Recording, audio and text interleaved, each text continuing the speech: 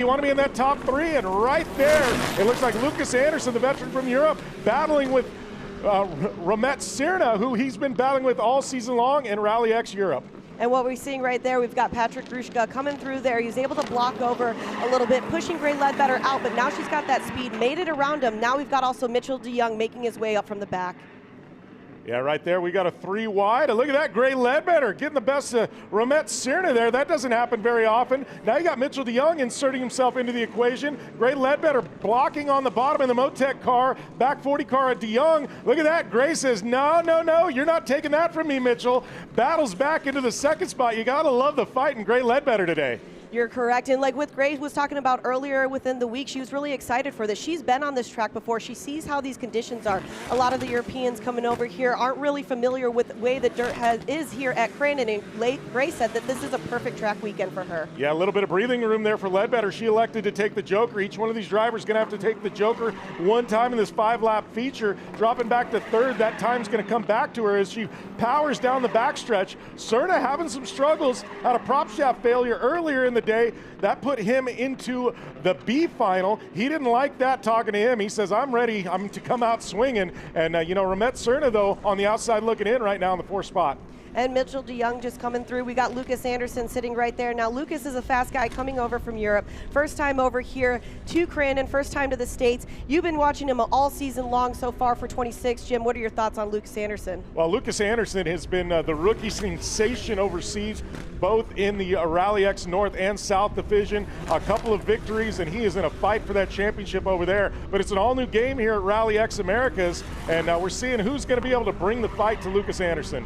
And I really enjoy watching Mitchell DeYoung right now. We see Gray Ledbetter as well. And between those two, they've got a lot of time on here. Mitchell DeYoung is a known sim racer. Oh, just a little over rotation right there.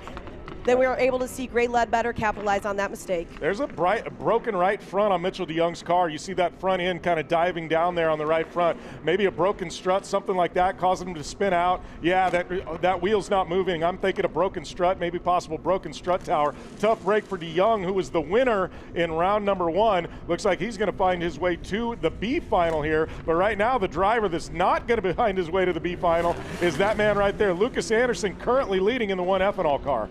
And what's really great about Lucas Anderson, we keep talking about him, he's just a young guy out here, but he's really understanding the way that the track is coming together. You're understanding how to hit those jumps, how to come together, not over-rotate, but rotate that a little bit to drift around there, and it's really nice to see him do that right there in the gravel pit. Yeah, beautiful lines there in the number 99 of Lucas Anderson. 1 ethanol, one of the big partners here, fueling each and every one of these cars. As you see Mitchell DeYoung, he's going to pull off in the back 40. He's going to find his way to that B final later on. Gray Ledbetter, though, she is currently going to find her way to that A final as Lucas Anderson takes the checkered. It's going to be Gray Ledbetter in the 2nd spot. She's going to find her way to the 2nd row in that final, and waiting to see who's going to be 3rd here.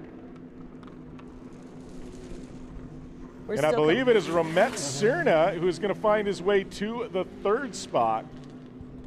And I know Romet's got to be super excited and super happy after exactly what happened in round 1, which you were talking about. I know that he has a lot of knowledge underneath his belt, behind the driver's seat. So being able to come back, take that podium, or I'm sorry, move on to the semifinal or finals right now for Romet, it's got to be a good feeling for him.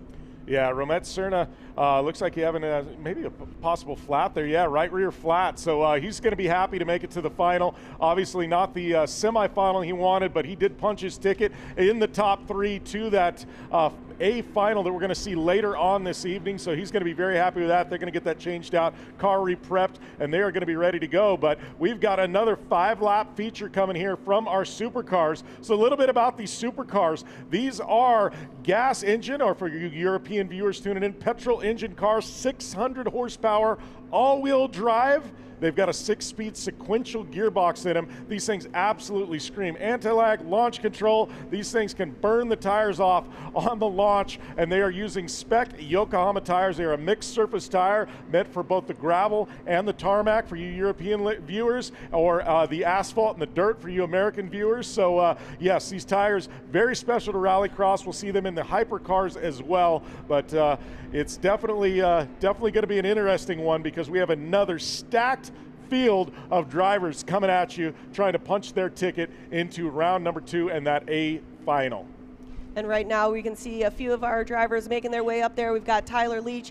Tyler has been having a rough time, especially in round 1, but he's looking forward to coming back. Young 17-year-old, and right next to him, Simon Olofsson. So Simon had a little issue with Banks that we saw in round 1, but everything seems to come back together. And it's really nice to see this stacked field of drivers. Yeah, speaking about Banks, Hovey, he is in that 3rd spot, coming off a podium there earlier on today in round number 1. And then, no stranger to Crandon, no stranger to the fans here, Johnny Holcher doing double duty this weekend in his Pro 2 in the Champ Series, as well as the Supercar here in Rally X Americas. Johnny Holcher going to be doing the full season. Very fortunate to have him on board with Rally X Americas for this debut season here in North America. But right now we're looking for that light. It is out. We're going to be looking for it to go green. We're going to see if Tyler Leach can hold off a gamut of drivers from that number 1 spot. All right, light is out. Means we're going green flag racing. Leach, Olofsson on the front. Looks like Olofsson's going to get the jump on Leach. Leach gonna have the track position as we go into this first corner. Olofsson gonna have to do it the hard way. Gonna have to slot in there to the second, eating a windscreen full of dirt. And then we just saw a nice block right there from Hovey over Hovey over Johnny Holcher right there. And then we still got Tyler Leach up front. We're looking at Simon Olofsson second. Then we've got Banks Hovey third, and rounding it out is Johnny Holcher through the gravel pit. All right, Leach doing a good job of holding off the hard charging Olofsson here. Olofsson was in the fight there in that A final in round number 1.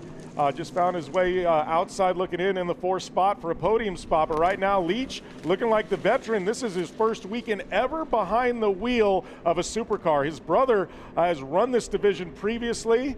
Leach coming at you from circle track racing. Is Banks Hovey going to take that joker? Remember, each driver going to have to take the joker at least one time. So Banks Hovey going to get a little breathing room, going to try and have a great push lap here, get back into things and possibly make a pass. And I think that's a smart move on Banksy as well, especially since he did it in round 1, and then he was able to come up with that podium spot. Some things issued for him that dropped him down to 3rd, but that was smart on him. We can see right now with Tyler Leach having that oval background, having that dirt knowledge as well. It's also racing in late models is really showcasing what he can do. Yeah, up and over the big legendary leap there. Going to head into Calamity Corner. Olofsson trying to get back into things, trying to hunt down the set Lowenbro car there of Leach. But Leach doing a phenomenal job right now. Looks like he's got about 4 or 5 car lengths on Olofsson. Hovey also looming back there in the 4th spot, trying to hunt down Holcher in the 3rd. As there you go, back 40s. Olofsson now taking the joker. That's going to cede position to Johnny Holcher. Johnny now going to take over the 2nd spot. And looking at Johnny right now and then Banksy right back here, it seems like that was a smart move on Johnny. Maybe he's going to take it this one coming up for them, but gaining that little space. Oh, and then a little over rotation that we see right there. Oh, tough break there for Banks Hovey. Going to give a little breathing room there for Olofsson, who is now looking to the inside of Johnny Holcher, making it on the bottom there in the gravel pit. Holcher pushing up high. He's going to have a little momentum run out of this corner, but I don't think it's going to be enough. Olofsson going to take that 2nd spot away from Johnny Holcher. And what Johnny's really doing right now is he's using the entire track, which I enjoy watching Johnny do this. He's got those nice lines already picked out. We see a little bit of blue groove coming in here, but Johnny's no stranger to the blue groove at Crandon.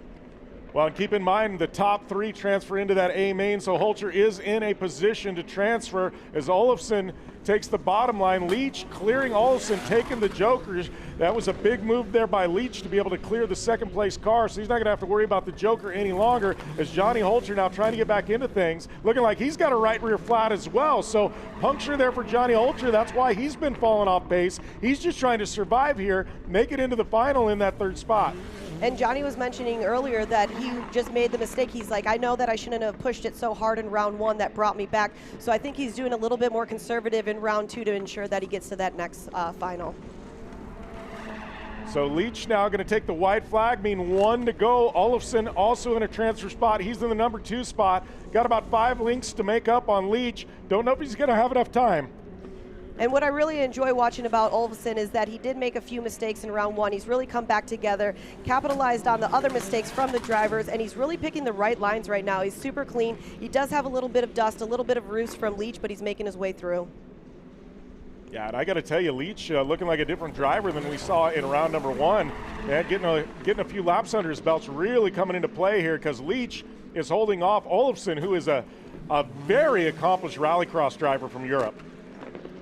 And I really enjoy watching this back and forth, the dynamic over here. We always talk about the cat and mouse game, but in order to get up there and get past, you can't take the same exact lines, and we're trying to see a little bit going into the checker right now. And it is going to be Leach, Tyler Leach with the checkered flag, and a punch his ticket into the front row in that A final later on. It's going to be Simon Olofsson hanging on for the second, pushing Leach to the wire. Not enough. He's going to be in row number 2 in the final. Now we're going to see who holds on. It is going to be Holcher with a flat tire, going to hold on for that 3rd spot. So Holcher going to be in the mix when we come later on with that A final tonight. Banks Hovey in 4th is going to find his way to the B final later on this evening. But right now, Johnny Holcher got to be really happy after missing that A final this morning to survive and make it to that A final for round number 2 this evening, Tiffany. No, you're right, and I think that Johnny was really upset about that. He said he was just trying to push, he was trying to take over second, and by that he brought himself back down. So luckily for him, with it being a doubleheader today with rounds 1 and round 2, he was able to learn from that mistake and implement it later on for the race day. You know, and I think for these drivers, and, you know, even talking with Jimmy Henderson privately in the paddock and things like that, the shift from driving off-road trucks to these rallycross cars isn't as easy as they thought. There's a little bit more finesse with a rallycross car than there is. There's a little more precision driving. The big trucks, Pro 4, Pro 2, it's a more exuberant driving style. You're backing it in, high horsepower, big tires, you can just run over everything. And with the rallycross cars, Jimmy Henderson said lane choice is so key. He goes, finding that good line. He goes, you have more lines with a Pro 4 than you do with even a Hypercar. And he said it's really fine-tuning his driving style. And I would tell you what, after seeing what we saw from Jimmy Henderson earlier on this morning, he has figured it out. Very much so, and what I really liked about seeing Jimmy Henderson in round 1 is that he made that smart move on that joker line. He took it a little bit earlier than the rest of the field, but that came out to his benefit, because when everybody was trying to figure out what was going on and when they were going to do it, Jimmy had already got that done. So when we got into the last few laps of round 1, he was able to capitalize that and then come out with the 2nd place for round 1. All right, so giving you the lay of the land here with the Hypercars, it is going to be Robin Larson and Oliver Eriksson on the front row. Robin Larson winning earlier on this weekend in this division. Oliver Eriksson fast lap so far through round 1. Leah Block, Jimmy Henderson on row number 2. Mitchell DeYoung, row number 3. And I'm pretty excited to see what Leah Block is going to do in this one. She's just been getting faster and faster with each lap and each of the rounds coming into it. So seeing her, she might be one that will not necessarily surprise us, but she's been picking the correct lines and picking those lines. So as long as she can get a great start from here, she has that chance to get that top spot. All right, we're looking to go Green Flag Racing. 1,100 horsepower times 5 is about 5,500 horsepower on the line. Getting ready to launch like a rocket here. Fastest cars in motorsport outside of the NHRA, 0 to 60 faster than a Formula 1 car. You're getting ready to see it here at the Big House at Crandon. Green flag is out, and we are launched. Looks like Robin Larson gonna have the edge coming down the front stretch, but look at Jimmy Henderson. Jimmy is right on his tail right there. He understands what these lines are going to do.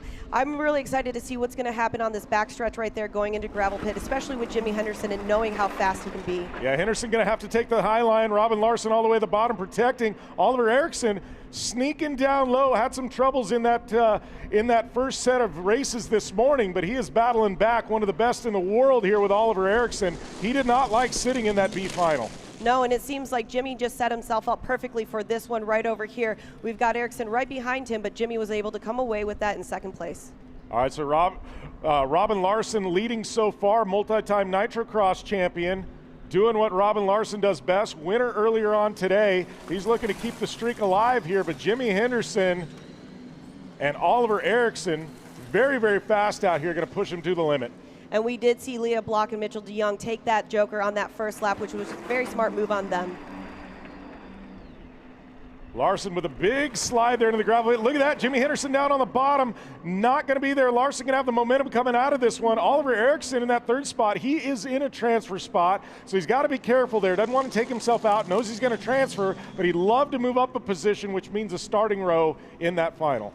And I love watching them come around Calamity Corner just like that. And we're really seeing that Jimmy Henderson is really coming into his own. He seems like he's picking a little bit different lines than we've seen in round one. He's making it all work completely. And look at that, Oliver Eriksson in the third spot. He is going to take the Joker. Knew he had fourth place cleared. He's going to give up a little position. Now he's going to have a chase lap where he's really going to try and push, so he might be able to make a position when our leaders elect to take the Joker. But right now up front, Robin Larson, multi-time champion, leading. Race winner earlier on today. Jimmy Henderson, though, Pro 4 driver out here doing double duty, is really pushing one of the best in the world to his limit.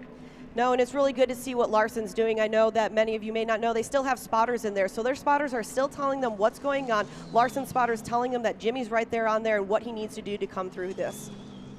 All right, we got 2 laps to go. Now we're going to see if Henderson elects to take the Joker.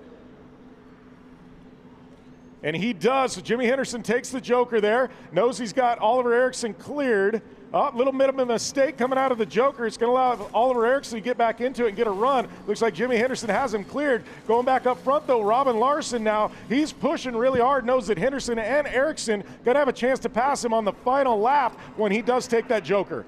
And we're starting to see a little bit more blue groove come out here. Jimmy Henderson's no stranger to that. Wondering how Larson and Eriksson are feeling about that blue groove. It's a little bit more slick coming around the gravel turn.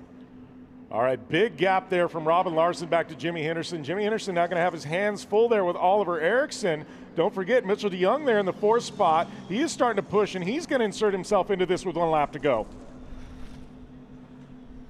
All right, so white flag is out for Jimmy Henderson. Our leader, Robin Larson, takes the Joker. He is going to handily clear the rest of the field. Now Jimmy Henderson is going to be looking in his rearview mirror because he has Oliver Eriksson, one of the best in the world, chasing him down. And I'm wondering what Jimmy Henderson's spotter is saying back to him right now. He knows all these turns, he knows all these corners right there, but he's still got to play a little bit of defense while chasing down Larson.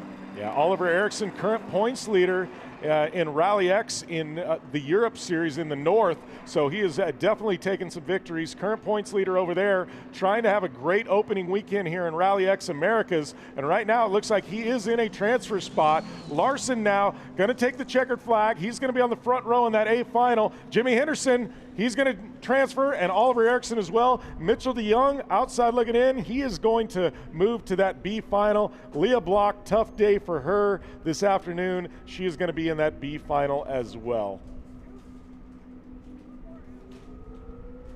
Going to look at those drivers. They're going to go back up to the paddock. They're going to get these cars recharged and ready to go out here. Get a fresh set of Yokohama tires put on them, as we have 1 more semifinal to go. And it's going to be another one full of some of the best drivers in the world. It's crazy, Tiffany, how stacked this Hypercar lineup is. You start talking about Rallycross and Rally X in Europe, you talking about the Americas. I mean, I'm giving you 10 drivers that are some of the best in the world. It's amazing what we've got out here at Crandon. I mean, we've got world champions, we've got Extreme E champions, we've got E1 Boat Series drivers, we've got Rally X champions. It is pretty remarkable to see who we've actually got here on the grid. And I know that we've talked a little bit about Michaela in the past, and I know that she's been having a little bit of issues, especially in round one. We saw her in the B final later on. But Michaela is not one to not look past. You know, Michaela is very fast. She was still learning that before she came here, like we were talking about. This is her first time at this track, and that's actually the first time that she stepped into this vehicle, this car, the Hypercar.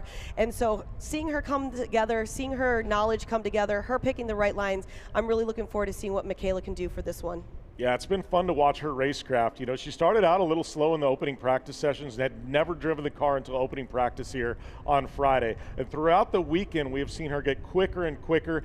Very intelligent use of the Joker. She's been a factor in every single race. This could be the one she breaks through and makes it into that A final. We will see. She is coupled with Tommy Hallman, Kevin Eriksson, and Timmy Hansen, 3 of the best drivers in the world. This is trial by fire out here in Hypercar. Well, let's talk about the Joker a little bit for everybody that's trying to really understand the Joker and how much of a cat and mouse game it is.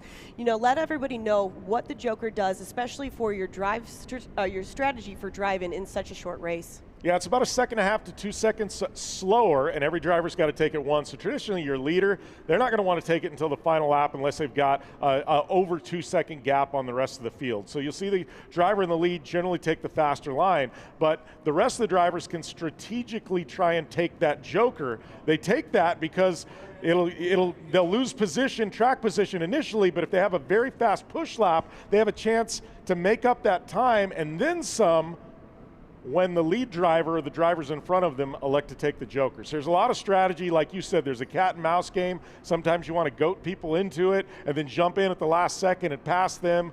So a lot of strategy in play. Right now, though, we're looking for that green flag. It is out, and it looks like Tommy Hallman going to get the whole shot on this one over Kevin Erickson in the Kicker Audio car. And I really enjoy watching Tommy Hallman race right out now. He's been having a little bit of ups and downs, but it seems like he's really coming into what the track's doing, picking the correct lines like we keep talking about our drivers. This is the first time they're out there. Oh! Oh! That was... Oh, goodness. That was Timmy Hansen in the NPD Nordic Parts Development car. We're going to finish out this lap. Tommy Hallman leading, Kevin Erickson there, Michaela in the 3rd spot.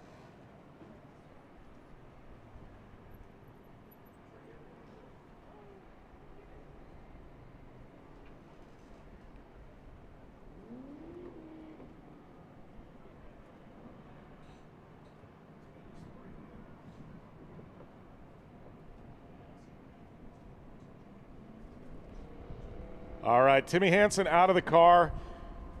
Great to see him, one of the best drivers in the world, former world champion there, Timmy Hansen. Looks like his day is going to be done in the NPD car. Great to see Timmy out here in the Rally X series here in America. Tough break, though, for one of the best in the world, Timmy Hansen. Do want to say a big shout out to the Crandon safety crew to make sure that Timmy Hansen's good to go. They're going to probably look over him, make sure the car is good to go, so shout out to them. Yeah, definitely. That was a tough break there for Timmy. Lots of damage to that car. Just looked like he kind of got connected as we get a look here. And look at that. Yeah, he ran into the back of Kevin Erickson, and it kind of went on its side, and then the wheels caught, and he went for a ride there. That was just a racing incident. That was nobody at fault there. He just kind of got into the back of Kevin over the jump, and you really don't want to make contact in the air, and that's exactly what happened. So definitely tough for, yeah, he just kind of connected with Kevin Erickson there. Car bit up and over, and that is definitely a tough day for Timmy Hansen, but very fortunate he is okay. Walked away from that one, and man, we will definitely see him back, I'm sure, here in Rally X Americas. That car might be ready to go home.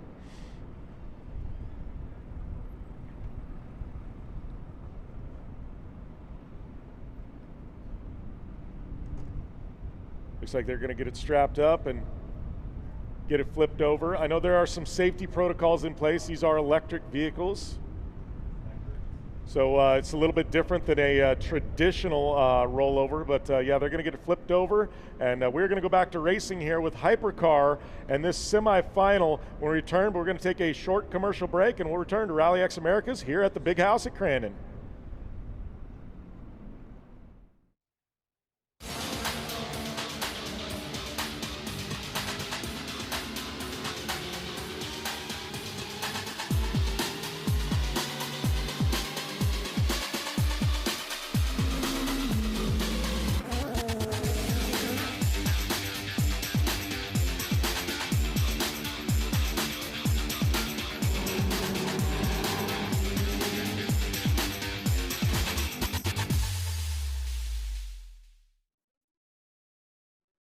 We started in Brooklyn in '78 and quickly learned we weren't building exhaust. We were building excitement. Ask any motorhead. There's just nothing like the raw, dynamic howl of a high-performance engine at Redline, the crackling growl of a throttle lift, the stadium volume thrill of a hard launch. We gave drivers what they wanted, that same roar of victory on their way to work that they heard at the races. Almost 5 decades later, nothing's changed.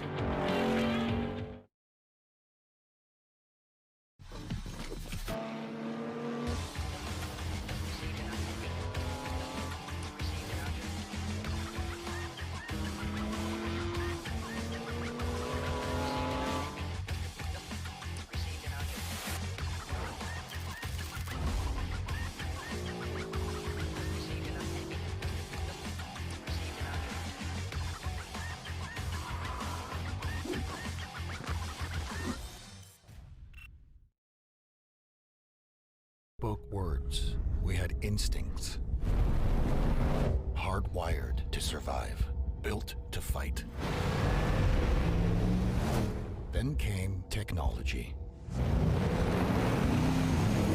We shaped it, refined it, and pushed its potential.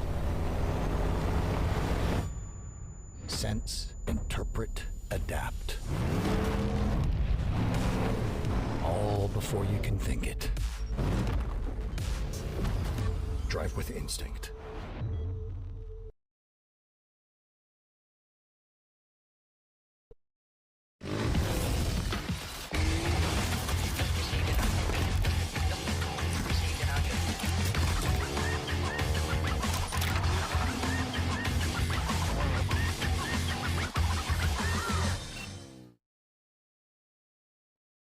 Spoke words, we had instincts.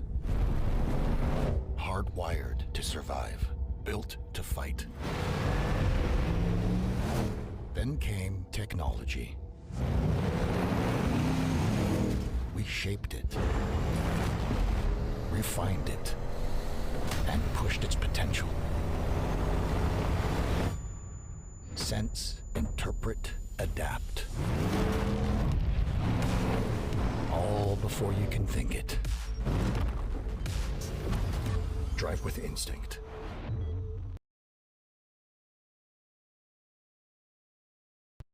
Real Street is an international retailer and distributor focused on finding new and better ways to be your favorite place to buy parts from. Your builds are expensive investments that deserve a premium experience. For 18 years, our experienced staff has helped racers pick the parts they need to meet their goals the first time. We understand that missed deadlines mean missed races. If you're ready for a premium buying experience, give us a chance.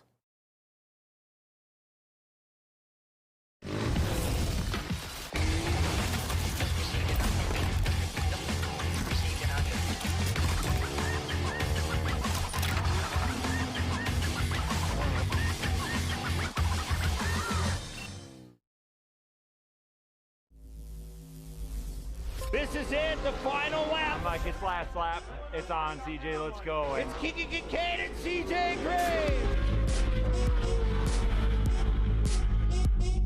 Keegan's playing just every bit of defense as he can, but watch CJ go to the bottom. He backs it in. Yeah, Kincaid trying to run that cushion. Oh, they're driving up on one another. They spin out, they're connected. It's a little directing traffic. We were back and forth, and Keegan Kincaid. They're all going to get back. What is going on? CJ, now Cheney drives up the back of CJ. Keegan comes out with the lead. Look at this.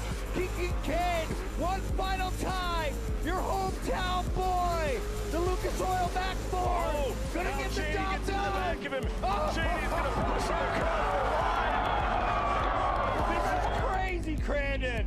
One of the best cup races in history. wow, it was all worth it because we wanted it bad today, and that's what we got.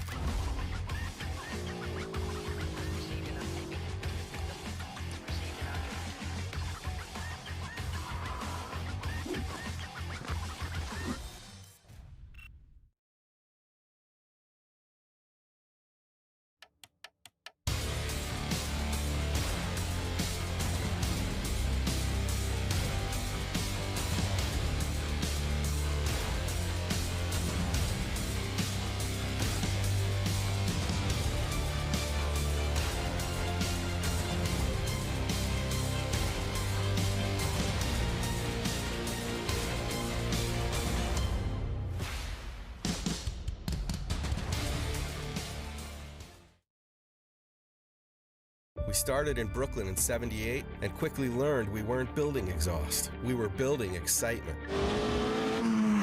Ask any motorhead. There's just nothing like the raw, dynamic howl of a high-performance engine at Redline. The crackling growl of a throttle lift, the stadium volume thrill of a hard launch. We gave drivers what they wanted, that same roar of victory on their way to work that they heard at the races. Almost 5 decades later, nothing's changed.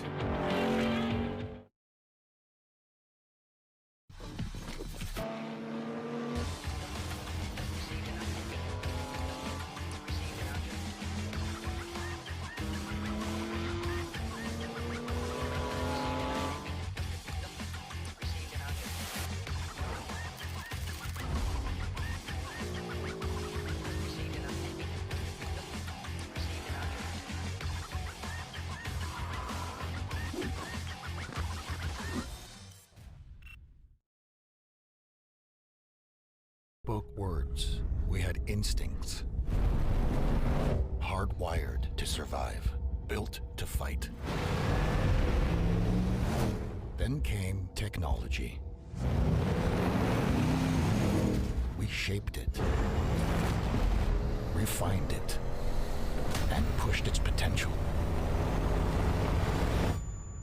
Sense, interpret, adapt.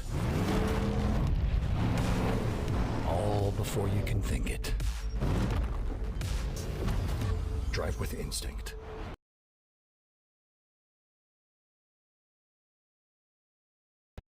Welcome back here to Crandon and the Rally X America Series, just under red flag conditions. Timmy Hansen, former world champion, rolled his hypercar, but Timmy is A-OK. They're cleaning up the track, and we're getting ready to go racing again with semifinal number 2 in hypercar. Already got the Supercar semifinals 1 and 2 in the books, hypercar number 1 in the books, and then we had incident. I mean, a couple of the best in the world, and Timmy just kind of got into the back there of Kevin Erickson, went for a little bit of ride here at the big house. It happens to the best of them, and you know, he's around to fight another day, but that car unfortunately is done for the weekend. You're right, Jim, and it was purely just a racing incident, no malicious, no nothing. It was just wrong place at the wrong time, like you said. Fortunately for him, he was able to get out very, very early, showcases how tough these hypercars actually are, and really showcases everything that's happening. And also, big shout out to the Crandon safety crew for getting him out so early and taking care of him and making sure everything was good to go. Yeah, so as that happened on the first lap, we're gonna have a full restart here. We're taking 3 to the final, and we've only got 3 cars left, which means all 3 are going to go to the A final. But the interesting note here is you know, placement in that A final is yet to be determined. And so we're gonna have a shootout. You finish first, you're gonna be in the front row of the A final. You finish second, second row of the A final, and third row. But right now, it is Tommy Hallman out front. We got Kevin Erickson in the second spot, Michaela Aylin Kodolinski in the third spot in the Motec car. And looking right by those skyboxes, that turn right there, it's getting a little bit dustier. We had a chance to talk to some of the drivers earlier. They said they weren't really noticing so much of the limited visibility, but it seems like the track is drying out just a little bit more than we saw earlier. And that gravel pit corner with these hypercars is a thing of beauty. The way they're coming in at such a high speed, just backing it in and seeing these cars stick.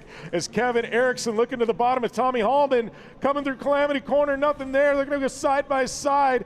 See if Kevin elects to take the Joker. Nope, he's gonna take the main race line. Michaela Aylin Kodolinski, she's going to go up, take the Joker. She's going to get that one in the back pocket, try and get some time back here.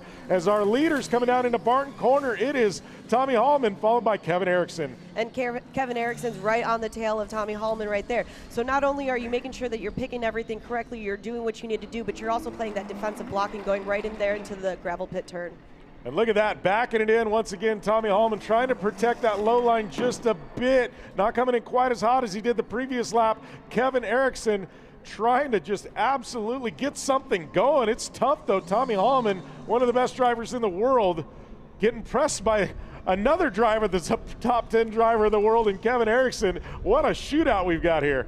And it's really good to see Tommy Hallman out there. I know that many of the drivers, it's the first time out there, but he's actually had extensive testing in this FC1 car mid-season in 2024. So he's brought all that knowledge over here to Crandon. All right, so Kevin Erickson trying to get something going here. Tommy Hallman holding him off. Going to go down this back stretch. You're going to head into that gravel pit corner once again. Tommy Hallman with a little breathing room. Pretty quick lap that time by. Kevin Eriksson in lockstep through the gravel pit. Looks like he may have made up a car length on Tommy Hallman that time. Oh, he's definitely got a run coming down into Calamity Corner. Looking to the inside, not quite there. What you're seeing from Kevin Eriksson here is he's pushing all the way up to Hallman, and they're both going to have to take the joker on this time by. So you got Tommy Hallman followed by Kevin Eriksson there, 1 and 2. Michaela Aylen Kotolinski not going to be able to make that time up, falling off pace just a bit as they're coming down in the front. Both these drivers know we don't want to take each other out because we're both heading to that A final now, as we said. But Kevin Eriksson would look nothing more to start on the front row rather than the second. And that's what I wanted to talk to you about, Jim. Knowing that everybody is transferring to the finals over here, how does that change your drive style? Obviously, like you were talking about, position where your finish is really crucial going into the finals, but how hard do you need to push it right now? Well, I think Kevin Eriksson knows if Hallman makes a mistake, I'm going to step through the door, but I'm really not going to force the issue now. Trying to conserve the car, trying to save it for that final, and it looks like is that something flying off the right-hand side of Kevin Eriksson's car, it almost looked like. But Tommy Hallman, he is going to take the top spot. Kevin Eriksson in the Kicker Audio car second. Michaela Aylen Kotolinski in the Motec car going to be in that third transfer spot to the A final. So things getting wrapped up here with Hypercar. Tiffany, obviously a little bit of action in that one with Timmy Hansen, but Timmy, you know, obviously he's good. That is solid, but Supercar's now in the books. We got our grid set for the final. Hypercar's now in the book. Grid set for the final. Man, we've got some really good racing that's going to come later on this evening. I'm so excited to see all of this, especially because now our drivers have so many laps, so much time out there. I really think we're going to see the best of the best for round 2 coming up in these finals. All right, and it looks like we're getting a glimpse there. That is Bobby Carter, one of the Crandon originals. He's going to be leading the Vintage Revival in his white Jeep. So on behalf of Tiffany Stone, I am Jim Beaver. We will see you later on this evening when we've got the A and the B finals for both Hypercar and Supercar for Rally X Americas. But right now we're going to hand it back to Shane and Brent, who are going to call the action. 80s, but out on the west side of town, Bobby, one of the original racers, helped plan out the racetrack through the woods. 25 1/4 miles through the woods. They did 4 laps. They called it the Brush Run 101. So great to have them still around, enjoying. Haven't seen the dirt in a long, long time, and it's great to see them. And like I said, just the technology and everything that has advanced in the last 50 years. Yeah, and we'll have a. Well, here we go, the Vintage Revival exhibition. That is Dan Vandenhoevel in that black Flying Dutchman Volkswagen Bug, that Class 11. The car is actually owned by Nancy Vandenhoevel. Dave Vandenhoevel in his Class 11 Volkswagen.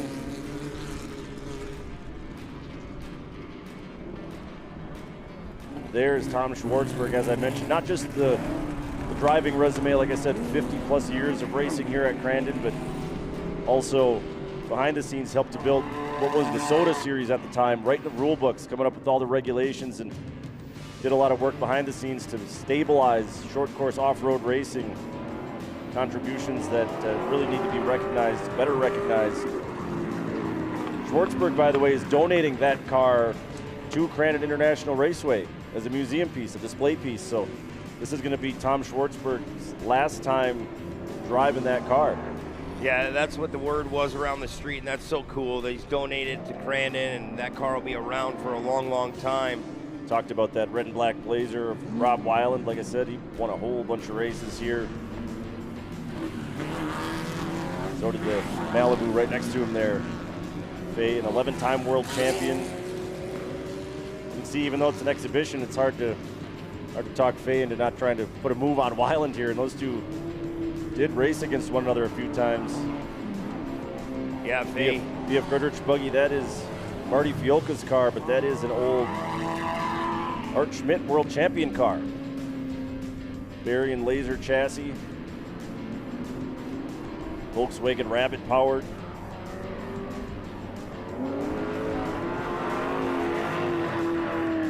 That car actually lives here at the racetrack year-round as well. We got Faye out there just racing. Hey, he's been stuck behind the flag all weekend long. It's good to get him out on the racetrack. We might get him back in the seat. See those drivers with a little bit older bones, though, taking it easy over the jumps a little bit, but trying to get one more win under his belt here. Yeah, like I said, those two raced against one another, so probably hard to remember that they're just out there for fun this time. Boy, Shane, it brings back so many great memories just watching these two just play around in the dirt once again. So we got a Beetle race breaking out a little bit as well. Yeah, Dan Vandenheuvel and Dave Vandenelzen in the red car. A couple more guys that have been around a long time. I know, I'm trying to remember exactly when Dan Vandenheuvel started racing, but it was about mid-1970s. Rumor has it, and I believe Dan Vandenheuvel has said this himself, that the first time he ever brought a car to race at Crandon in the Brush Run 101, he wasn't yet old enough, but he just straight up lied and registered. Said, nope, I'm 16, and they said, okay, have at it. That's how his legendary racing career was born. Meanwhile, in this race that is definitely not a race, looks like Faye was able to overtake Rob Weiland there.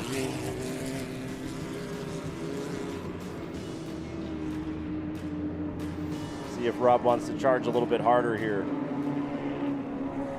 There's Dave Vandenelzen once again. I think Dave wants to get that spot back from Dan, too. Cool to see the Class 11s, you know, as a concept, a traveling group of drivers grow every year as well.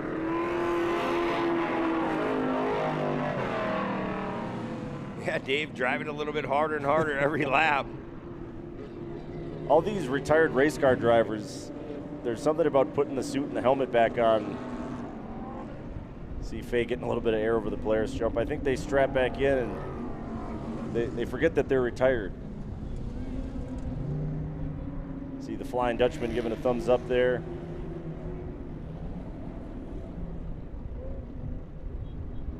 Wonder between all those drivers, how many total laps they've made around this racetrack. Man, there's definitely a lot of laps by all these drivers. It's 20 plus years for Faye. We talked about Tom Schwartzberg, the amount of laps he's put in. Dan Vandenheuvel, Dave Vandenelzen both raced back in the 70s, all the way up through modern times.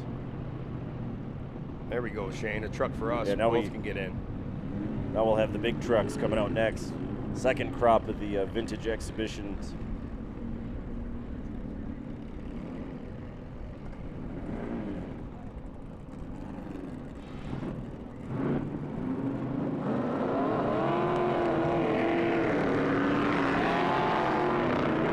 First up out of turn one, it's going to be Milan Maznek. That's a truck that he owns.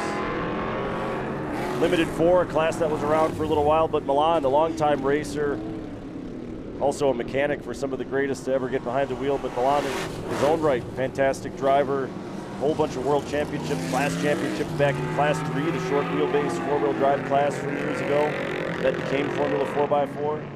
Yeah, it's so great to see him still behind the wheel. Had a lot of health problems over the years and overcame it. By the way, Milan still races that truck regularly in other racing series.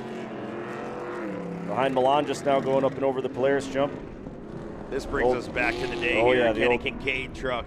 The old Class 8 truck. Kenny Kincaid, another well-known name here at Crandon. Heck of a wheelman in his time as well. A few Formula 4x4s here as well. John Holtz, that Jeep Scrambler number 477. Son Chris Holtz in the 478. Those three all race as well in other series. I know that John and Andy Holtz have been doing a little desert racing as well. See Milan having some fun out there. Like he said, he races in other series still, so he knows how to still get behind the wheel and enjoy it. Yeah, Milan's still out there winning races in that truck, and like I said, accomplished driver throughout his years in Canada and the United States. Over 200 career wins for Milan. Wow. Another look at one of those Jeep Scramblers. That is Andy Holtz. Of course, the patriarch of the Holtz family, Chuck Holtz, you'll remember him, Brent, from years gone by. Oh, absolutely. Racing Class 3 and Formula 4x4. You see Jesse Bergner out there in that 852, that Ford F-150. That was Jesse's dad's truck, Mike Bergner, longtime racer here in what was Sportsman stock. Dusted it off, brought it back out. Yeah, and he's been racing that thing for points in Champ Off-Road, so got that truck back together. A really cool story, carrying on his dad's legacy.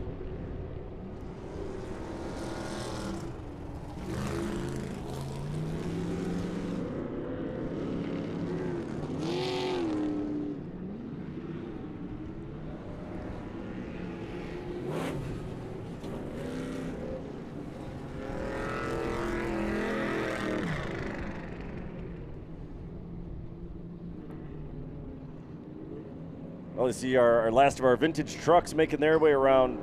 You're right, though. It was cool to see the old Kenny Kincaid Class 8 ripping some laps. Oh, yeah. It's great to still see those trucks around. Suddenly, it's like I'm a 5-year-old kid again. Cool to see the drivers giving a wave to the fans down here behind us as well.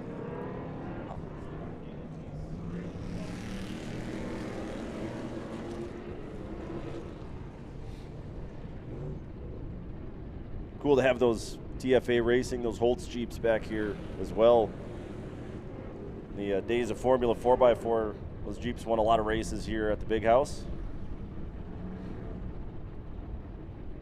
Racing against guys like Jerry Bundy.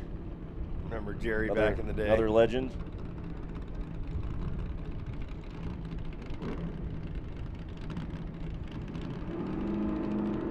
Well, we are going to get back to racing in just a moment. AMSOIL Championship Off-Road presented by Brunt. Round 6, pro action, all culminating in the Forest County Potawatomi Chairman's Cup. Right around the corner. Don't go anywhere. In the heart of Wisconsin, where the roar of horsepower echoes through the pines, lies a place unlike any other. This is Crandon International Raceway, a cathedral of short course off-road where legends are made and the brave are separated from the bold. Today, Round 5 of AMSOIL Championship Off-Road storms into sacred ground, where 900 horsepower beasts fly wide open into turn 1 at over 100 miles per hour, where the bravest hold it pinned and the rest watch from the dust. This season has already delivered chaos, clashes, and contenders rising from the carnage. But at Crandon, everything hits different. And the road to a title runs straight through the gravel of the Big House. This is AMSOIL Championship Off-Road.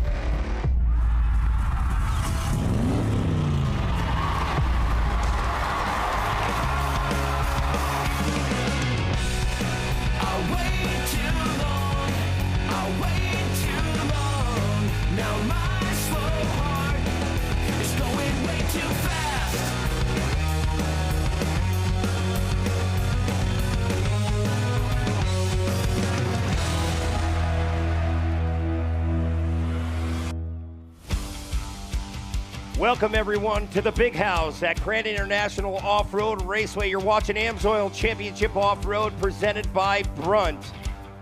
Hello again, everyone. I'm Brent Smith alongside my good friend Shane Stetsny, and we're ready for round 6 of the Pro Show today. We got a lot of exciting news going on throughout this afternoon, but the weather's great. We're at the Big House. How can't you put a smile on your face, Shane? Oh, absolutely. The air is electric. We've seen some great racing action here at Crandon. The Sportsman in round 6 this morning into this afternoon put on an absolutely phenomenal show. Rally X America's put on a heck of a show so far. More to come from them.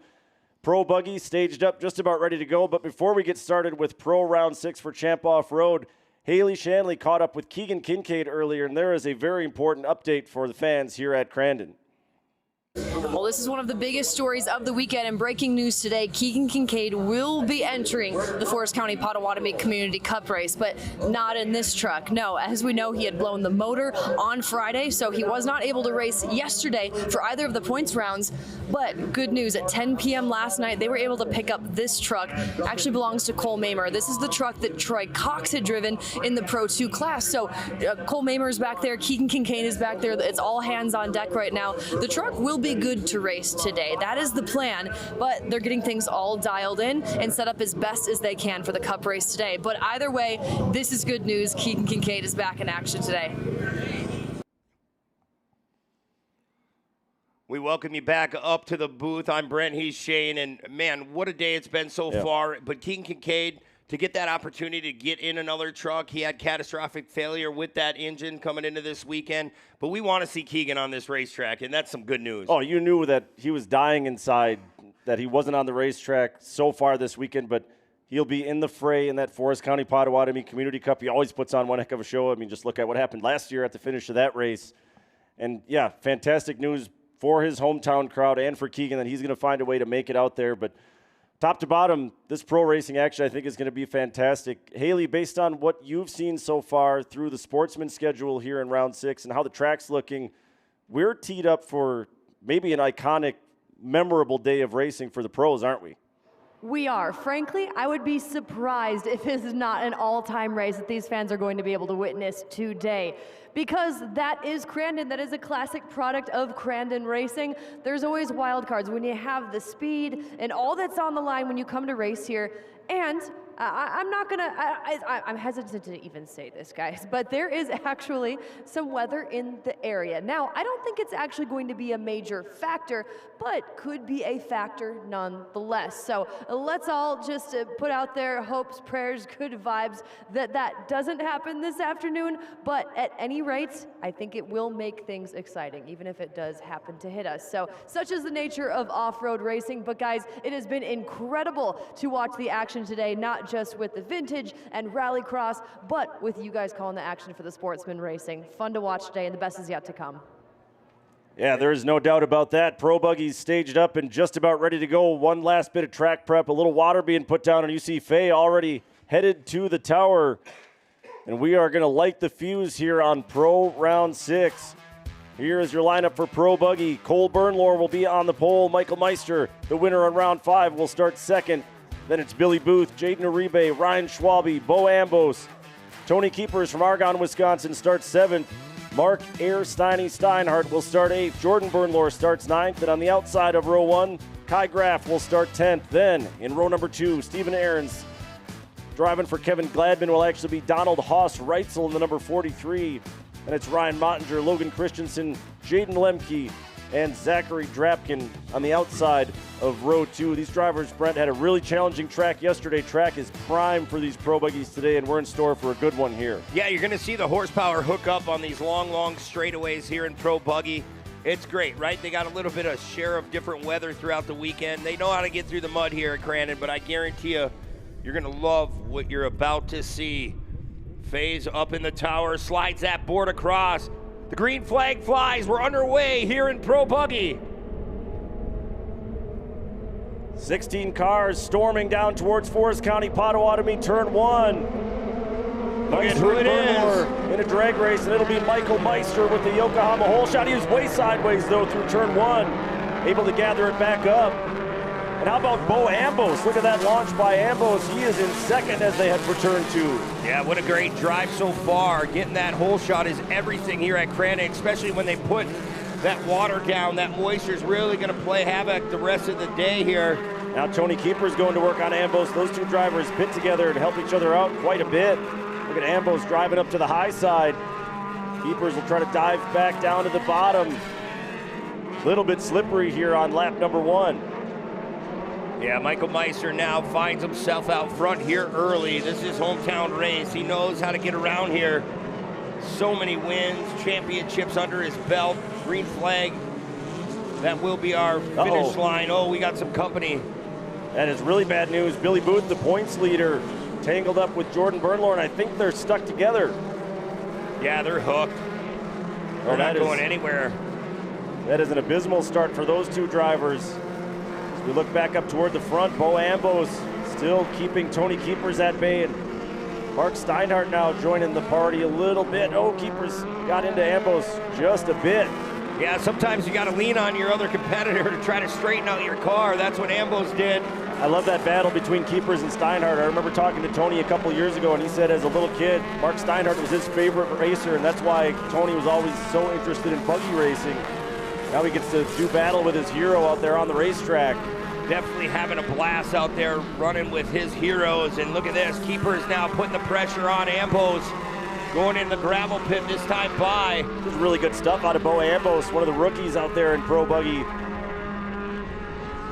Doing just enough to stay in front as everybody's going to slow down a little bit. I think the yellow is finally out as those two cars are still stuck together, Booth and Bernlohr. Man, that is just terrible news for both of those drivers. Doubly so for Billy Booth, who, like I said, was leading the points before this race started. Yeah, it looks like we're going to go to a full course caution this time by, Shane. We're going to lock them all up. Oh, and here's how it all unfolded. Jordan Bernlohr got caught between his brother Cole and Billy Booth, and everybody else freight trained on by, and those two were hooked up pretty much as soon as they touched. Yeah, it looked like Bernlohr's Nerf bar was caught right on that right front. Basically the perfect recipe to clog up the works there. Yeah, you see underneath the center of Bernlohr's car, that tire is Billy Booth, and it's caught on the inside of the Nerf bar, so they definitely couldn't come untangled. The only way this is going to work is they're going to have to bring in a machine and lift Bernlohr's car straight up to get Booth's car to drop out underneath. That's like a 1 in 1,000 chance that happens when two buggies tangle together, but go figure. We've seen everything else today at Crandon International Raceway. Why not this? Yeah, we've been definitely parked for quite a while on and off so far here in round 6. We were talking about Ambos earlier. He's still sitting there in the second spot, and he looks really, really quick. He's a rookie this season in the Pro Buggy division. Yeah, I had a chance to catch up with Bo a little bit last night. His teammates, crew guys were kind of giving him a hard time because he hasn't had the results yet that he wanted. You know, they were giving him some friendly jabs and telling him that maybe he's not as good as he thinks he is. And I asked him, I said, I remember Billy Booth telling us that he had to unlearn some things coming out of the limited buggies into the pro buggies, and Bo said, that's exactly what's going on. He said, so many habits I have from driving a 1600 car, right. I've got to forget all that and relearn how to drive this new car. Yeah, and that's what makes it challenging, right? You got to adapt to the new ride. There's a lot more horsepower in these cars, a lot more wheelbase. They're more forgivable. So we're going to cut them across here and try to reset this field one more time.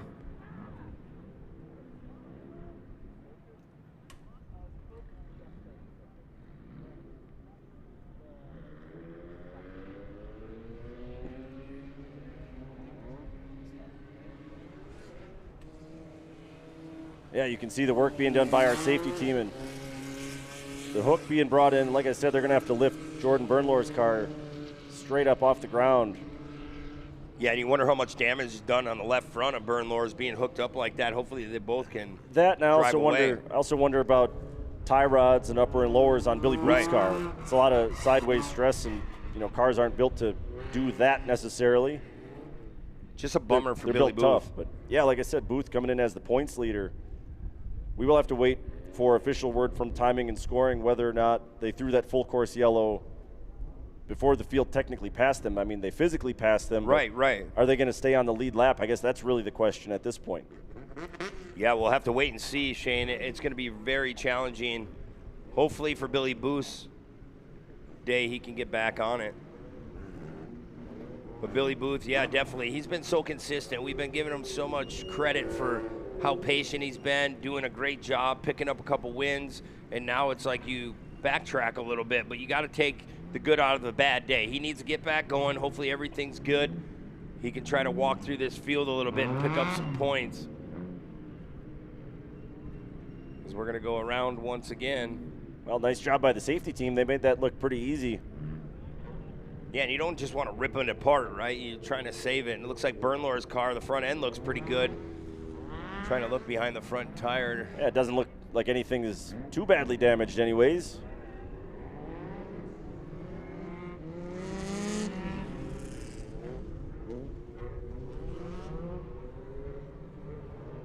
Looks like Billy Booth might be okay as well, Shane.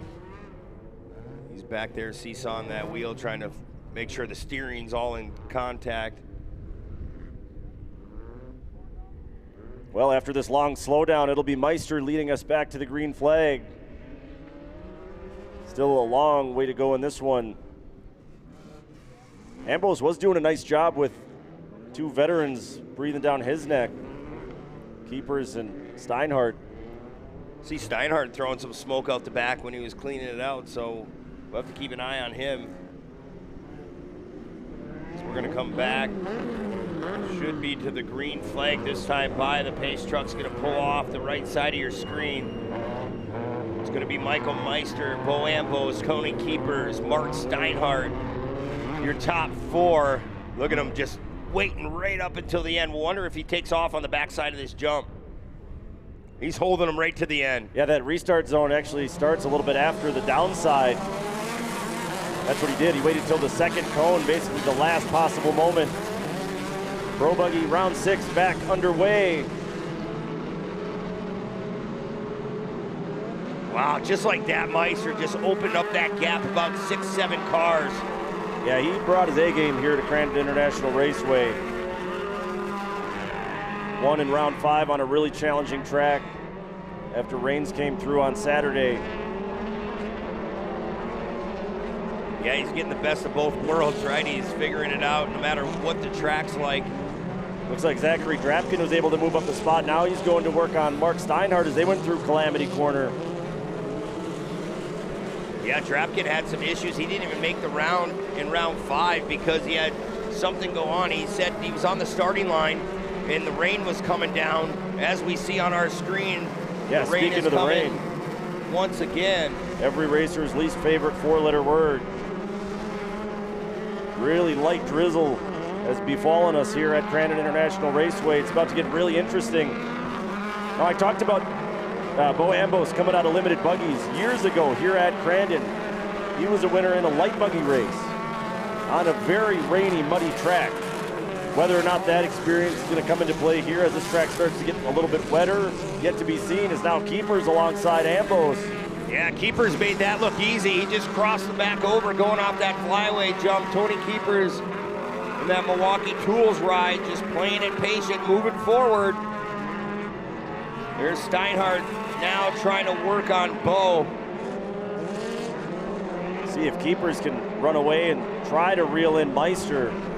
Yeah, and I talked to Keepers coming in this weekend as well, and he said that it's just me trying to get used to my own car, right? I get in my own head, trying to move forward. What I'm doing, I'm like, well, you're doing a great job, right? You're running with the best in the business and staying right there each and every time. Meanwhile, Zachary Drapkin making another move. He has gotten past the GOAT, Mark Steinhardt. Steiny taking a peek back down to the inside. Now he's got some company. There's Jaden Uribe. Went right through that hole down on the bottom. Drapkin starting to turn up the pressure on Ambos through the Cowboy cutoff and back to the top at turn 1. Look at that, Monger with a top 10 right now. He's in 7th. First year in that Pro Buggy. Good day for another one of the rookies in the class. Ambos, like I said, also a rookie, still holding on to a podium spot in front of Drapkin. Yeah, Drapkin's on the move, though. He's got the pedal down. He got those electrical issues figured out. Like I was saying earlier, he sat in the rain on the starting line. He said it wouldn't refire. They had to bring it back to the pits. Oh, Drapkin tried to hold that dry line right down on the bottom through the gravel pit, but couldn't make his car stick down there. There's Ambos. Michael Meister coming to that halfway point, Shane. Yeah, and there's not a lot of time left on the clock, so this will be a short second half of this one. Meister about 1.8 seconds faster than Tony Keepers that last time around the racetrack. Right, and that just continues to add up for Michael Meister. Lap after lap, he just opens up that lead, and he's just got every duck in a row, right? He knows what he needs to do here at Crandon. He's won so many times, and it's good to have him back. We had him on the Champ Off-Road podcast presented by AMSOIL, and he's just positive, right? You have bad luck, you have good luck, and you got to take care of those good days when you have them. Well, Keepers is going to have a clean shot at Meister on this restart, maybe try to force a move in the gravel pit. Frankly, the way Meister has looked both in round 5 yesterday and here in round 6, that might be the only chance you get if you're Keepers. Well, before we get back to it, we're going to check in trackside with Haley. Haley, it looked like it was starting to rain. Is it still sprinkling down there? Just a little bit. I think it's a good thing at this point. I don't think it's going to be a factor in this race necessarily. Maybe just a little bit of additional moisture as they continue to work this track in. It's good right now. Yeah, it does look in prime shape. It started off a little slippery, Haley, but at the same time, you know, it's going to work its way in with all this horsepower on the track. And we'll see. They gotta love this because after all that rain the beginning part of the weekend, a little rain ain't gonna damage anything.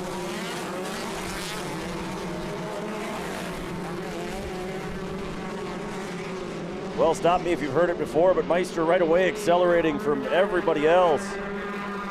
Good restart by AMSOIL, though. He was able to hold that spot over Drapkin. Yeah, it'd be a great day for Bo if he can stay in this top 3. Tony Keepers trying everything to hunt down Michael Meister. And like you said, Shane, he just opens that gap right away in this second half, and then he plugs it off after this. 1.2 seconds, a second and a half. That adds up, and he ends up winning by 3, 4, 5 seconds at the end of the day. Just he's so comfortable in that Ponzi back ride. Yeah, it's hard to believe Meister's been in Pro Buggy over 10 years now. Just a kid when he started out. He talked to us about that too, that he sees everything with a different perspective just because he's gotten a little older and wiser, and makes the tough days behind the wheel a little bit easier to stomach.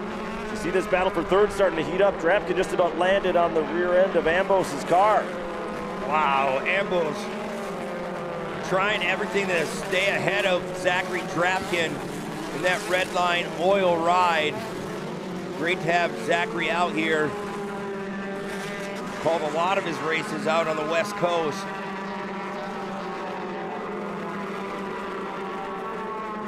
Yeah, Zach always brings good vibes wherever he goes, it seems like. Boy, Bo, rookie season, still holding off Zachary Drapkin. And you see Zachary starting to open up his corners a little bit more. Oh, it's getting tight down there. They make a little contact. Just giving himself some options right now, just opening that door. The white flag out that time by already. Michael Meister nowhere to be found. Yeah, this is the battle to watch. We'll see if the rookie can pick up a podium here in round 6. AMSOIL's just trying to hit his marks here. Man, you think there's a little bit of nerves going on in Bo's head? Again, though, a really experienced guy in the limited classes. He's been in this spot before. It's really no big deal. It's just, at this point, limiting mistakes. Like we said, he's still really learning how to drive that car, and he'll admit he doesn't have it figured out yet. Yeah, he's doing a fine job today. Bo Ambo still maintaining that final podium spot. Zachary Drapkin now all over the back bumper once again. This work's going to be done here in the gravel pit. If he has a shot, he's got to go now, Zach. Look at that, he dive bombs in. Whoa, driving in really deep, but AMSOIL's crossover. AMSOIL did a nice job of just driving back down the racetrack and taking that line away. That was really great defense. Meanwhile, the checkered flag is going to come out, and this is 4 wins in a row for Michael Meister here in Pro Buggy. Just a dominant run, and look at this. Tony Keeper's second, Bo Ambos with a top 3 finish in his rookie season in Pro Buggy. Oh, this is going to be a fun set of podium interviews. I know from, you know the energy that Bo carries with him at all times. He's going to be a very happy man. He's going to celebrate like a champion down there on the podium. Well, it's all that confidence we talk about all weekend long. You got to have that confidence to keep moving forward.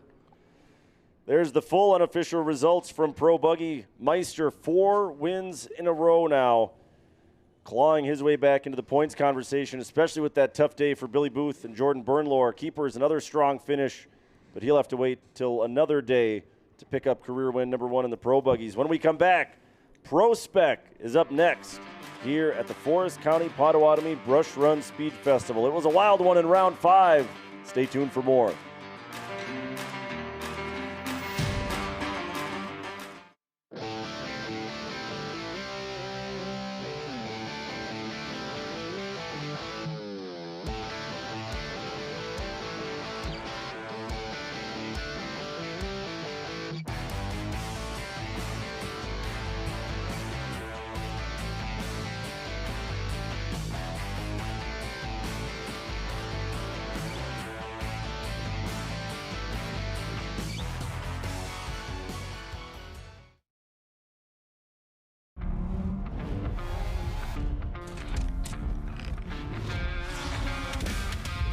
Before the action, before the race, or the game, or the stunt. There's always a crew working behind the scenes that makes it all possible. From the job site to the pit box, Brunt Workwear is proud to stand behind the crew.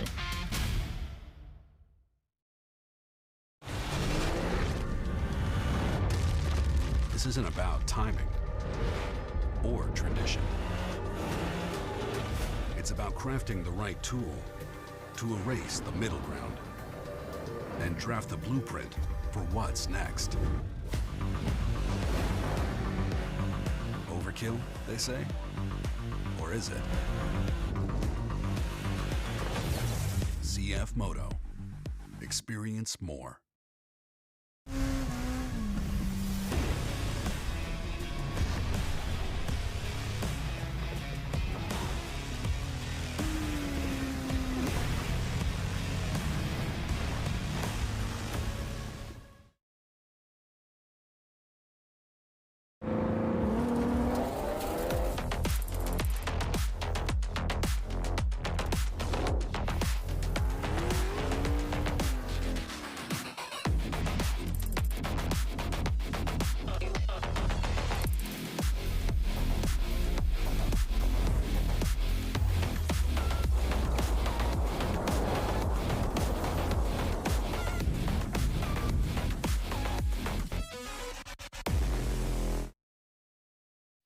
Back here at the Big House, Crandon International Off-Road Raceway. This is round 6 of Champ Off-Road, and man, we just witnessed a great pro buggy race.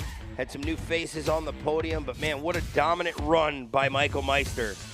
Yeah, it was a really close competitive race until about right there, and then Meister in control the rest of the way throughout that one. Early on, we had some drama. This was right after the start on lap 1. Booth and Bernlohr tangled together. They both finished a lap down, and then later on, Keepers put the move on his teammate Bo Ambos. Took away second place. Ambos with a stranglehold on third, able to hold off Zachary Drapkin as Michael Meister, for the second straight weekend, picks up the sweep. Yeah, he definitely dominated this weekend once again. It's great points days for him, and now look at, we're going back truck racing, pro spec. 15 total trucks in this field. A lot of big names, a lot of great talent, new trucks, new drivers this year. Had a little bit of drama in round 5 yesterday as well. Some race director calls had to be made after the fact. Hands down, though, the biggest surprise from Pro Spec yesterday was that truck all the way on the right, the 96 of Connor Schultz, pulling the whole shot. Stayed in podium contention throughout that one. Here is your lineup. Braden Beauchamp, one of those rookies in the field, will start on the inside of row number 1. He'll be alongside Hunter Van Zyl. Hunter from just a few miles away, Leona, Wisconsin is his hometown. Dylan Parsons, the winner in round 5. He was exuberant on the podium, just absolutely jacked to be back on top. It's been a long time coming for him. He will start 3rd. Avery Hemmer will start 4th. She was also on the podium yesterday, as was Chris Vandenelsen, who starts 5th. And then Connor Schultz in the number 96 starts in the 6th spot. Neil Shannock, strong effort yesterday, will start 7th today. Then Justin Tesmer, Ronald Cosiza, and the points leader, Nick Visser, will start on the outside of row number 1. Then in row number 2, another rookie, Jacob Wiedmeyer. Then Gavin Plummer, Nick Axelson, Draxton Shimmick, and Wyatt Miller all the way on the outside of row 2 after an early exit yesterday with a mechanical issue. And that's back-to-back races where he was unable to finish. Yeah, that was a tough break for the thriller Wyatt Miller. He's going to try to bounce back. A little deeper in the field to start. Pro Spec underway. Pay attention to Forest County, Potawatomi, turn number 1. Who's it going to be? Looks like Vandenelsen and Van Zyl. How about it? Hometown hero Hunter Van Zyl first into turn 1. He gets the Yokohama hole shot in front of Vandenelsen, Beauchamp, and all the rest. Wow, what a hole shot by those three. Axelson gets sent into a spin. Lucky he missed that big concrete pillar. He'll collect himself and continue on, but we look back up front.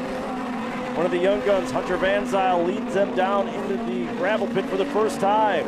Yeah, you got to really tiptoe right here with those two-wheel drives. You got to make sure that you lug the motor on exit, get as much grip as possible. But look at the rookie, Braden Beauchamp. He has just been really quick, just trying to get that opportunity to just drive this truck. Yeah, you got to remember, he was out on this racetrack also in Super Stock Truck earlier today on the sportsman side of things. So he kind of knows how this track is going to come in, as he's going to go alongside one of the veterans, Vandenelsen, banging a little fiberglass. Beauchamp falls back in line. He'll stay in third for now. Yeah, look at Van Zyl slipping away a little bit. Yeah, he loves to see this when Beauchamp and Vandenelsen are doing battle. He just can open up a little bit more of a gap. As you see, Connor Schultz in that fourth spot in front of yesterday's winner, Dylan Parsons. Oh, in trouble for Draxton Shimmick, another one of the young guns. Look at the whole right front just sheared off of that truck. Vandenelsen bonsaiing off the barn jump. Boy, Beauchamp, first year in the class, he's not even losing one of the veterans in this class. Yeah, you got two rookies in the top four right now. Behind Beauchamp, it's Connor Schultz. Here goes Beauchamp taking a look to the outside. Boy, they just throw it in the gravel pit. Vandenelsen having some issues trying to get a little bit more grip than Beauchamp. See if Braden can put a run together. Doesn't look like he's able to. Now Connor Schultz starting to creep up on those two. Look at Connor dive to the outside as they go into Calamity Corner. Boy, word is Wyatt Miller already went to the hot pit shade, so not another good day for him. And the bad luck just keeps on popping up for Miller. Now Vandenelsen still trying to maintain that spot. Hunter Van Zyl. Yeah, Van Zyl looking really comfortable out front. This is the battle to watch, though, second, third, and fourth. Yeah, look at Schultz just getting more comfortable in that truck. First time in a truck this season, doing a phenomenal job. There's Dylan Parsons, round 5 winner in the top 5. You can tell Connor Schultz, that number 96 Flying Dutchman off-road truck, really pushing hard. Go Van Zyl a little bit crossed up over the skybox jump. Able to square it away, be on his way. Connor Schultz goes up on the bike, able to set it back down. Boy, he rode that out like just a pro, just landing it back down on the tires, not missing really a heartbeat on Beauchamp, trying to reel him back in here going into Calamity Corner. Well, I told you Connor was pushing about as hard as he possibly can, and he just found the limit for what that truck can handle, I think, in the gravel pit. Nice line there by Braden, just running the cushion all the way around Calamity Corners. Now Vandenelsen starting to reel in Van Zyl. Yeah, he's definitely starting to hunt him down. He smells blood in the water behind Van Zyl. He's gonna try everything, just run that high line. Van Zyl going right through that divot as well. Keep an eye on these lap times. Last time by, it looked like Nick Visser was the fastest truck on the track. All the way back in 6th, that is remarkable, but just tells you how deep this field really is. Visser further back there, you caught a glimpse of him. We stay up front. Both Vandenelsen and Beauchamp starting to reel in Van Zyl just a little bit here. Yeah, and it's a tire war, right? You know, what did you set up for? You knew it was going to be a little slippery in the beginning, but as it starts to dry out, a lot of these guys run all-terrain tires. They start to grip. Here comes Vandenelsen. Challenge for the lead, and it's a drag race to the Polaris jump. Van Zyl will be set up on the inside into Calamity Corner. I like how Hunter did that. He just slid the truck right in front of Chris, trying to get it back. They're side by side. They make contact. Well, Van Zyl's not going to flinch here. Pushes back in front. This is an inspired drive right now for Van Zyl here at his hometown track. Chris is just trying to pick the right time. If he can get to the rear bumper to try to make a pass here, you know you got the second half. Yeah, we'll be coming to the halfway point next time by, and I do have an update on Wyatt Miller. He was able to get back out on the lead lap just barely. He's about half a straightaway in front of our leaders, so Miller still in this fight, but a ton of work to be done for the Thriller. Van Zyl goes a little wide, allowing Chris to get down to that inside, but you rely on that cushion, right? It feels like you're right in a train track when you hit it. There's a little bit too much blue groove to work the inside through turn 2 as here goes Vandenelsen out to the cushion early and trying to cross down to the bottom. Van Zyl's going to leave the door open. It's a slide job by Vandenelsen. Wow, nice textbook move by Chris Vandenelsen. Now Beauchamp all over the back of Van Zyl. Oh boy, and here comes Visser to join the party. Top 5 nose to tail with the red and yellows coming out. We're at the halfway point, Shane, and it's starting to heat up in the top 5. We knew this was going to happen. We've been talking about it all season long. The minute we get 14, 15 trucks, we're going to have 6, 8 trucks at all time trying to go for that win. And again, it's just a demonstration of how tough it is to consistently run up front in this field. Yesterday, Dylan Parsons was the winner in round 5. He is 6th here at halfway.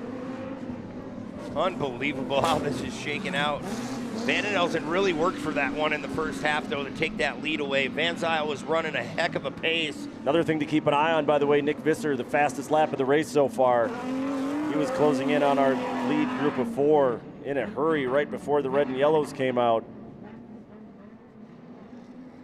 I think we're in for a treat, but before we get back to it, we'll check in trackside with Haley. What's up in Pro Spec? The race within the race. We have to keep our mind on that, or at least one eye on it. Right now, Avery Hemmer has closed a little bit of that points gap between her and points leader Nick Visser. Both right now pretty close in the standings as we're about to go second half racing. Keep your eye on that race within the race. Yeah, absolutely, Haley. We're going to keep an eye on all these top 6 trucks.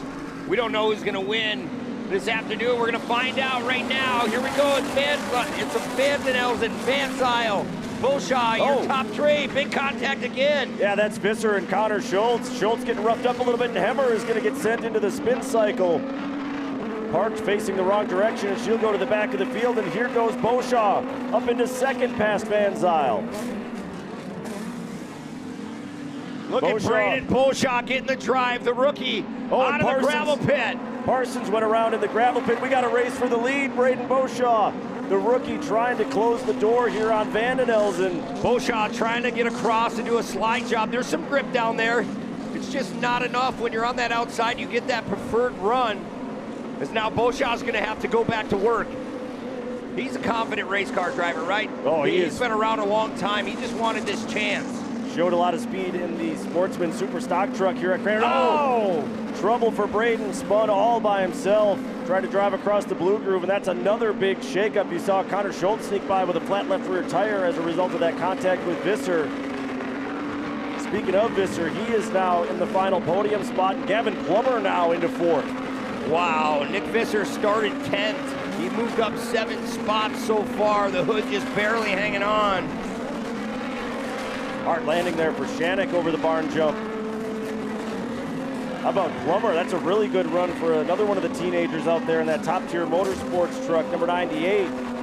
Yeah, Gavin doing a great job here. Just trying to get used to that truck. He's really starting to develop in his own ride. So just time and time again, I say it, seat time is everything. It's Van den Elzen still running out front as you look at Gavin Plummer one more time. There's our top 3, and now Van den Elzen's opened up a little bit more space. Yeah, I think at this point, Hunter Van Zyl kind of going into defensive mode. He knows Visser's closing in. He knows Visser is the fastest truck on the racetrack. Oh, Visser almost took a swipe at the bedside there. Yeah, big push out of Visser, just missing Van Zyl. So they're going to climb back into Forest County Potawatomi, turn number 1. Boy, Nick, it don't matter where he starts, right? He just files his way up into that top 3. He was a hard charger in super stock truck for many of years.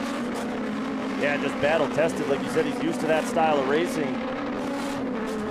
A lot more blue grooves starting to rear its ugly head around this racetrack.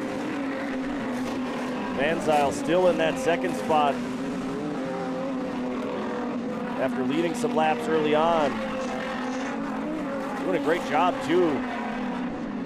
Visser. He's got a rear view mirror full of Nick Visser now. That's intimidating no matter how long you've been at this game. Well, there goes Nick Visser, going to try to park it in front of him. He can't get that truck to turn. Van Zyl's going to take that spot back for now. Yeah, they kind of traded mistakes with one another there. So Van Zyl, at least for the moment, back into second, in front of Visser. Track's starting to get really rough as we're under 2 laps to go now. Visser trying the dive bomb. Here comes Van Zyl back down to the bottom as they head for the Cowboy cutoff. Little slide job, and Van Zyl able to hold on once again. Yeah, you got to give credit to Hunter Van Zyl. He is putting the truck where it needs to go. He can hear Nick Visser back there just trying to make anything work here. Look at Visser just bonsaiing off the barn jump down to the inside. Oh, another mistake there from Van Zyl. See if he can fight back. I will say this about Van Zyl. He does have one career win under his belt in Pro Spec, but this is hands down the best drive I've ever seen out of Hunter. Oh, absolutely. He's right in the mix. They're really challenging each other and pushing hard, and it's hard to run this pace. It really is. As Gavin Plummer still up in the top 5, now in 4th. 1 lap to go this time by for Chris Vandenelsen. That next entire truck. Man, this is what he needed to bounce back. Yeah, he is absolutely running away with this one in the late stages. A little bit more rain starting to fall. Meanwhile, Miller has ducked into the hot pit again with another flat tire, so everything that could go wrong for the thriller Wyatt Miller this weekend at the Big House has gone wrong. Yeah, he spent more time in the pits. It's just a tough deal. Sometimes it just never gets better. He'll bounce back, I promise you, and come back out to ERX Motor Park on this final lap. Blaster next-gen tire. Yeah, he's putting those Nexen tires through the paces right now, too. Putting down some really fast laps. Like you said, Vandenelsen's gonna love this after an up and down start to his season so far. This will be his first win on the year if he can coast it across the line. We always say it's a tire war, but he's definitely picked the right groove this afternoon. He is gonna get the job done here at the Big House. Chris Vandenelsen gonna win round 6 Pro Spec.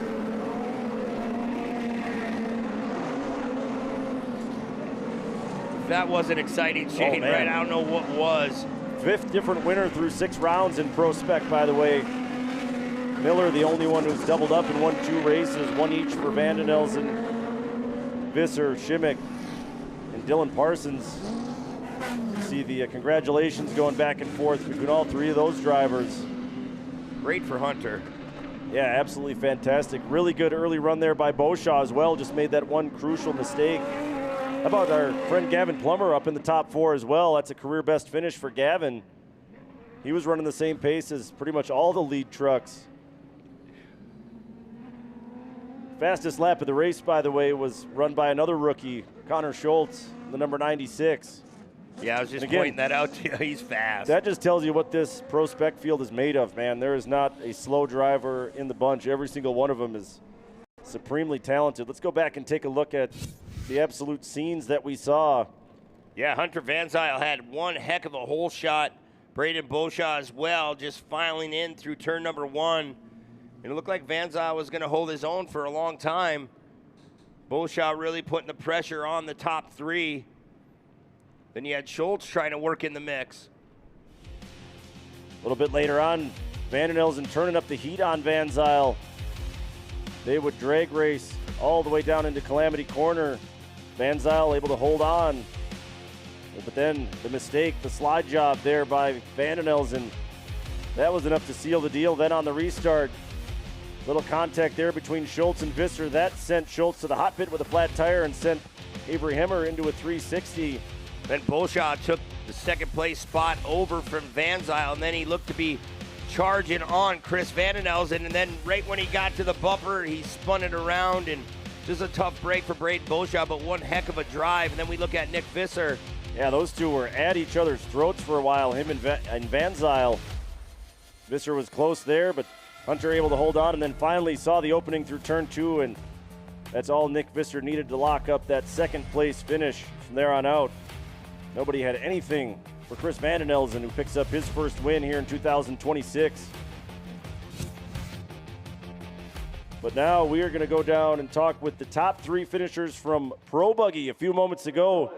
Haley, I got to think that's 3 very excited dudes ready to talk to you down there. You can see it. You can see the smiles on their faces. Bo Ambos, our 3rd place finisher. Excellent drive from you. Where's your confidence level at after a drive like that? I didn't hear you. What'd you say? I said, where is the confidence level at after a drive like this? Still mediocre, because this is our first year and we're learning, and our team is, as long as we come off the track learning something, then we're making gains. And every time we come off the track, from the first race to today, we've learned corner, braking points, steering inputs, because it's completely different than single buggy. And I have to unlearn all those driving practices in order to do good in the super buggy. However, following this dude made it easy to know what the lines are, and that's no joke. That helped me immensely. And then Tony got by me, and I just did the same thing and just tried to mitigate my mistakes. Great work. Are you enjoying the process of this learning? Sometimes. Yes and no, because we'll go out and we know we can do it, but then I'll revert back to a certain driving style, and Scotty, my spotter, will be on it. He's like, man, we got to quit doing that. And I don't want to do it, but I just do it. So when he yells at me, I kind of get sad, but then we come in third, and then I'm glad. Well, we're glad to hear that. Congratulations. Thank you. Real quick, I want to thank my beautiful wife. Oh, right here. Thank you, baby. Scotty Stadler. First time I've been racing with Tony on a light buggy, single buggy. This is our first podium ever. Thank you, everyone, for coming out. Point Mortgage, Victory Sign, Beyond Redline. Thank you so much. Thank you. I hope there's more where this came from that guy, Bo Ambos. Tony Keepers, man, this is another great race for you. What was key to your success this afternoon? Well, getting a good drive today after yesterday. We played in the mud, and I did not do well. But so we wanted to come back strong today. I had to start on the outside. We got a good jump on a whole shot, and followed Bo through there, and I was able to work him over a little bit, get a pass, and after the caution, I decided to try to follow Michael, and we're not quite there yet, but we're slowly getting faster all the time. So it was a lot of fun. Nice job this weekend. Thanks. I want to shout out to my beautiful wife as well. Our son Axel cut his finger today, so he's at the hospital getting stitches, so I love you, Lacey. My crew, Rick, Brad, Squints, Jackson, Dev Bob's always helping us, Ryan, the Ambos crew, you guys, the Christensens, you guys are the best. I couldn't do this without you guys. All sponsors aside, I certainly couldn't do it without you, but we certainly love doing well at our hometown track. All my sponsors, love you guys. We'll hopefully see you some more up here. Thanks, Tony. And get well soon, Axel. Michael Meister. This is quite the streak you have going. I know you've been in this position before, so how do you keep this going? And it's, it's confidence, but just believing in, say, our group of people and everything, and I'll try not to get emotional, but like, say, just being Father's Day, like my dad right there, happy Father's Day to my dad, Caitlin and Brad, happy Father's Day to their dads, up above us, but, it's an awesome team we have, and, it's, sorry, it's, just, preparing, for, we're racing 9 minutes a day, and then night and days, over the weekends after work, we have to be spot on for this racing because, there's smiles up here. Like, it's a great group of buggy drivers here. This pro buggy class is awesome. Like, we don't get the recognition we deserve, and, it's just a blast. But it's cool to see, the fans out here. It's amazing. We just, we had to be on it for the land rush, and just kind of push forward. But, I got to thank everybody involved. Like, it's awesome program we put together, but Ponce North America, Mid-Wisconsin Beverage and Pepsi, Bubbler, Michael Meister Logging, Jeff with D-Rock Grizzly and his family, Beyond Redline, Flume Valley Land Management, but VP Fuel, JP Remington, Method Race Wheels, Fox Shocks, everybody involved. It's an awesome effort, and I'm beyond proud, and we'll keep going into the next rounds. Congratulations. This is an amazing class because of guys like this. This has been Pro Buggy. Man, entertaining race, entertaining set of podium. You're down there, make sure you also stop by the AMSOIL booth, talk to your local AMSOIL dealers, and see how they can help you keep all your rides running as well as possible and get the most performance out of those rides. And also claim your free choice of an AMSOIL car care product. No purchase necessary while supplies last. And with that, we're going to go back down to the podium. 3 more smiling faces. This time it's the top 3 from Pro Spec a moment ago. I think that 4 smiling faces because I had fun watching that Pro Spec race. Hunter Van Zyl. Hunter, you have a win in this class, but experts say that this drive might have even been better than that. So what do you credit that to? Oh, for sure, dude. I mean, the track was phenomenal. Hats off to the Crandon crew. They put all their hearts into it. It was an awesome track, and good job to these two. You know, they outdrove me and I made mistakes, but we'll be back for sure. I was noticing it looked like you were driving at full intensity out there. Can you describe the intensity, especially as the laps were winding down? Yeah, I knew I had pressure on behind me, but I mean, my spotter Brody kept me pretty calm in the seat, and Sean's there keeping us all calm as well. So I had a lot of scary moments of them chasing me down, but I just kept it cool as much as I could, but I still made mistakes, so yeah. On to the next one. Congratulations on the podium. Thank you. I have to thank my mom, my dad for letting me do this, the man above, Forest County Potawatomi. If it wasn't for them, I wouldn't be here. And Yetis, man, Maximum Oils, Max's Tires, Rosie, Sean and Brody, Doug, Kane, Keith, my whole family, my girlfriend, and Bill Steen Chalks, and everyone else I forgot. Thank you. That's Hunter Van Zyl.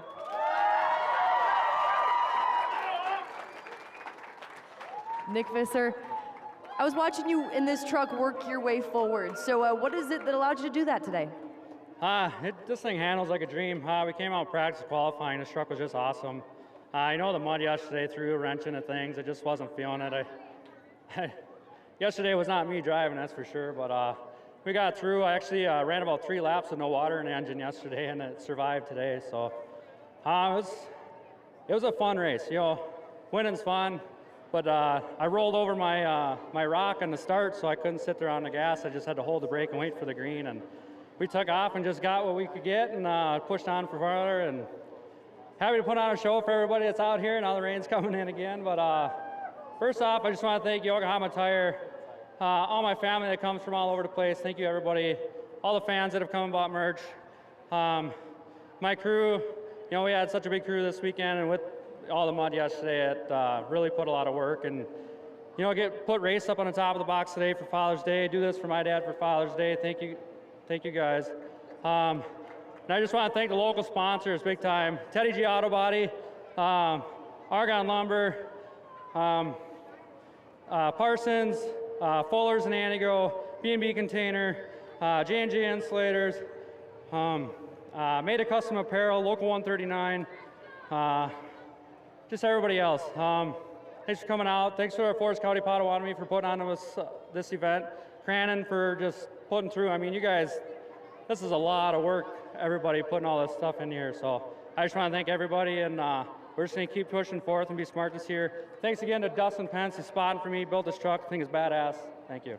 Congratulations on the podium. A way to persevere, Nick Visser.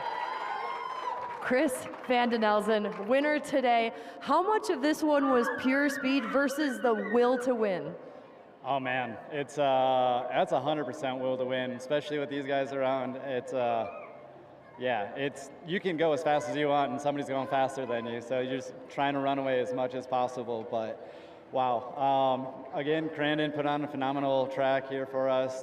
That track, you could put it anywhere, and we had grip. So thank you to Crandon and Potawatomi for putting all this on. But yeah, what a race. And I just want to thank all of my family, my crew, for getting this truck as reliable and good as it is.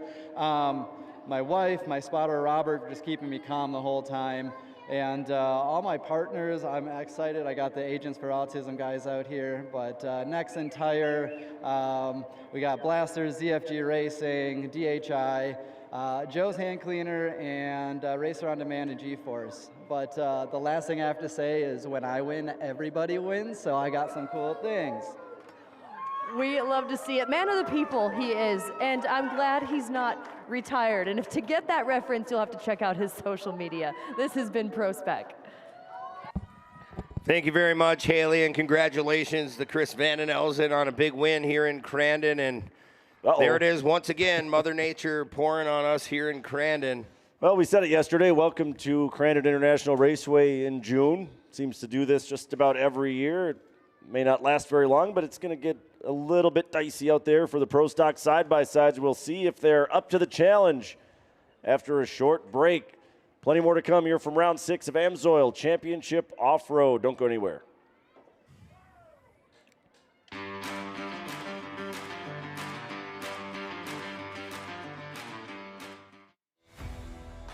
Every race is a test of performance. When the stakes are high, racers rely on proven products. If AMSOIL products are engineered for this kind of punishment, you can trust them in your garage. Shop by vehicle to find everything you need for your ride. Get the protection you demand and performance you deserve with fast, free shipping from AMSOIL.com.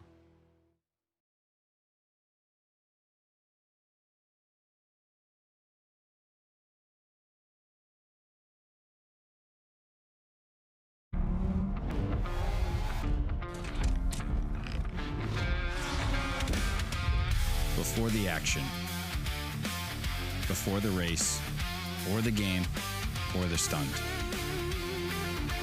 There's always a crew working behind the scenes that makes it all possible. From the job site to the pit box, Brunt Workwear is proud to stand behind the crew.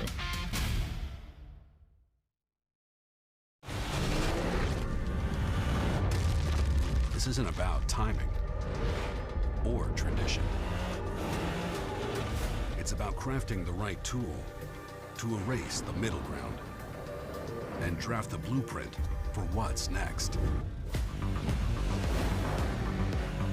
Overkill, they say? Or is it?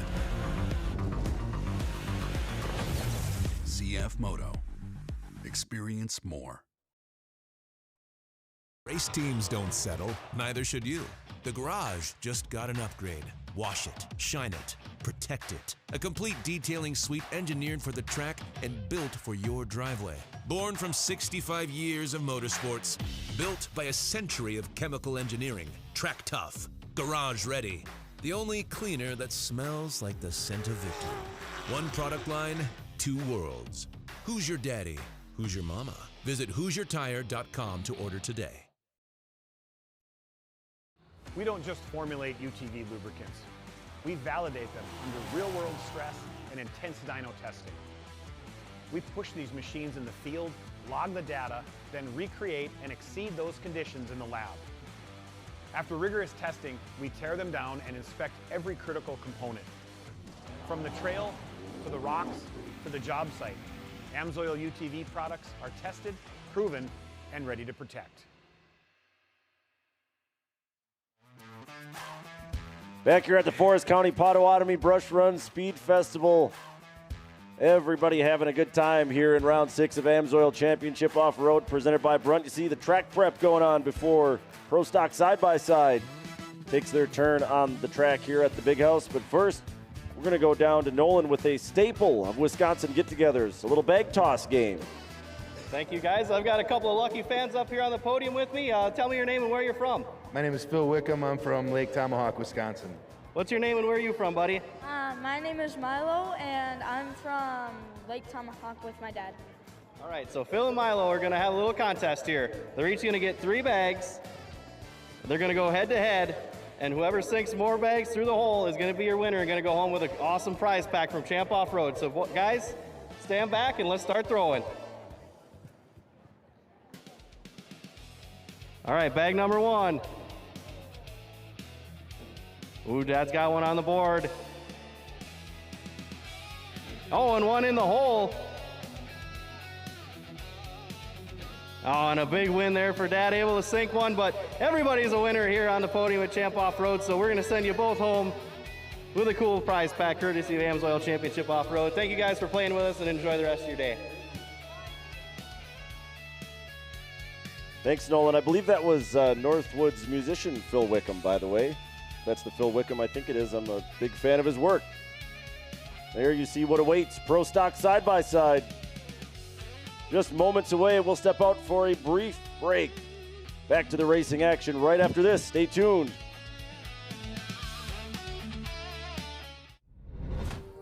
There's only one real question. How bad do you want it?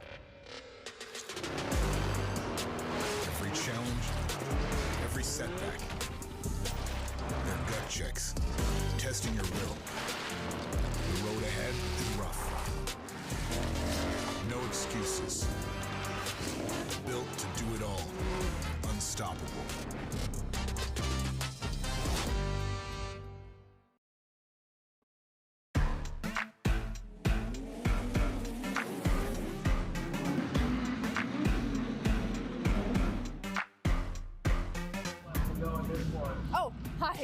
Sorry, pardon me.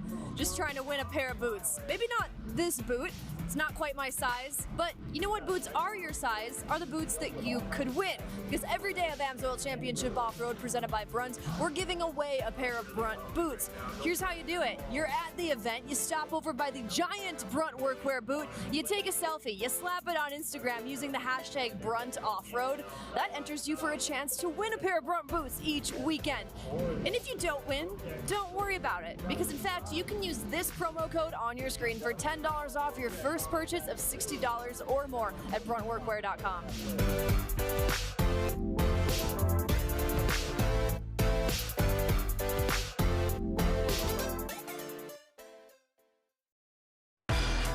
The Pro Stock side-by-side class is where production-based performance meets pro-level intensity. These side-by-sides may start on the showroom floor, but once the green flag drops, they are anything but ordinary. Tight wheel-to-wheel battles, explosive launches, and relentless action make this one of the most unpredictable and exciting classes on the circuit.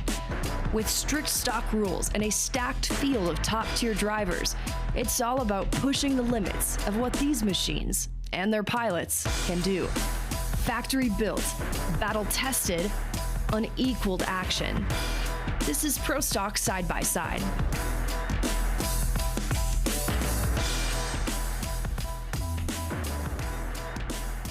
Well, there he is, the 33 of CJ Greaves, back behind the wheel for the first weekend in a long, long time. And man, he didn't lose anything being away. He looked really, really tough in round 5. Back here in AMSOIL Championship Off-Road presented by Brunt. I'm Brent Smith alongside Shane Stetsny. We've been calling all the races all day long, and we're getting down to a few of them now, Shane. Yeah, you mentioned CJ coming back from that off-season knee surgery. Got back to his winning ways, although not in Pro Stock side-by-side. Had a rough go of it yesterday, finished 7th. But then later on came out in AMSOIL Pro side-by-side and won, set the fast lap. Came out, did really well in Pro 4 as well. Go figure. Here's your full lineup. All these drivers set to do battle here in Pro Stock side-by-side presented by Wilwood Disc Brakes. CJ Greaves inside of row 1. He'll be alongside David Gay, then Lucas Houle, Jeb Boodle, Colin Truitt. Cross Kirchmeier, the winner from round 5, will start 6th. TJ Sewers, Cody Jones, Brody Sands, Bill Berger, all on the front row. Then Benjamin Heiting, Colton Krajcek, Trent Ouellette, Jake Kosmecki, and Jesse Greaves in that second row. Kirchmeier, by the way, with his win yesterday in round 5, wrestled the points lead back away from David Gay, but it's close. Only a 9-point margin between those two drivers. Yeah, very, very close in the points, and Cross Kirchmeier's just been bad fast this season, and he's going to get a good starting spot to look in at Forest County Potawatomi turn number 1, as there's Faye going to climb up on the wall. And you'll see that yellow flag once again, like we've seen all weekend long, rise in the air, and when he puts it down, Shane, he's pretty tricky. Between 1 and 3 seconds, he likes to throw that flag. We're about ready to go. Pro Stock racing. See if Greaves on the inside of that front row can get a good launch. He did, but so did Kirchmeier, Houle, and David Gay. Look at this run by Kirchmeier. Oh, David Gay moved over and took that line away from him. Now Gay goes to the inside as they go into turn 2. So it'll be David Gay with the lead. CJ getting roughed up a little bit. Caught some contact there from Jeb Boodle. Boodle now trying the outside into the gravel pit. Look at Cross Kirchmeier just trying to come across the bottom line, trying to do a little slide job to get into second. Not quite able to close the door on Boodle. Cross is gonna have to enter a little bit wide into Calamity Corner. A little push there out of Kirchmeier as well. Well, you can see how Mother Nature put down a lot of standing water here. It's going to take a little bit to dig deep into this Crandon soil. David Gay finds himself out front. Here comes Boodle down to the inside, trying to get Cross out of the way. Nice job playing defense there by Kirchmeier. Cross told me that he's running a little bit different tire compound here for Crandon. It's a harder Hoosier tire. Said it'll take a little bit for the track to come in for him. So he's already this fast early on, and he's going to get faster as this race goes on. Oh, yeah, he put himself in the right position here for this first half of the race. You know, he'll just kind of babysit our leader, David Gay, and figure it out. Man, it's just incredible that these side-by-sides can handle that hard impact off the barn jump. Gay trying to stretch his legs a little bit and run away from Kirchmeier and Boodle and the rest of the gang here. Down into the Polaris gravel pit. CJ in fourth, Lucas Houle with a top 5 spot as well. Behind them it was Sewers and Colin Truitt side by side. Sewers had a really nice run going yesterday. Ended up just outside the podium in fourth. Kirchmeier still holding on to that spot. Able to do just enough right now to stay in front of Jeb Boodle. Yeah, that's what you have to do. You just got to keep letting this track come to you. Look at Boodle going to try to cross Kirchmeier right back over. He's going to have that perfect line. Yeah, Kirchmeier left just enough of an opening and nothing he could do to battle back. He was stuck on the outside. So back to the drawing board for Cross Kirchmeier, still in a podium spot as they come past the crowd.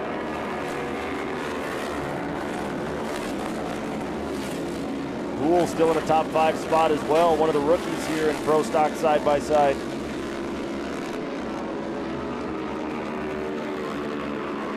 CJ Greaves sitting in that 4th spot right now in that Polaris 33, trying to move forward, pick as many spots he can here in this first half. It's just been that challenging though. Normally we see CJ get out front in a lot of classes. It's hard to catch him, but that's how great these drivers are. And he loves that though, right? You want to go against the best. And it's fun to see CJ get really pushed to his limits too. That's what we've seen, especially in Pro Stock over the last couple of years. The talent level has risen so much. There goes Boodle with an attempt here on David Gay. Beautiful line there by Boodle. He's going to beat him to the inside. Oh, they make a little contact. He drove right over his left front tire, but there wasn't a lot of room there. He had to be a little aggressive to get that spot away. Now Cross Kirchmeier going to work on Gay. Kirchmeier made a lane change there. He'll be outside, set up for turn 2. He'll have to settle back in. Now Greaves starting to creep up on Kirchmeier.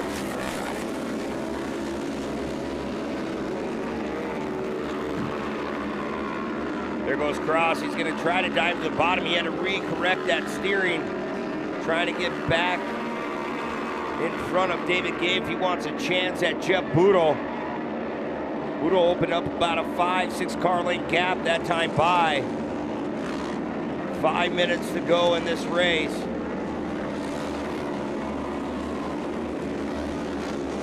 Yeah, there's still a lot of time in this one. You see the top 4 starting to separate themselves from everybody else just a little bit.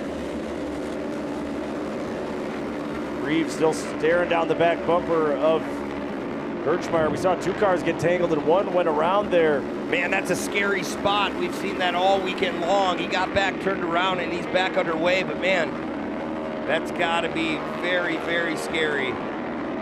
Not knowing when people are coming by as Jeb Boodle still well out in front.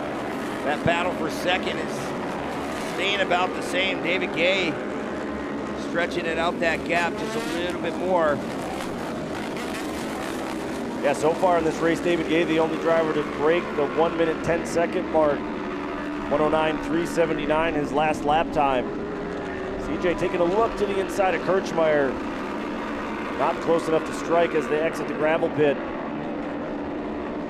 Look at Cross. He's going to try to get down to that bottom. He's at 10-2 on that wheel coming to the halfway point. CJ Greaves now buttoned up to the back of those guys.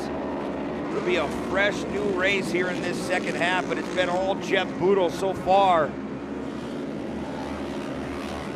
Yeah, Boodle, once he got out front, put together a couple really quick laps. He is the fastest car on the racetrack right now. That might be really bad news for everybody else. And for more on Jeb, we're going to check in with Haley, who is trackside. Well, for Jeb and the rest of the cast of characters for this Pro Stock side-by-side, I was wondering over the break before this race was on track, we had a couple podiums, there was a pause in the action, the rain was coming down. So if I'm sitting here wondering what the track conditions are going to be like, you know that these drivers and crews were doing their calculations. They were watching the radar over at the start line and wondering what is going to be the right play here. So here is where you see that start to reveal itself in the second half. Who is going to make big swings? What kind of major shakeups could we see because of who maybe made the right call before this race went green? Yeah, it's a lot up to the decisions before you get to this race. Make sure you have the right tire combination. This second half anything could happen, right? You put your car in the wrong place at the right time and you could get taken out. We'll see what happens. It's Boodle, Gay, Kirchmeier, top 3. And once again, Jeb Boodle off like a rocket as they go past the skyboxes. Able to pull away and open up that lead once again on David Gay. Here goes Kirchmeier trying to poke a wheel to the inside. Oh, they made some contact there. Yeah, Cross had to get on the binders and try to stay out of that carnage, as that's going to allow Jeb Boodle to open up that gap really early in this second half. That's what Boodle wants. He wants to see that battle for second, third, and fourth. As David Gay still maintaining that runner-up spot in that number 9 Polaris. I've been watching Lucas Houle a little bit after this restart. He is hung right on the back bumper of CJ Greaves. There you see Houle in that purple and silver Polaris Razor coming into the picture, and he's got Colin Truitt right behind him. There's CJ Greaves just trying to find an opportunity to go with Cross Kirchmeier.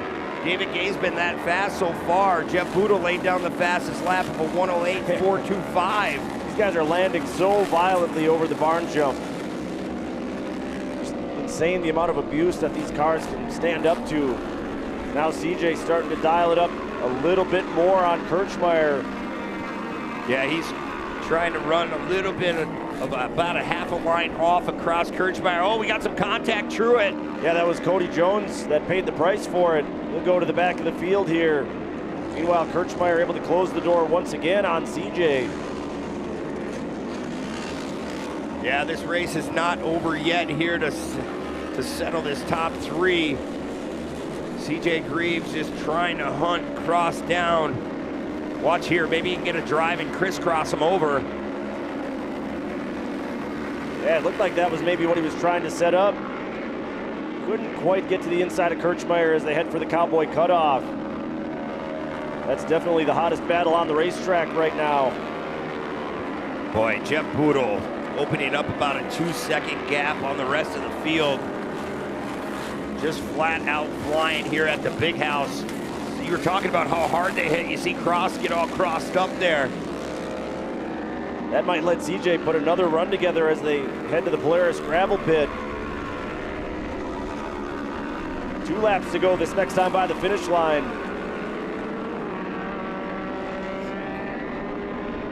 Boy, CJ's running out of time to try to get up on that podium, but that gap is closing. Yeah, the gap. Second and third. Yeah, Gay falling back into the clutches once again of Cross Kirchmeier with 2 to go, and there you see it. Kirchmeier finding some speed late, like I said. Wow, what a dive bomb pass. Look at that. I think something's wrong with David Gay's car. He just looks to not quite have the full speed that he did throughout the first half of this one. I think that's what happened, right? He got a run on him going through Argonne Loop, and he had nowhere to go. That was just a split decision right at the end. Now Cross finds himself in second place. CJ Greaves, yeah, I think you're right. David Gay is definitely losing power. Well, for now, he's holding up CJ quite a bit as they head into turn 2. Let's let Kirchmeier open up that interval just a little bit. Time is not on Kirchmeier's side here, especially when you look at the laps that Boodle's been putting down this entire race. I mean, maybe Cross just was that much quicker and just didn't have that opportunity until just a little bit ago. There's Cross flying over the Polaris jump one more time. Should be coming to the white flag. There it is for Jeb Boodle that time by, and look at that gap on our camera. You can't even see second right now. Unbelievable run here in round 6.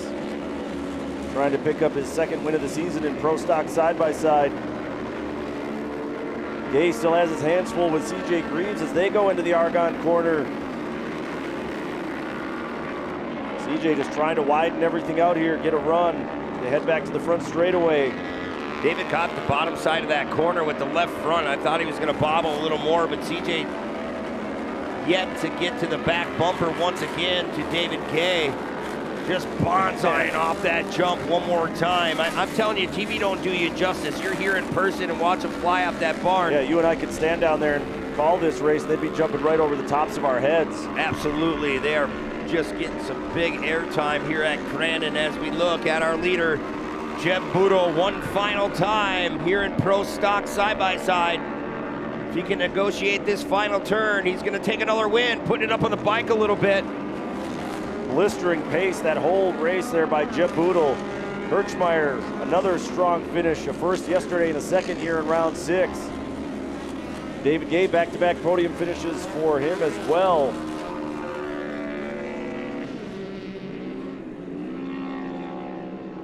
That's going to tighten up the points a little bit between those 3 drivers. Boodle taking a bite out of the lead that Kirchmeier had. Just a quick mental calculation. It still should be Cross Kirchmeier with the points lead exiting this race here in round 6, but it is tight between those top 3, Boodle, Kirchmeier, and Gay. CJ Greaves comes up empty. No podium finishes in his return, at least as far as Pro Stock side-by-side is concerned. Colin Truitt, another strong finish for him in this class. Sands, Houle, Greaves, Krejcik, Kosmecki, all in the top 10. We will take a short break from the big house. Going truck racing. Once again, Pro Light coming up next. Don't go anywhere. You're watching AMSOIL Championship Off-Road presented by Brunt.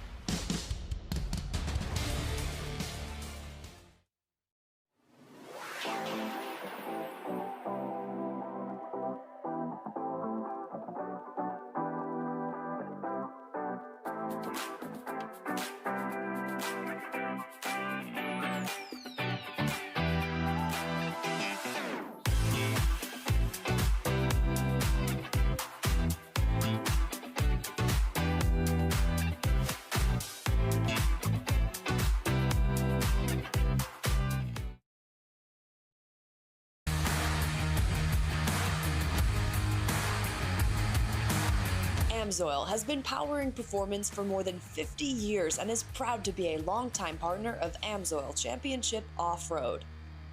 While you're here, stop by the AMSOIL booth and connect with your local AMSOIL dealer.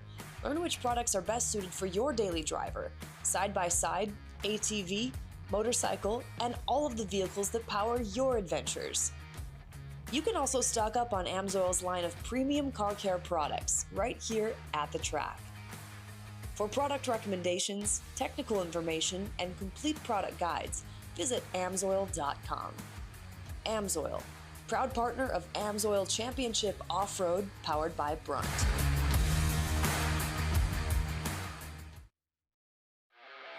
It starts with a line, a choice, a commitment to the surface beneath you, on the street, track, or way off the map. We don't just build tires, we build an unfair advantage. From short course carnage to the wide open throttle of Baja, we've proven it in places where the weak don't survive. Built for every track, every trail, and the terrain in between. Maxxis tires, tread victoriously. In AMSOIL Championship Off-Road, Pro Light is where finesse meets speed. These mid-size monsters are built for battle. Lightweight, nimble, and dangerously quick. With two-wheel drive, unforgiving tracks, and unpredictable scenarios, drivers dance on the edge of control every lap. Close quarters, high stakes, you'll see class veterans clash with up-and-comers. It's the class where even the best will be tested. Hang on, this is Pro Light.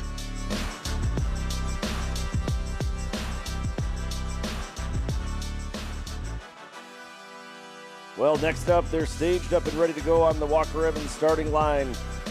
Combat Clean Pro Light. Next up for round 6, we will have 6 drivers in the field for this one. Matt Wood will be on the pole. Connor Berry alongside him. Berry was dominant yesterday in round 5.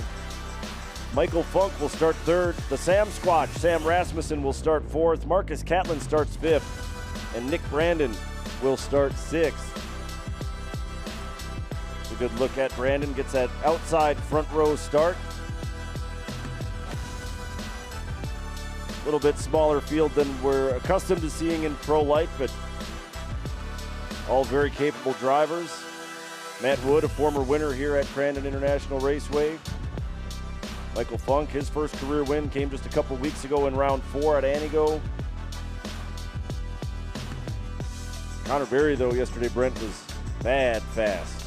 Oh yeah, absolutely. It didn't take him long to get back behind the wheel and prove that he belongs in this Pro Light division. And I was talking to Matt Wood during the break earlier, and he's been sick since Thursday. He said he hasn't really ate much. His stomach's been turning all day long.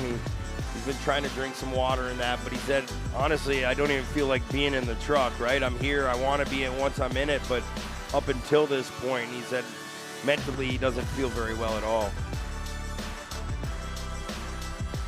Well, we'll see if he can soldier through it here and be competitive. Yeah, I just told him, well, you better go for the whole shot, right?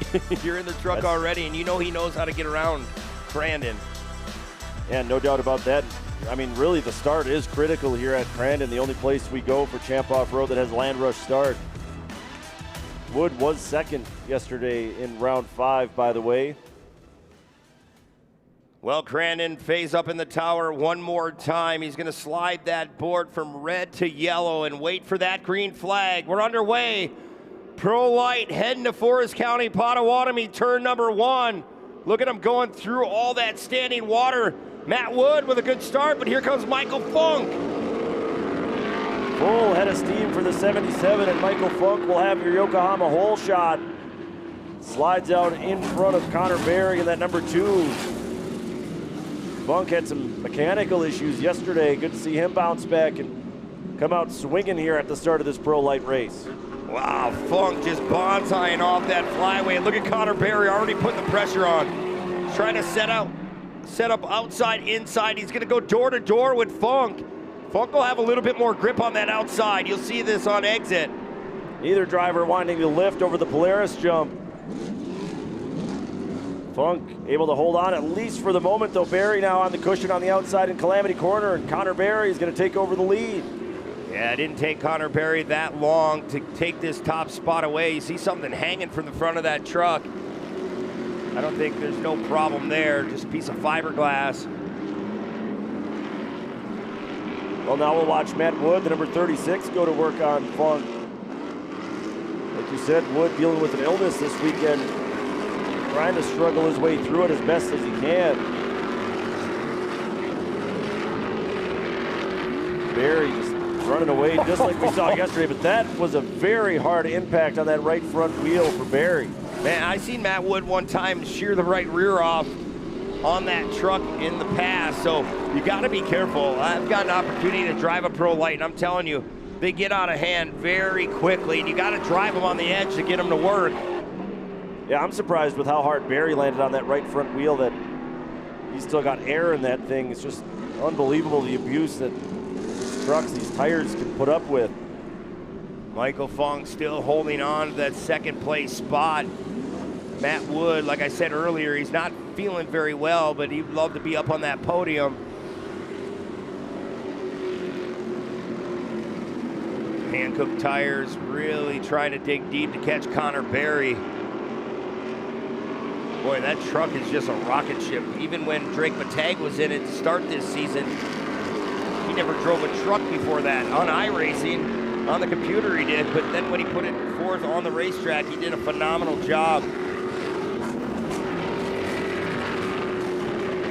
Yeah, and then Berry jumping in the seat yesterday for his first race of the season, just picked up right where Matag left off. Trying to clean house here at Crandon International Raceway. Trying to get a sense of whether or not Matt Wood is closing in a little bit on Funk. Looked like he was able to gain just a little bit past the skyboxes and down into the gravel pit. So maybe Matt Wood on the move here. Man, Connor Berry, when he sets that truck, he just stands on the gas, levels that ride right out, and he just pulls away. As you see Connor Berry, a 106.252.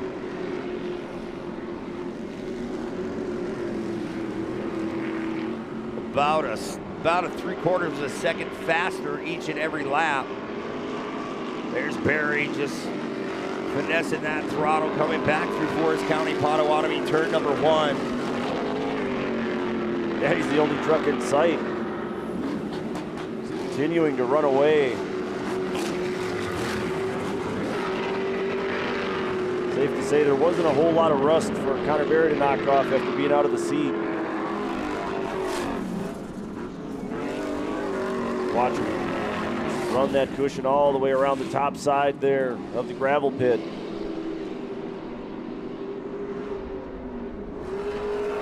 Just hear that horsepower under the hood, those LS motors. I always said when they went to these motors, I'm like, Pro Light shouldn't go that fast.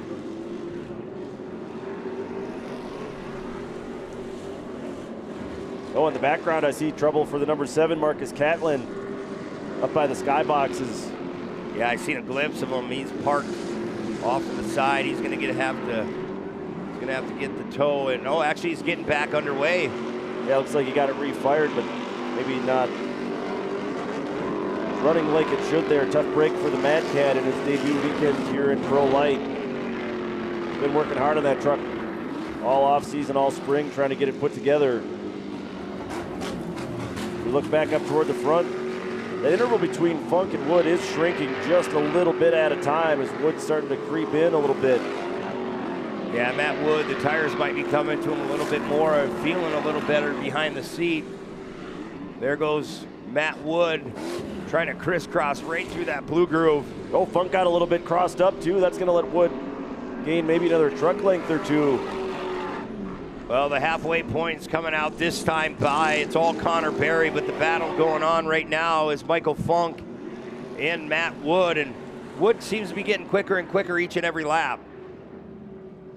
Yeah, he was about 2/10 quicker than Michael Funk that last time around, but I didn't need the stopwatch to tell me he was a little bit faster. He was closing in as we came to the red and yellows. But Berry just absolutely dominant. We talked a little bit about Marcus Catlin. For more on him, let's check in with Haley. I had a chance to speak to Marcus Catlin just before opening ceremonies today, and he was telling me that the issue, they were at that point trying to isolate it. They weren't sure if it was electrical or fuel. He said, we hope we have things ironed out, but that may be the cause of what we had seen from the number 7 on track just a few moments ago. But why Pro Light? Why now? This is the class that he and his family have dreamed about competing in. It's not Pro 4, it's Pro Light. This has been the most fun class for his family to enjoy over the years. So to be in this seat is a dream come true for Marcus Catlin. Yeah, I feel him, right? I mean, that is a dream to get in the Pro Light division. He's just having some gremlins with that new truck. See the steam coming out there, trying to cool it down to get him back out there. As we're back under green flag conditions. There's Matt Wood now trying to put that pressure on Funk. Yeah, I want to see if Wood can dial up the pressure just a little bit more on Funk. Very different line there for Matt Wood, trying to just creep down along the bottom through the gravel pit. Yeah, it's not bad to creep across that corner like that, but you got to wait all the way until the exit to get grip back. As you see, he lost a little bit more ground to Michael Funk. Funk's been fast all year long, even out on the West Coast. He's put it together. He's a great race car driver, just sometimes bobbles here and there, but he keeps moving forward. Michael Funk, also a recent high school graduate, so congratulations, Michael. Already in his 4th year here in Pro Light. Yeah, first win in Pro Light and high school graduation came just a few days apart. Yeah, we were talking not too long ago about how young he was. We're like, man, he started when he's like 15 years old, 16. Man, Barry's truck hits so hard in the rear. All these trucks do. I've been saying for a couple of years now that Pro Light is right on the edge of what's too fast for what these trucks can handle. Oh yeah, I was saying that earlier, Shane. Once they put those LSs, they're just climbing speeds time and time again. The power to weight ratio is just unbelievable. Fun to drive, though. You got the power you need. Barry just stretching out that lead once again. Matt Wood still giving all kinds of pressure, though, to Michael Funk. See the interval from Barry back to Funk in second, but Wood, man, like you said, with how sick he is this weekend, Matt Wood, how badly he's feeling, just under the weather. It's a pretty inspired drive by him so far. Oh yeah, you get in the pro light, you probably forget about it for a little while. Just hope that he's hydrated and you keep continuing on putting pressure on Michael Funk. Heading back through Forest County, Potawatomi, turn 1 once again. It's still Funk. If I feel just a little bit under the weather, I call in sick to my desk job. I can't imagine having to strap into a truck when you're really not feeling well at all. Yeah, his confidence is there, but the focus is really tough for him this weekend. He's doing everything, just Funk is that fast. As Funk rides it up on the bicycle, sets it back down, can Wood get around him? Wasn't quite close enough to strike, but that's gonna let Wood reel it back in just a little bit more. 2 laps to go this time by, and the battle for second possibly heating up. This is kind of the part in the race where the track gets a little bit more roughed up, and that's exactly what we saw with Funk there. Yeah, and I'm telling you, we talked about it all weekend long. Those holes, those divots are 2-3 feet deep in some areas. You're putting a 32-inch tire in a 3-foot hole. It really doesn't help you out at all. You see Wood trying again. Yeah, he's just, like I said, that wasn't really a pass attempt. It was just kind of showing Michael that he was there, that he was close enough.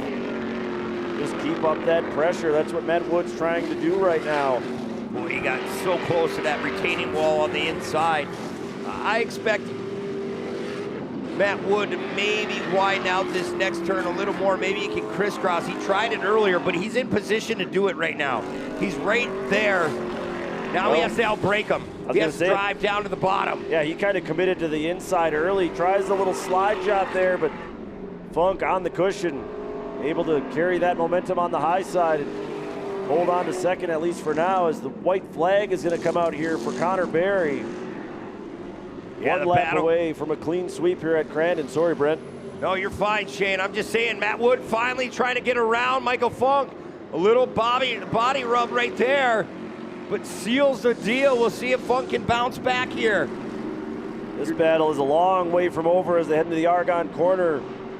Funk hard on the brakes, trying to run the bottom. There's just no grip across that blue groove, though. Yeah, and Matt Wood's been working on that the last couple laps. Oh, he goes really, really wide. Getting close to that berm.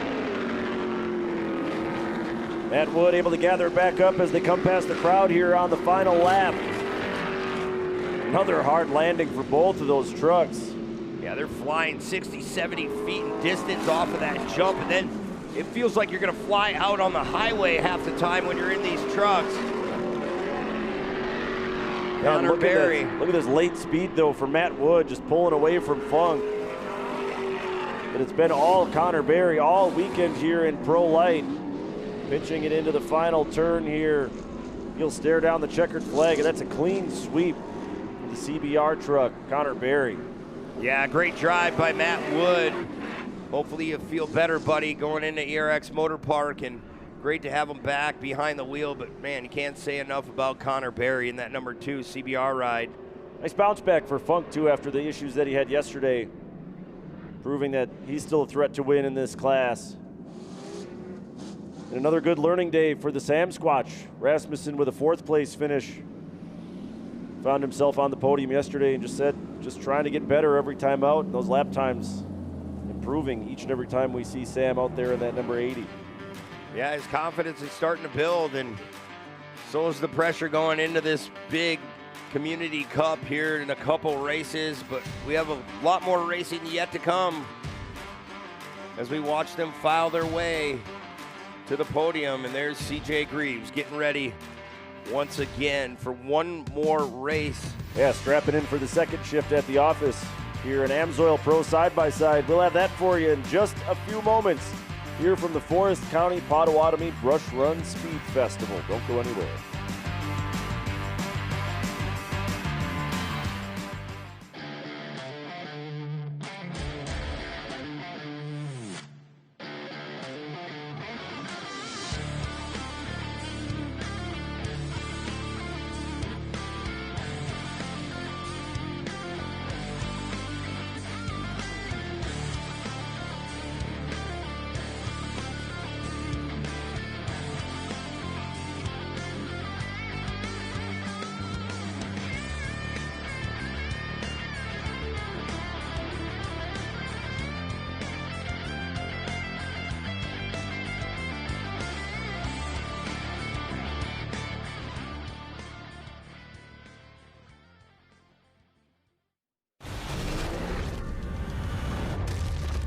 This isn't about timing or tradition.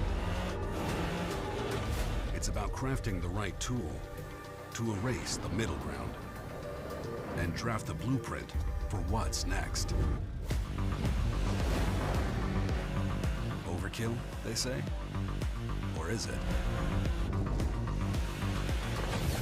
CF Moto. Experience more.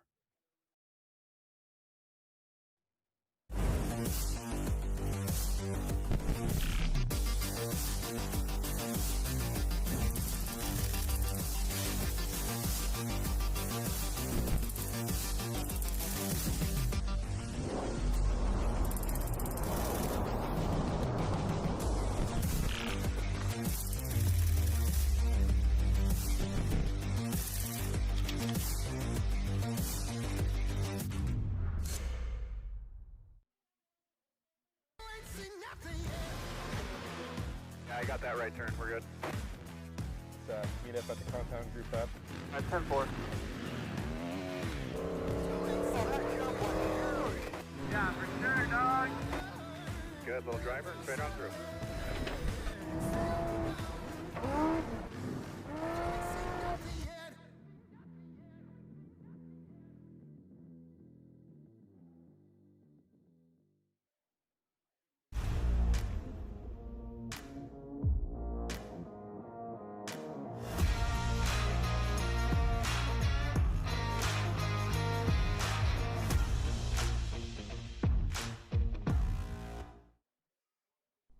This is the pinnacle of side-by-side racing.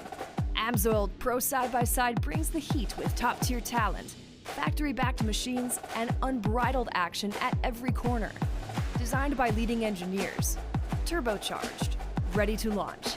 These compact rockets explode off the line and never let up. The rivalries are real, the stakes are high, and the racing absolutely electric. Every brand wants the win, and every driver is ready to claim it.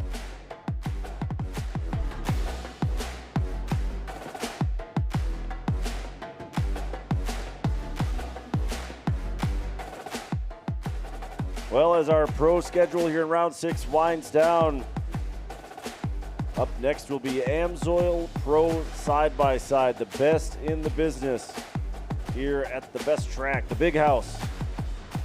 And I think we are in store for another fantastic battle between these drivers.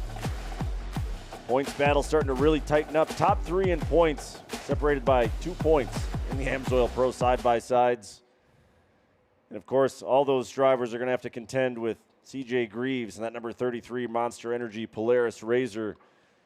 There are your points. Jeb Boodle, 2 points ahead of both CJ Greaves and Nathan Wolf. Wolf having a really great, consistent season.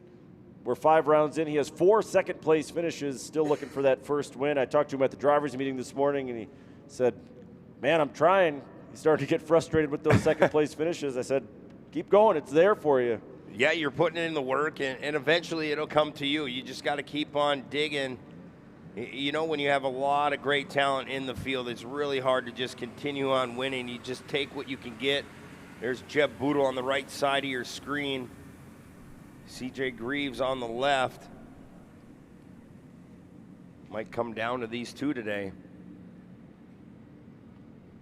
Well, a whole bunch of drivers want to prove you wrong on that, Brent Smith. Here is your lineup for AMSOIL Pro Side-by-Side. Nathan Wolf will start on the pole, but right alongside him, CJ Greaves. Then it's Andrew Carlson, Cash LaCroix, Jeb Boodle, Colton Krajcek, Luke Stubbs, Brody Sands, Chase Kemp, and on the outside of the front row will be Colin Truitt.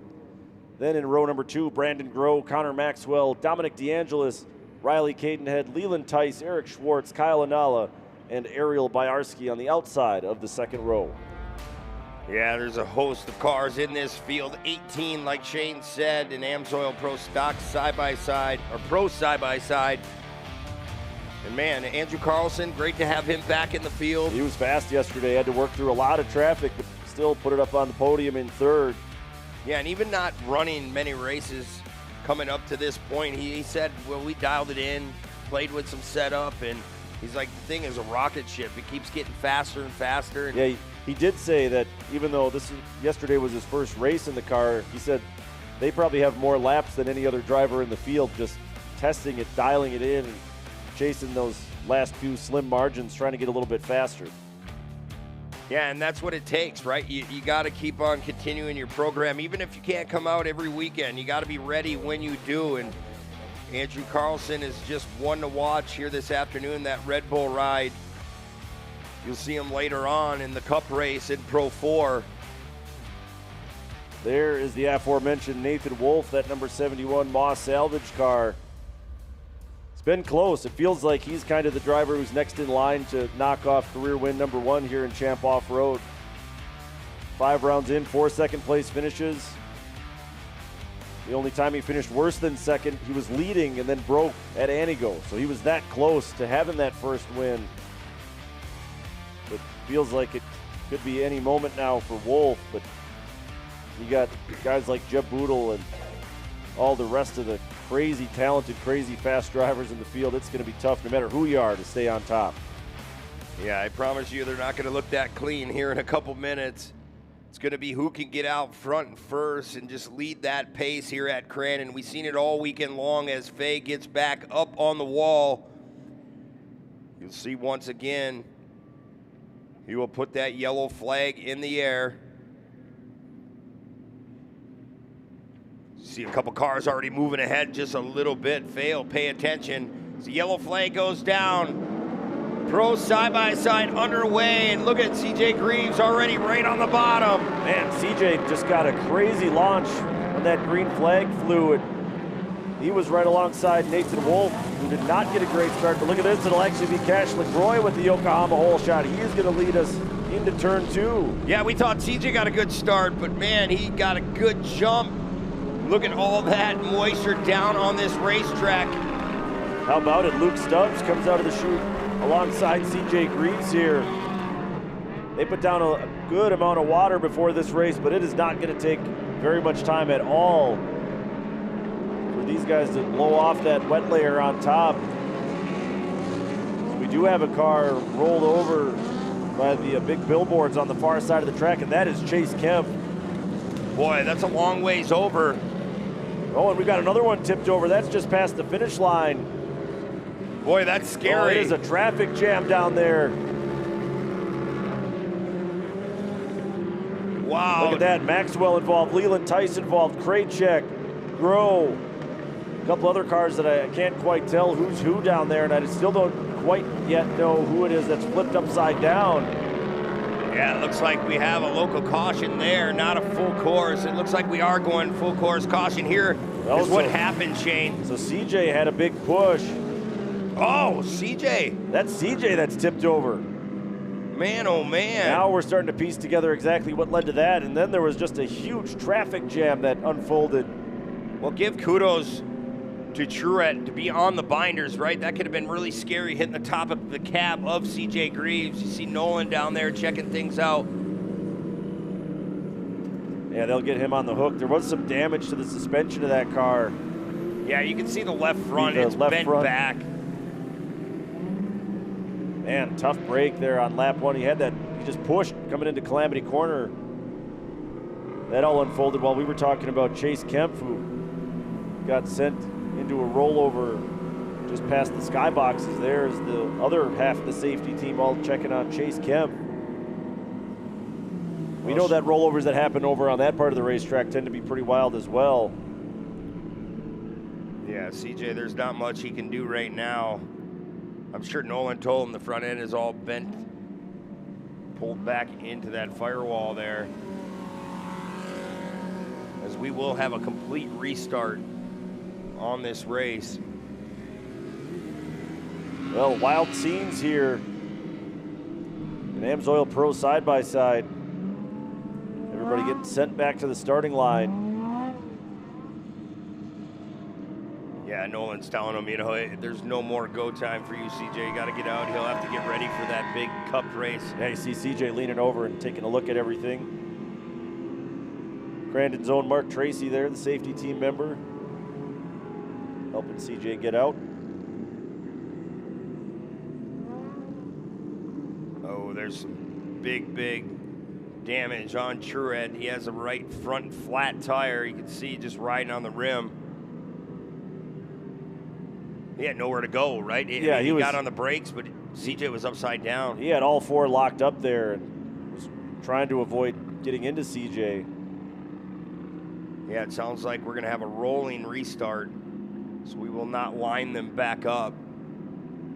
So this is interesting for Colin Truett. He's going to have to go back and restart this race on that flat tire and then pull in. Yeah, you can't go in the pits right now. This will be tough. So really, he's just got to hope that tire can hold itself together and not delaminate. He's going to go now. It looks like they gave him permission to dive in there and get it changed quick. I mean, putting him out there like that could cause another big crash. So we got to take safety first after this weekend. How many different crashes and rollovers we've seen. Now, I do study the rule book, but I was unsure whether or not they would allow that, whether or not they'd let him pull in. You see Terry Hill down there. There is Chase Kempf getting a ride off the racetrack. Tough start to this race for a few of the fastest dudes in pro side-by-side. There is the team going to work on Truett's car.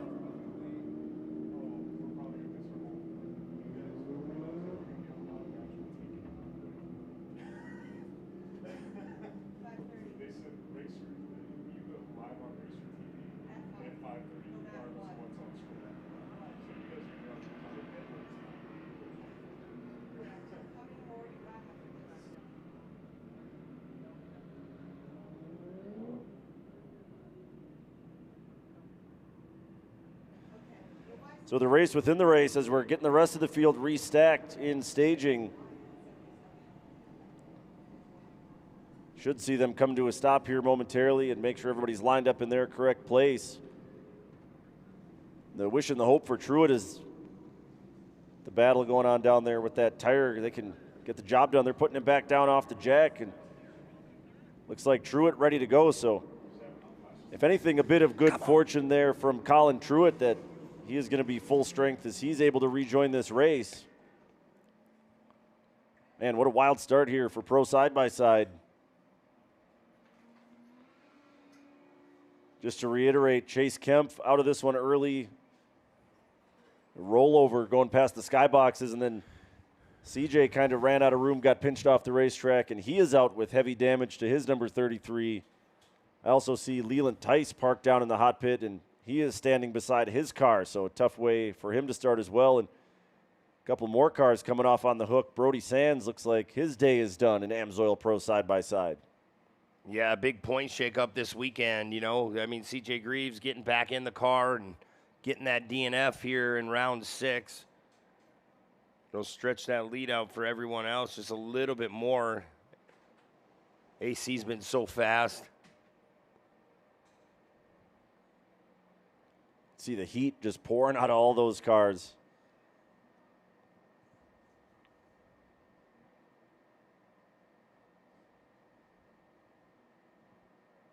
So it'll take just a minute there to get everybody staged back up.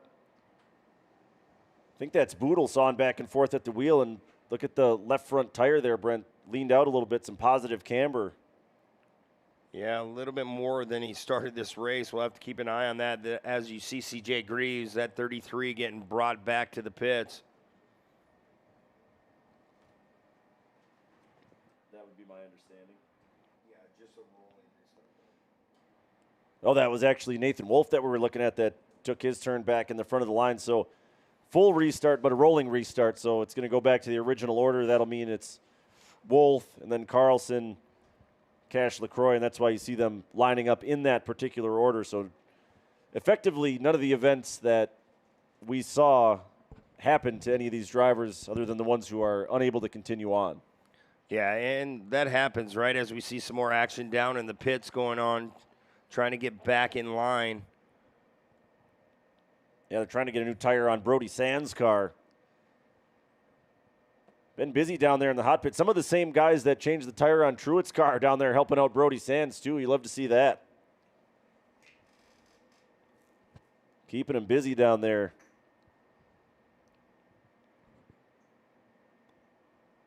Yeah, struggling to get the lug nuts back on the tire. We'll have to see if they can get back out. It looks like they're just about done.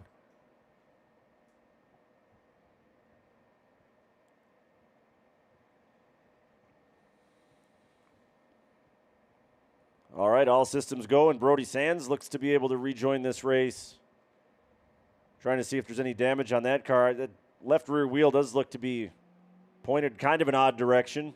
Yeah, it's definitely towed in a little bit to the inside of the car. Just salvage as many points he can late in this race. Right, you just got to stay in the fight here. He'll get a little chance to learn how to drive it as he rejoins the rest of this field. You can hear Sands in the background getting on the throttle a little bit, just trying to catch back up. But we should be just about ready to get back to it. Sands still with a long way to go to catch the field, though, and we're rolling. Yeah, I don't think he's going to make it back. They're going to wait up as much as they can, but they're already coming back through Forest County, Potawatomi, turn number 1. So here we go officially. This is the start of AMSOIL Pro Side-by-Side. Sands was able to make it back to the tail end of the field, but Nathan Wolf is going to be in control on this restart. Let's see what Wolf can do starting out front here. It's a whole new ball game. You see the standing water still not worked in here for Pro Side-by-Side. Yeah, we'll see if all these drivers, all the ones that are left, can make it through this first lap or so. There's Jeff Boodle trying to pick off a spot here early on that restart. Yeah, working his way down to the inside of Cash LaCroix. AC-15 trying to put the move on Wolf as they went through the gravel pit, but that actually opened the door for Boodle. Now Boodle alongside Carlson. Yeah, Carlson's going to try to file right behind Wolf. Look at Boodle going the long way around. He's going to get second, maybe take the lead. I think that far outside line is about the only place there's grip right now through Calamity Corner. Wolf was just trying to creep the bottom, but it's so wet down there on that inside. Couldn't get any kind of drive, and now it's back to the drawing board for Wolf. I mentioned that he has 4 second-place finishes so far this year. 3 of them were to Jeff Boodle, so this is a sight that Wolf's just tired of seeing at this point. Yeah, he got bumped a little bit and moved himself out of the way. He's going to try to go back and catch Boodle, but Boodle just opens up about a 2-3 car length gap this time by. Still bonsaiing off that barn jump. Wolf getting way sideways as he landed over the barn jump. Gathered it back up. See if Carlson can put together a run now as they go past the skyboxes. Another good look at that Polaris Pro R of Jeff Boodle. Yeah, you just got to play with that throttle. It's really slippery still, just trying to find that grip on that outside. The track trying to widen out, but it's really a 1-lane track so far. Well, Boodle's going to try the bottom. He slid right back up to the cushion anyways. That race line will come in, and eventually enough drivers will try the bottom. It'll start to pack in a little bit. Boy, look at that lead already by Jeff Boodle, just opening up that gap over 2 seconds. Now Wolf with his hands full. Andrew Carlson starting to close the gap.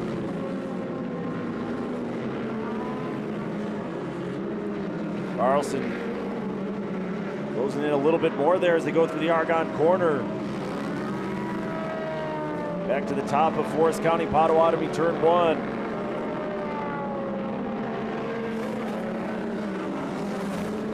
It's like Luke Stubbs is back there in the 4th spot. Oh, and LaCroix landing all crossed up.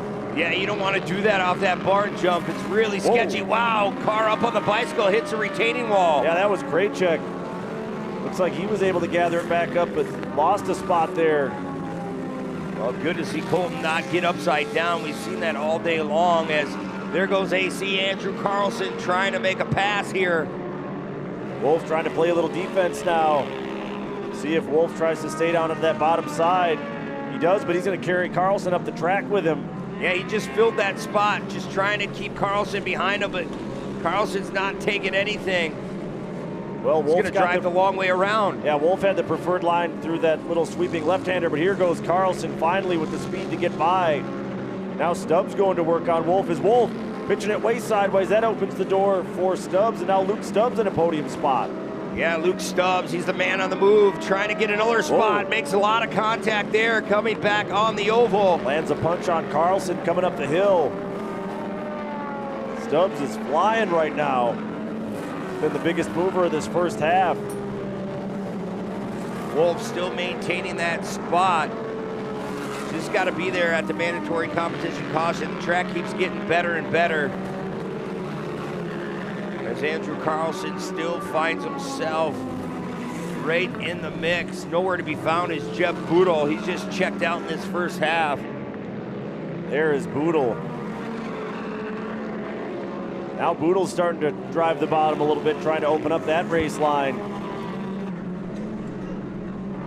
Boodle in control. There is Carlson trying to keep Luke Stubbs at bay. Stubbs still closing in, just inch by inch as they head for the chicane.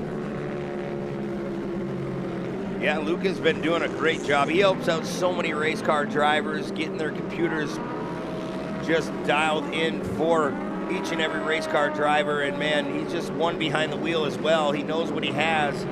He said it's getting faster and faster. I talked to him up in the grandstands.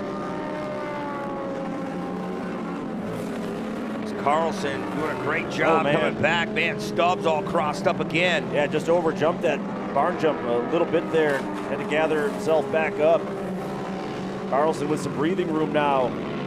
So we're about to come to the halfway point here in Pro Side by Side. Boodle is effectively all by himself. Absolutely dominant. Jeff Boodle gonna lead us to the halfway point with a big, big gap, almost 2 seconds faster than everyone. As we're gonna re-rack this field once again.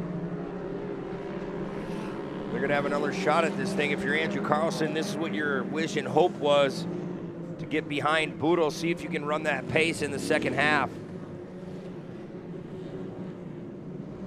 Another good look at Nathan Wolf. Was running up near the front for a moment there and settled back down into the 5th spot. And for more on Nathan Wolf, we're going to check in with Haley Shanley, trackside.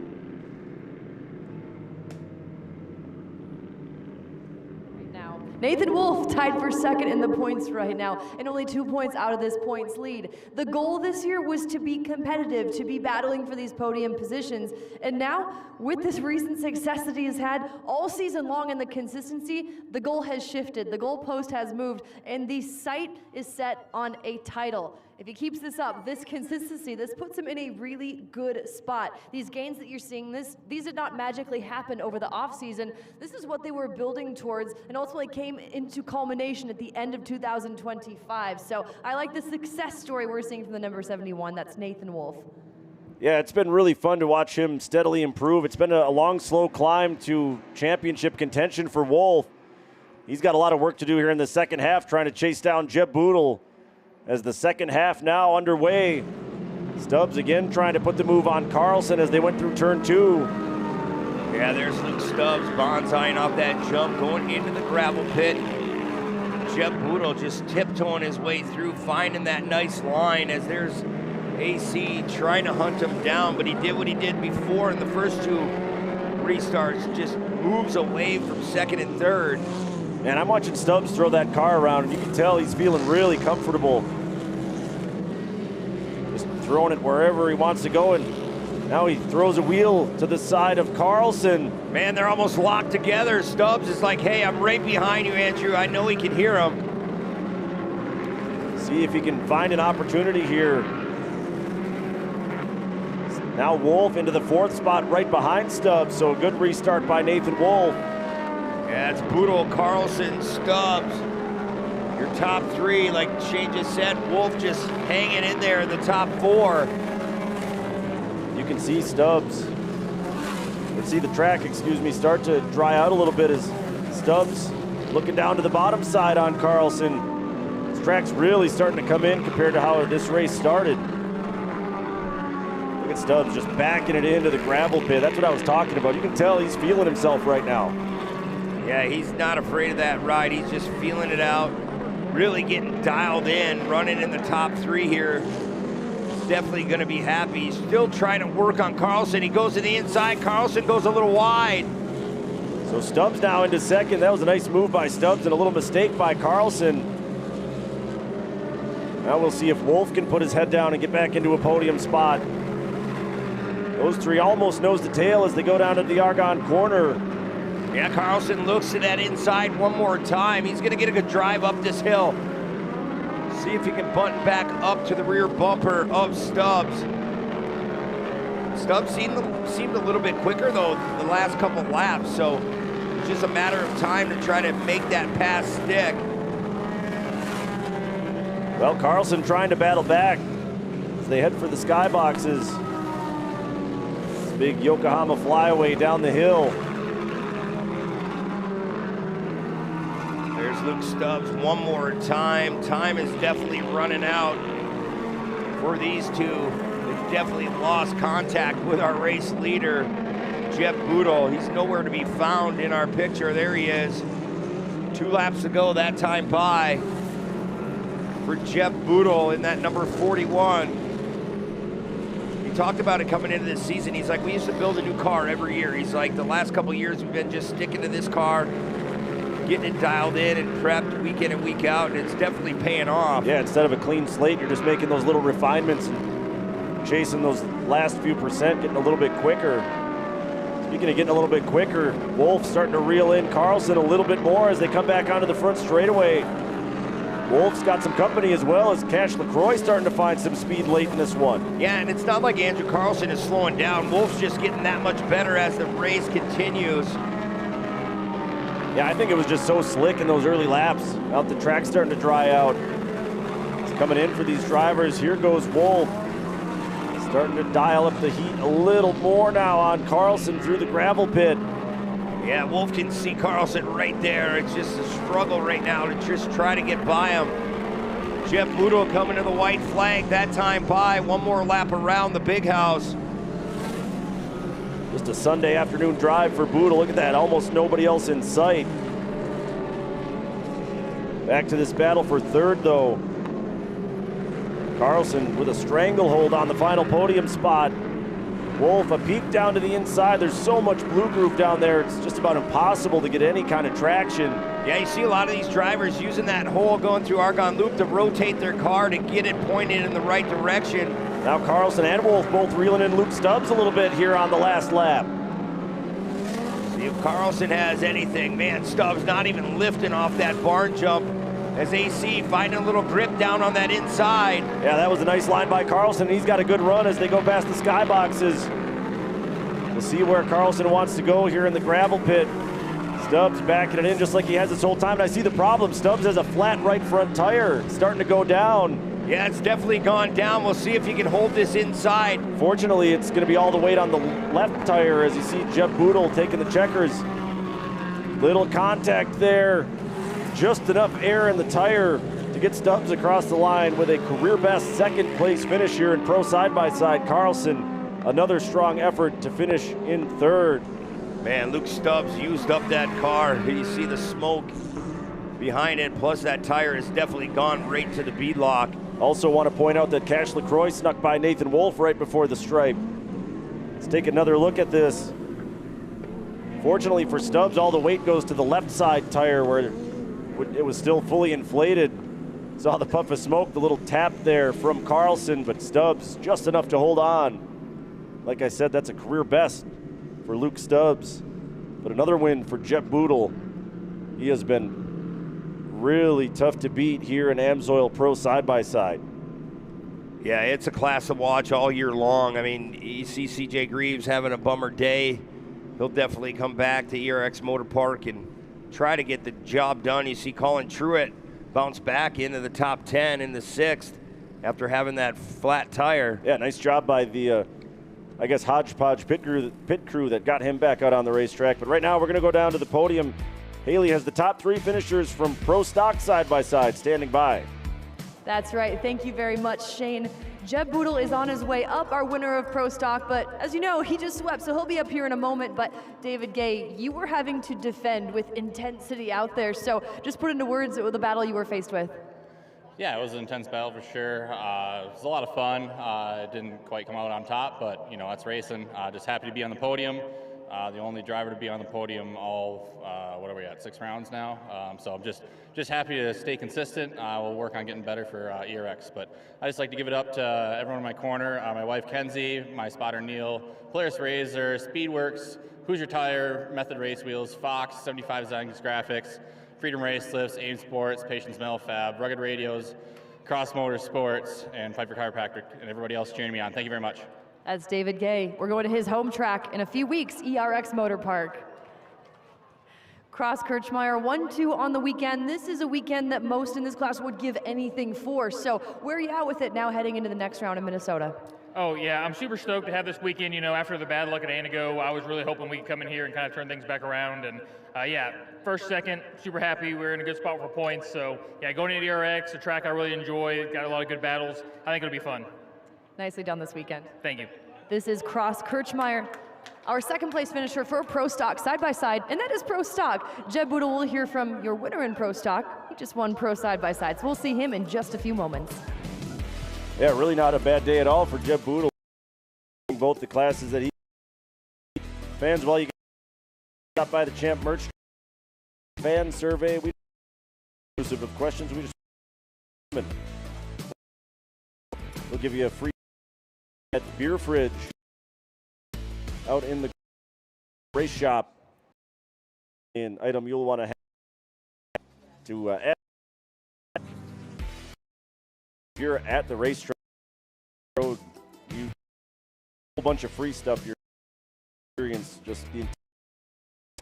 Yeah, favorite part of River or any track, get merchandise or posters. Vendors were huge. I know my dad would get really upset. Well, if you want a driver looking good as new car care product, free of your choice or the tire and trim AMSOIL booth there, and check out everything on friends at AMSOIL. And with that, we're going to go back down to the podium to chat with our top 3 from Pro Light here in round 6. Thank you, Shane. Michael Funk. Michael, this is a rebound ride after yesterday, so how does it feel to end the weekend on a high note? Yeah, definitely a good end of the weekend here. Yeah, definitely a bummer yesterday, but not much you can do about that. So definitely a good rebound today. Cool, I got 2 hole shots for the weekend, so wish I could have stayed in first, but that's racing. So truck felt good, and yeah, we'll get it prepped for ERX and have it ready in a few weeks. So I can't thank everyone enough who all supports me, especially my dad on Father's Day here, and it's his 50th birthday today, so that's awesome. Congratulations. Yeah, thank you. That's Michael Funk, and happy Father's Day again to all the dads out there. Matt Wood.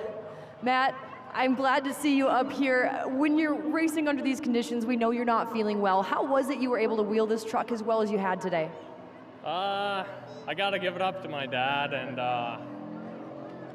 Uncle Rich. They worked on the truck.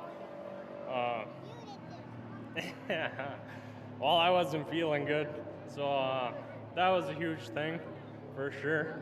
And then I just gotta thank, sorry. I just gotta thank all my friends and family and sponsors and everybody that gets us here. Great work. Feel better soon. That is Matt Wood. 2 podiums this weekend. But Connor Berry, weekend sweep for you. How are you feeling about your chances now going into the next round? We're approaching the halfway point of the season. You have been so strong. Yeah, I'm back and it's been fun. My truck is fast and just trying to be smart and smooth out there, and we were able to go out there and sweep. So going into like rounds 7 and 8, just gonna try to go out there and do it again. Great work. I thank you. That is Connor Berry, your winner for Pro Light and sweeping the weekend. Yeah, they're here. Giving those drivers a chance to cool off for a second.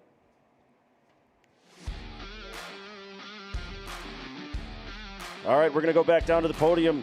Our final points podium here in round 6. Here are your top 3 from AMSOIL Pro Side-by-Side. Thank you, Shane. Andrew Carlson, couple podiums this weekend. We love to see it. You know, you were having to defend there throughout. So what was key to securing the podium today? Just staying in the dry, man. It was, I felt like that should have been our track yesterday after all that rain, but today, I guess, a couple extra laps in the water truck made it for an interesting race. Hopefully everyone's okay after that first lap. There's a couple nasty crashes, but yeah, I was in a tough spot. We came out really good that first lap out front. Thought we were going to get a single file restart starting out front and save the tear-offs. But yeah, had to battle our way. We got into first right as Boodle kind of passed both of us. So when it's that slick, it's just kind of a gamble going into those corners on the first lap. You got to kind of pick one and stick to it, and we picked the wrong line. So battled turning into that scoring shack. It was kind of our nemesis tonight, but I felt like we had speed everywhere else. But huge shout out to everyone at CM, you know, to be part-timers coming in here, showing up with a car that we haven't ran in a while, and getting on the box twice is good. Wishing we would have been up on top one of these days, but we still got that cup race tonight. So, but yeah, big shout out to everyone on the team. Sean's been killing on the prep, Jeremy and I, and all the boys have been busting tail to get that thing going. Dan, Sean, Jake, everyone at the crew. Big shout out to Polaris, Red Bull, Yokohama Tires, Fox Shock for getting that thing dialed in, John Grouse for all the help. Big team effort to get this thing up here, and yeah, we're trying to go out there. Happy Father's Day to my dad. Hope you're catching big fish. So yeah, go up in the cup race and we'll see what we got. We look forward to it. Cup race, then his home track in a few weeks at ERX. Andrew Carlson. Luke Stubbs, come on down here. Second place finish for this very tough class. This crowd is so loud for you. What made the difference for you today? We just put our heads down. We've been working on this car all year and trying to get it better and better, and we finally got something that kind of works with the suspension package and everything, thanks to King Shocks, and we did really good today. You know, we got the whole shot early, and the car just worked. We had the right combination of tires with Maxxis tires hooking up, and it just worked today on the wet and dry areas, so yeah, it was good. Congratulations. Thank you. That is Luke Stubbs, your second place finisher for Pro Side-by-Side. Jeb Boodle, a weekend sweep. You've had some great weekends, but sweeping the weekend for the side-by-side classes, that has to feel pretty well. So how's it feel leaving Crandon with this? Yeah, I'm just finally happy to break the Crandon curse. I've won everywhere else except here and 4 years trying, and we put a lot of work into this, and I'm just so proud to be able to do this for my team, my dad, for Father's Day. Happy Father's Day. I hope this is a good present for you. We bust our butts, me and him in the shop, and we put a lot of blood, sweat, and tears in this program, and I'm just so happy to come out here and do it in both classes. It's like I said, it was long in the works, and then to be able to sweep both cars after yesterday, we had some rough luck. So, like I said, Crandon isn't nice to us. So to be able to just come out here and do this today, leave here with some good momentum going to ERX, I'm just super blessed and proud. So I just want to thank everybody else to get up here, my family, my mom, my dad, Jason, all the family and friends back at home. Polaris Razor, Maxxis Tires, Impact Racing Gear, Vision Wheel, Durham Off-Road Park, Focus Mill Info Additives, Freedom Race Lifts, iBox Springs, Fox Shocks, Willwood Brakes, Grease Motorsports, Team DFS, Gilliman Innovations, just everybody, thank you. The hard work pays off. And how about that first Crandon wins for Jeb Boodle, for Pro Side-by-Side, and of course, Pro Stock Side-by-Side. Thanks, Haley, and nice job handling all the traffic down there with 3 sets of podiums going on. And well, for the fans who are here with us here on Sunday afternoon on a beautiful Father's Day, still a couple more races yet to come. We've got Rally X America's Round 2 finals. We've also got that Forest County Potawatomi Community Cup, and we want to give back to our fans a little bit with the good old-fashioned swag toss. So fans, you see Sadie down there kind of on the turn 1 end of the spectator area. She's going to be putting that arm to good use and throwing some swag up into the stands. Not sure if they called Nolan out of the bullpen or not to ply his trade as a pitcher here. Yeah, we've seen an ago how well it worked out. We've seen fans walk away with a lot of merchandise. Like Shane said, Sadie's right down below the fence, throwing the T-shirts.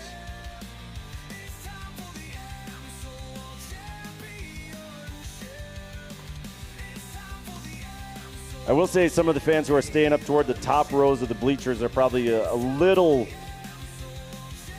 bit too much optimism for just how far you can throw a shirt uphill.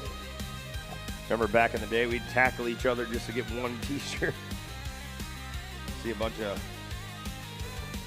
kids running up to the fence, shooting them out of the cannon as well, out of the truck.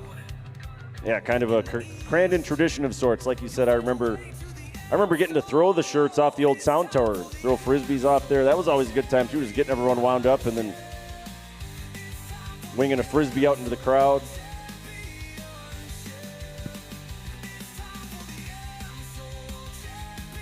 See some people handing shirts to one another. Hopefully it's adults handing the shirts to kids, which is really what you want to see. We've said it a couple times, if you come to a Champ Off-Road race and don't leave with something that you got for free, though, you're doing this fan experience entirely the wrong way. Now I'm seeing a few people run out of the grandstands to try to keep up with Sadie as she makes her way down the hillside. Yeah, we've thrown a lot of merchandise out the past 3 weekends now.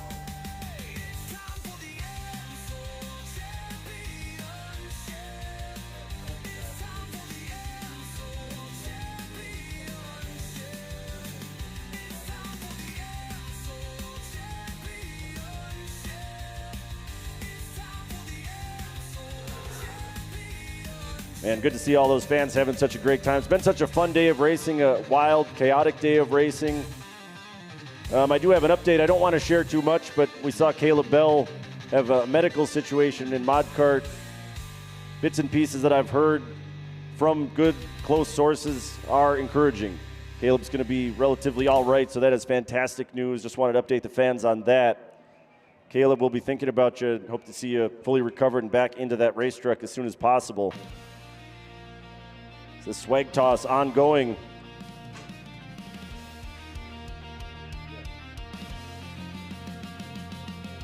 Sadie's going to need to ice that right shoulder by the time this is all over and done with. Yeah, mine's sore just watching throw it over the fence. Putting her through the paces. Well, plenty more fun on the racetrack yet to come here from the Forest County Potawatomi Brush Run Speed Festival. We'll take a short break, and when we come back, it's more Rally X Americas. You will hear from Jim Beaver and Tiffany Stone on the call for that. And then later on, the Forest County Potawatomi Community Cup as the grand finale. Don't go anywhere.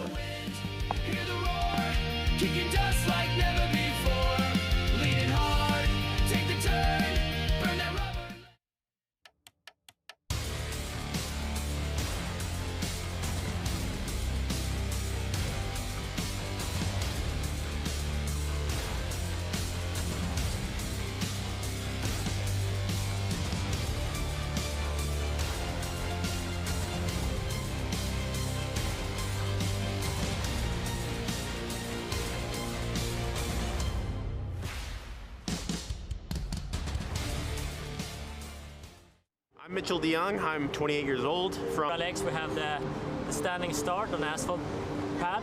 To get the pole is obviously a big advantage. So be consistent, work your way into getting the pole, and then just go balls out in the final and jump past some cars and take the win.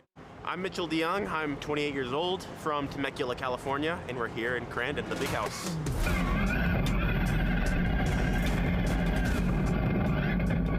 First ever Rally X America event. It's super cool to be out here. It was 14 years ago that I was actually here racing a pro buggy, and wow, it's didn't expect to be racing these cars at this track, but here we are.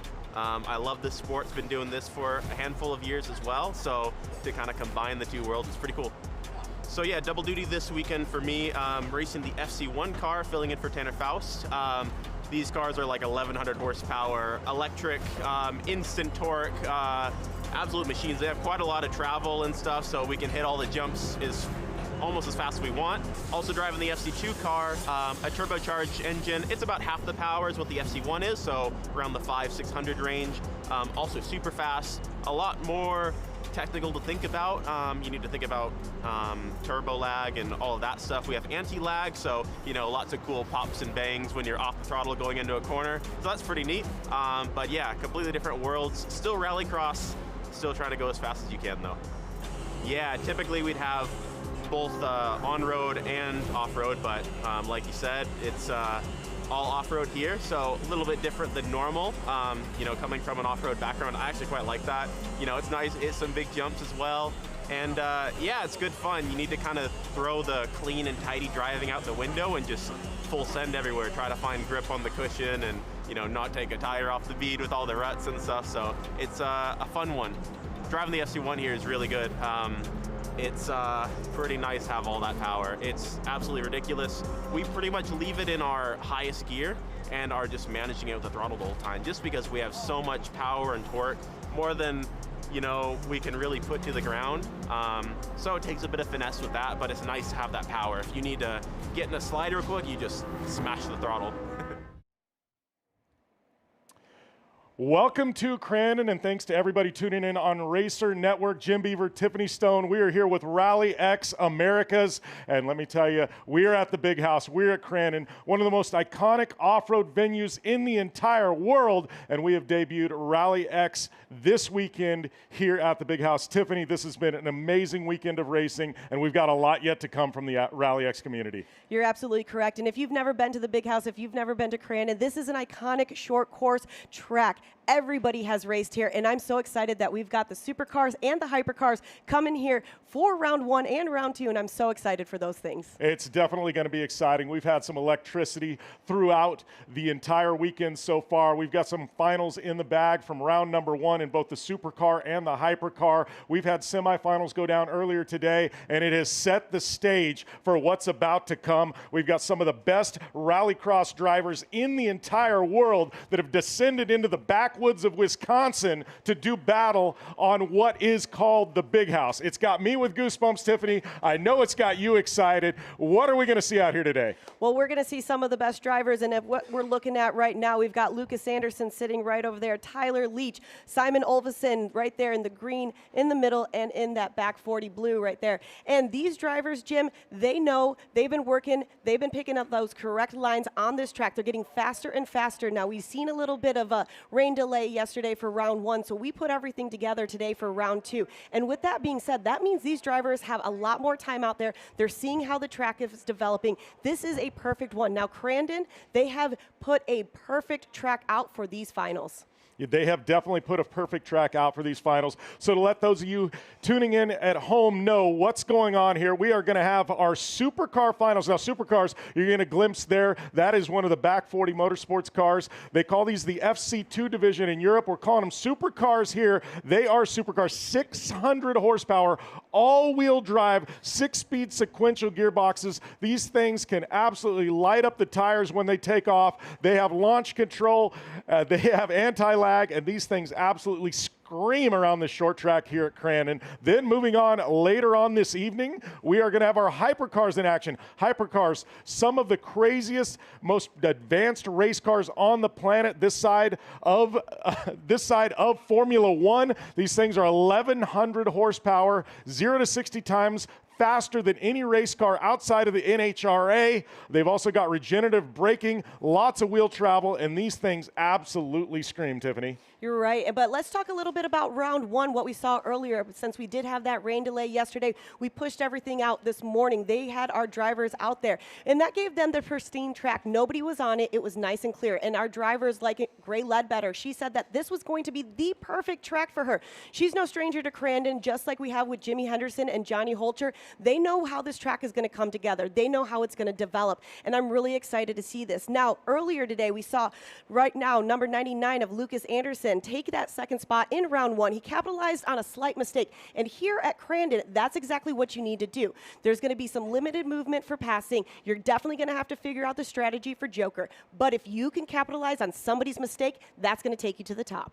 All right, so setting the stage on some of these drivers here, we've got Lucas Anderson. He's going to be starting on the inside of row number 1. Lucas Anderson, a rookie this season to the Supercar division. He's been racing in Europe, though. A couple of victories under his belt in the Rally X European Series, running both the South and the North Series. What a great driver coming over here from Europe. Outside of row number 1, we've got Tyler Leach, dirt track racer, making his debut here in Rally X. He was very, very strong earlier on today. Going to be a force there on the front row. Then moving on to row number 2, we've got Simon Olofsson.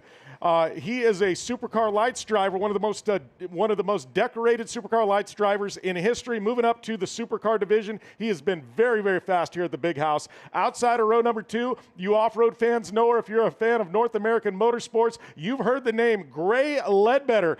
Punching her ticket into the finals earlier on today. She's going to be in the Motec car. That's that black and yellow and white car. Then moving on to row number 3, we've got Romet Cerna out of Estonia making his debut here in the United States. He's been a force in Europe all season long. Great to have him here at the Big House. And then outside of row number 3, a guy that has won a lot of races here at Crandon, Johnny Holcher, doing double duty this weekend, both in Pro 2 and as well as Supercar. So 6 cars on the grid. This one's slated for 5 laps. We also have that Joker in the mix as well. This one is going to be absolutely electric. We're waiting for these cars to get fired up. Lights are going to go out, and you're going to see that launch control go to work as they are shot down the front stretch into the barn corner here at Crandon. Engines rev, lights out. The final is underway. Looks like Lucas Anderson with a slight edge over Tyler Leach. And we're seeing Simon Olvesen make that pass over Tyler Leach going into second. Yeah, it looks like Gray Ledbetter getting bumped around there as well. And look at that, Romet Cerna moving his way from the back row all the way up. He knows he's got to push hard, get around traffic early. You don't want to get hung out to dry here at Crandon. So going there into the gravel pit, it is Anderson up front, Olofsson in second, and Romet Cerna in third. And what's really great about Romet Cerna, when we did have that rain delay yesterday, there's an iRacing sim racing with Crandon's track down below. So Romet was one of the drivers that did head down there and put some laps in. All right, so Lucas Anderson takes that top spot through lap number 1. We're going to see who dives out, takes the Joker here early on. So far, none of our leaders have elected to take it. That is 4 or 5 cars through. Nobody's taken the Joker yet. Right now, though, Lucas Anderson with a commanding lead. Looks like Leach possibly there in the back did take the Joker. Oh, little spin there by Olofsson, and it looks like Cerna got into him after the spin. Looks like it's going to collect Cerna as well. We're going to see if they're able to continue on. Now that's a tough break for Cerna and Olofsson as well. They've been having a hard time here for round 1 and 2, but now we've seen Gray Ledbetter head up in there. She's battling right now with Johnny Holcher. Now look at that, Holcher getting around her in the gravel pit. Gray gonna battle back, saying no, watch yourself there, Johnny Holcher. As Gray Ledbetter up and over the big leap, we got them side by side going into Calamity Corner. Now if we're looking at 2 of the drivers right now from Supercar, these 2 drivers right here have some of the most time on Crandon. Both of them, they love this track. Johnny Holcher was talking about how he's really looking forward into it. He was upset about some of his times earlier and where he was for round 1. So coming back right now for round 2, he is with a drive and he knows how to do it. Yeah, a little frustration from Johnny Holcher earlier when we caught up with him. Felt like he could do better, and he's really doing better here in the 1 ethanol car here in this final for Supercar. As we get a look there as Johnny Holcher working his way down the backstretch, trying to reel in Lucas Anderson, who is absolutely on a bender out here, flying into the gravel pit. And when we're talking about Lucas Anderson, now he's already had Supercar success. In 2024, he competed in this class in Europe, and he did have that breakthrough race victory on dirt in Denmark. So I think he's really knowing how Crandon's coming together, and it's showcasing it. Yeah, a little bobble there from Johnny Holcher, possibly a broken car maybe. Looked like he almost went into the barricade there. Maybe a tire going down causing him to slip up a little bit. Or excuse me, that wasn't Johnny Holcher, that was Lucas Anderson, both of them in the 1 ethanol cars. Now, what I really like about Johnny Holcher right here, he's been talking to us all weekend long, how difficult it's been going from Pro 2 to the Supercar. It's a 2-wheel drive vehicle into an all-wheel drive vehicle, and he says that it's a delicate balance of what he needs to do. So it's really nice to be able to watch him do that. All right, so Lucas Anderson up front, backing it in there. Beautiful shot as he carves his way around the gravel pit corner. Going to be chased down by his teammate in the 1 ethanol car, Johnny Holcher. But right now, Lucas Anderson with a commanding lead. A couple of victories to his credit in Europe already this season. Trying to have another one stamped here at Crandon as he's looking beautiful coming through there. White flag is out. You're going to see him take that Joker this time by. And when we're looking at it, though, right now, Johnny Holcher has the best lap time. He's got 49.640, where we've got Lucas Anderson with a flat 50. So if Johnny can be able to do that, and if Lucas makes a small little mistake, Johnny keeps that time, he's going to be able to capitalize on that mistake. All right, now looking back in the distance there to third, battle Tyler Leach getting the best of Gray Ledbetter as of now. So we got about a half a lap remaining. It is Lucas Anderson continuing to lead. Johnny Holcher laying chase. I don't know if Johnny Holcher's going to have enough time. It's going to take a mistake by Anderson, so we head into the gravel pit. And what I really like about Leach, if you've known him and if you know anything, he started racing in the dirt when he was 6 years old with midgets. So he knows how to take this track. If we're starting to see blue groove at all, he'll be able to take that and know what exactly it's going to happen. All right, so into Calamity Corner.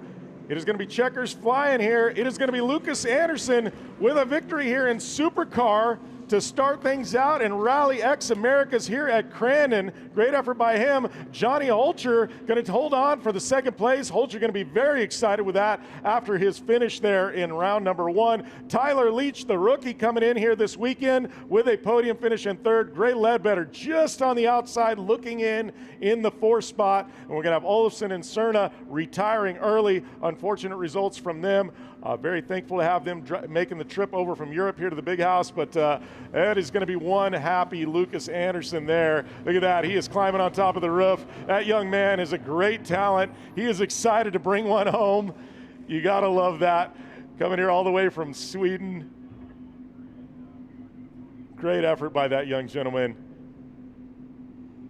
We're going to see him on the podium later. Can't even, he's slamming his radio cable in the door going, I don't need to talk to the spotter anymore. Let's go celebrate.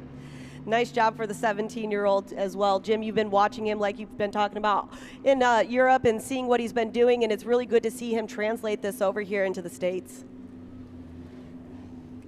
Well, we've wrapped up Supercar here. That means Hypercar is on deck. And one of our drivers that has been a dominating force so far this weekend, multi-time champion in Nitrocross, Robin Larson, was here, and we were able to catch up with him earlier on this weekend.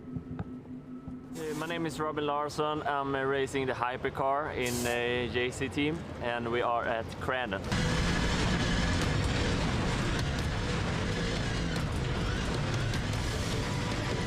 Time here in Crandon is special.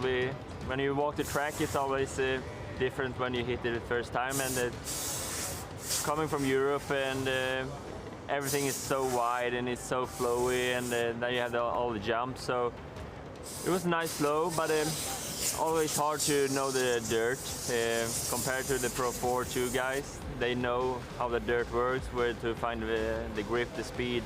So that's where I'm at right now, and try to find those extra tenths and get that magic feeling. And but overall, the track is amazing. The facility is so nice. So I missed the Pro 4, so I need to check them out later.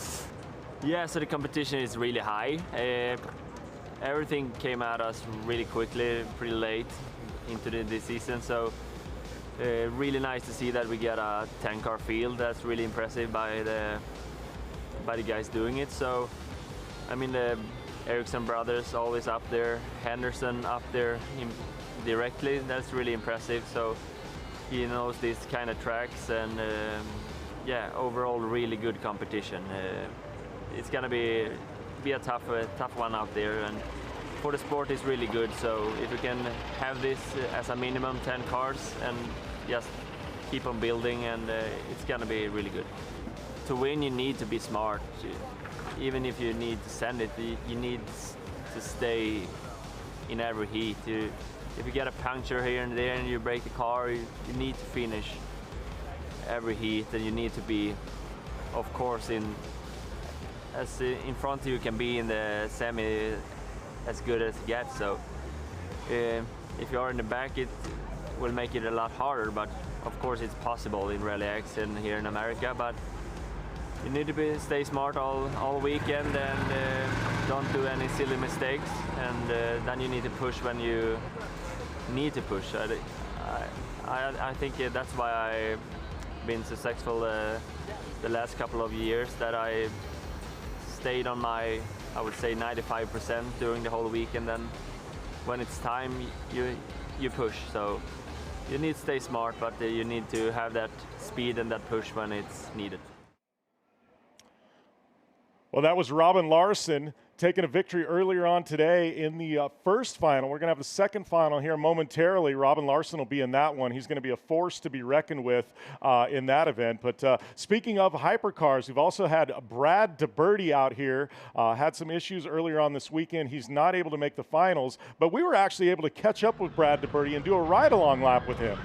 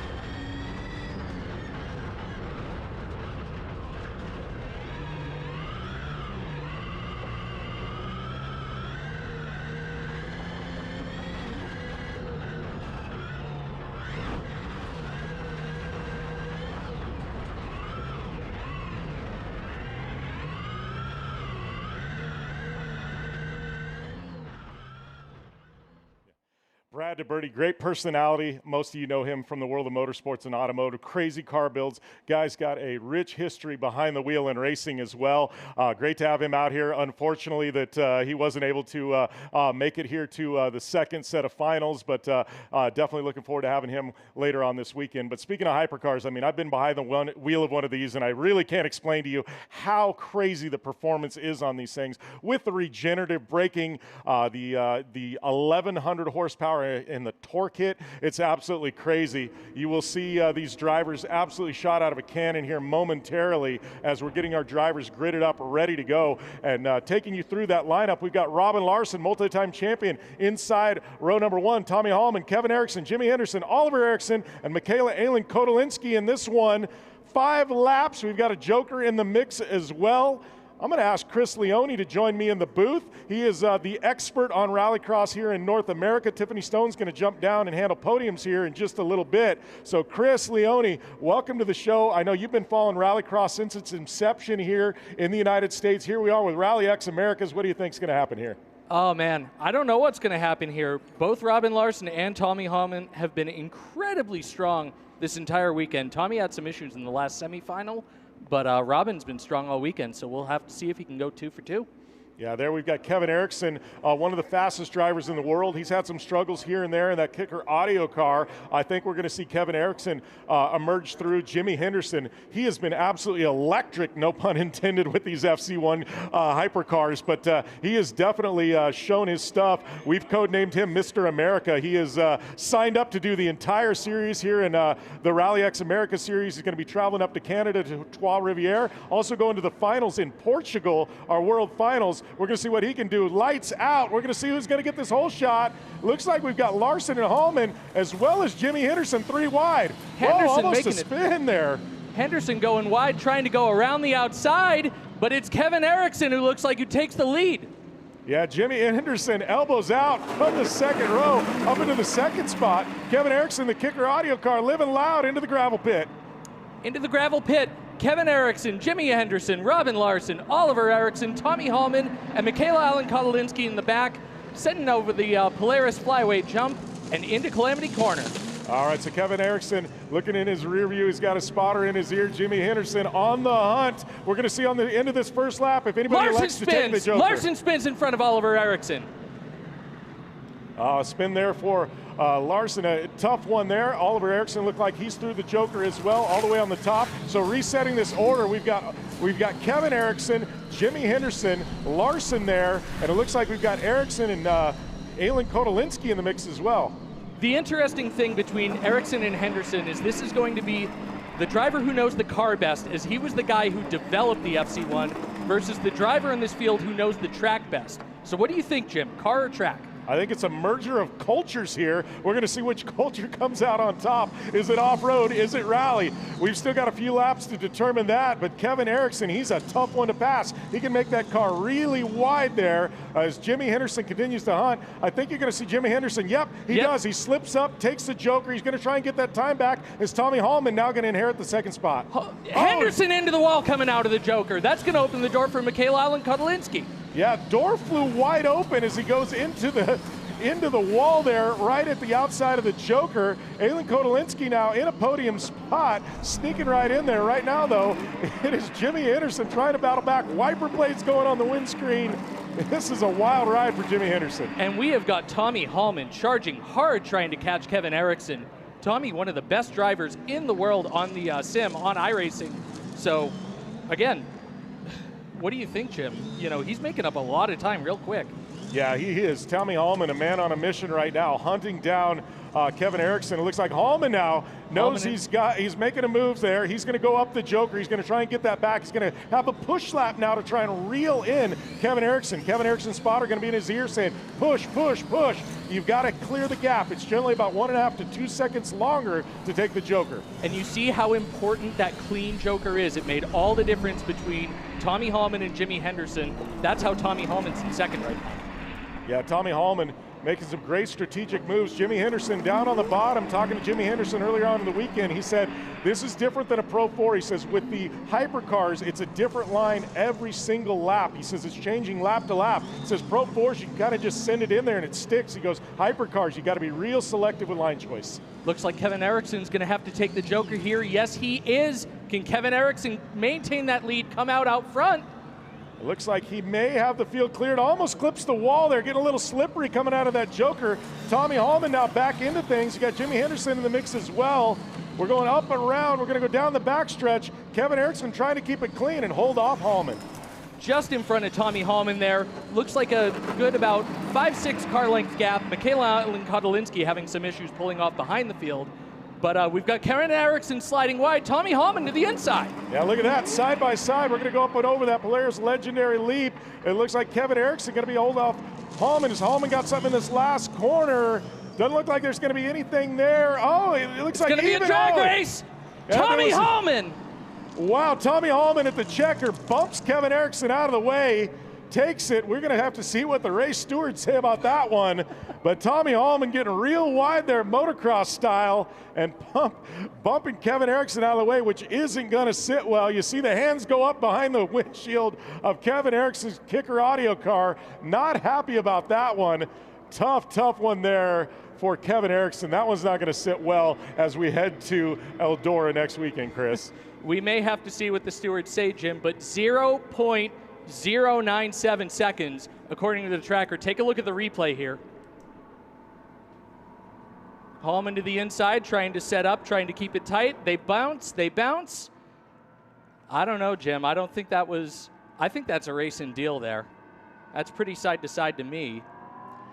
But I'm not in the officiating booth, and I would not envy anybody who is right now. No, we're going to see how that one wraps up. So we're going to come back. We're going to dissect things when we return to Crandon and Rally X Americas as we just wrapped up our Hypercar final when we return here to the Big House.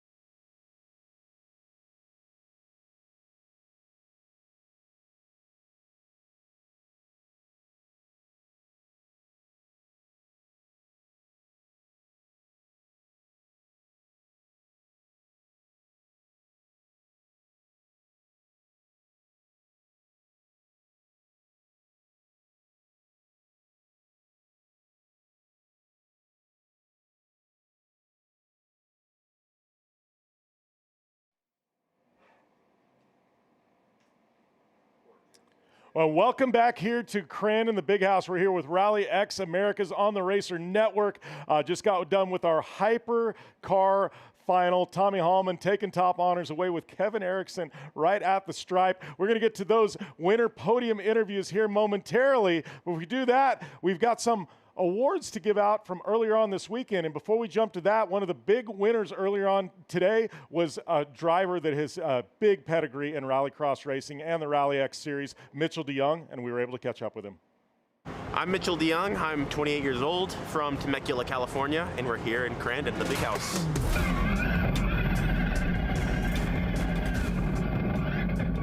First ever Rally X America event. It's super cool to be out here. It was 14 years ago that I was actually here racing a pro buggy, and wow, it's didn't expect to be racing these cars at this track, but here we are. I love this sport. It's been doing this for a handful of years as well, so to kind of combine the two worlds is pretty cool. So yeah, double duty this weekend for me, racing the FC1 car, filling in for Tanner Faust. These cars are like 1,100 horsepower, electric, instant torque, absolute machines. They have quite a lot of travel and stuff, so we can hit all the jumps almost as fast as we want. Also driving the FC2 car, a turbocharged engine. It's about half the power as what the FC1 is, so around the 500-600 range. Also super fast, a lot more technical to think about. You need to think about turbo lag and all of that stuff. We have anti-lag, so you know, lots of cool pops and bangs when you're off the throttle going into a corner. So that's pretty neat. But yeah, completely different worlds. Still rallycross, still trying to go as fast as you can though. Yeah, typically we'd have both on-road and off-road, but like you said, it's all off-road here, so a little bit different than normal. You know, coming from an off-road background, I actually quite like that. You know, it's nice, it's some big jumps as well. And yeah, it's good fun. You need to kind of throw the clean and tidy driving out the window and just full send everywhere. Try to find grip on the cushion and, you know, not take a tire off the bead with all the ruts and stuff. So it's a fun one. Driving the FC1 here is really good. It's pretty nice to have all that power. It's absolutely ridiculous. We pretty much leave it in our highest gear and are just managing it with the throttle the whole time, just because we have so much power and torque, more than, you know, we can really put to the ground. So it takes a bit of finesse with that, but it's nice to have that power. If you need to get in a slide real quick, you just smash the throttle. Mitchell DeYoung with a lot of race wins under his belt. We're going to catch up with him on the podium here in just a little bit. Mitchell DeYoung also going to be taking home the Dennis Reinbold One of One award. Dennis Reinbold been instrumental in rallycross in North America, been a team owner. A lot of drivers have come through his organization, was a big backer in the Rally X America series. We unfortunately lost Dennis about a week ago, but we are giving out a One of One award because Dennis Reinbold and their IndyCar team, the very first ever start the team took, they took a victory. So Rally X Americas from here, you know, on out, any driver in their very first ever start in the Rally X America series that win, they're going to take home a One of One award. So today we will be handing out 2 One of One awards, one in Supercar, one in Hypercar, and that means that it may be years before we have another One of One award given out. But today it's going to be special, and we're going to catch up with Mitchell DeYoung and all of our podium finishers when we return here to Crandon and Rally X Americas and our awards.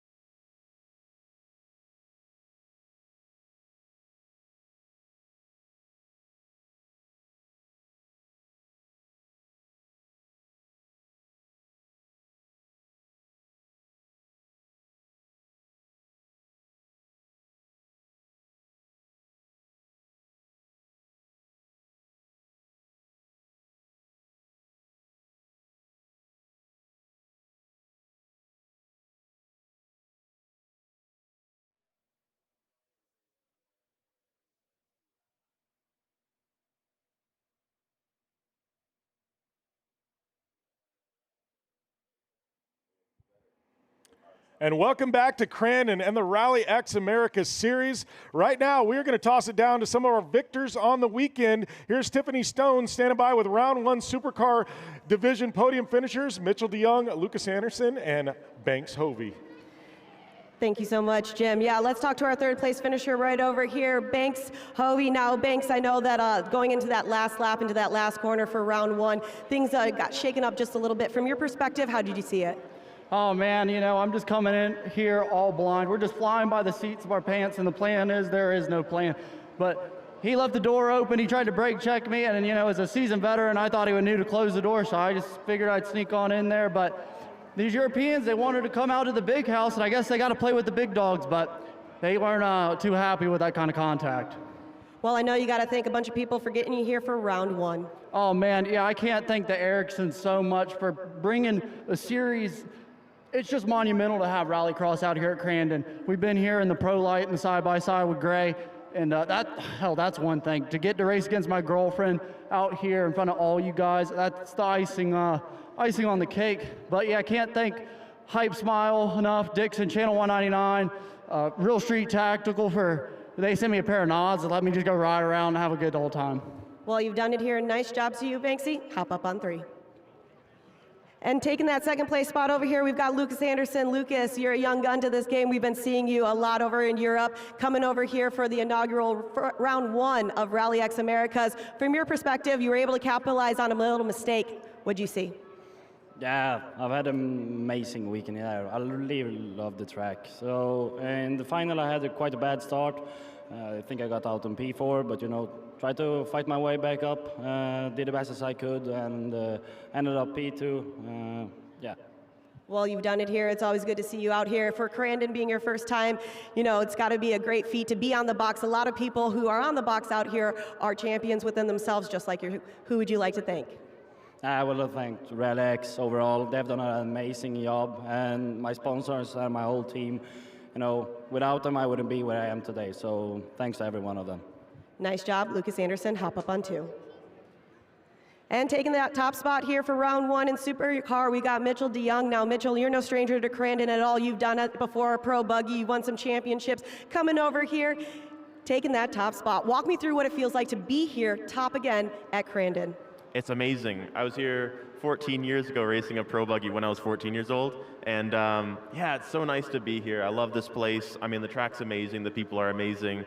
It's just such a nice laid-back atmosphere, and it's so cool that we can have Rallycross here. So big thank you to the series for, you know, letting us come here, Crandon as well. It's cool to kind of combine these both worlds, and it's been an awesome experience. Well, you've also won one more thing right down here, the Dennis Reinbold 1 of 1 award. Now, you can only get this on your very first race out, and you've done it here. Walk me through what it feels like to get that. Oh, it's such an honor. I mean, Dennis was such a great guy. I mean, I think everyone can speak here for how nice of a person was, and how much he gave back to the sport, and not just Rallycross, but all kinds of different racing. So yeah, this is a huge honor. Really appreciate this, and yeah, this is a great thing. And you know, I have to give a big shout out to all of my partners as well. Firstly, I need to thank Eric Gordon for giving me the call to fill in for him. He couldn't make it this weekend, so kind of found out that I'm going to be doing double duty this weekend between both classes. And yeah, jumped right in. Big thank you to the Back 40 crew. I mean, we went through quite a bit of parts this weekend, and they fixed it up every single time. Simon, Yosef, and Jim, Nick, my dad as well. Like, it's, yeah, it's been a big team effort. Wonderful. We'll take your spot up on number 1. One more big round of applause for your top 3 finishers right now. Round 1, Supercar. Back up to you, Jim.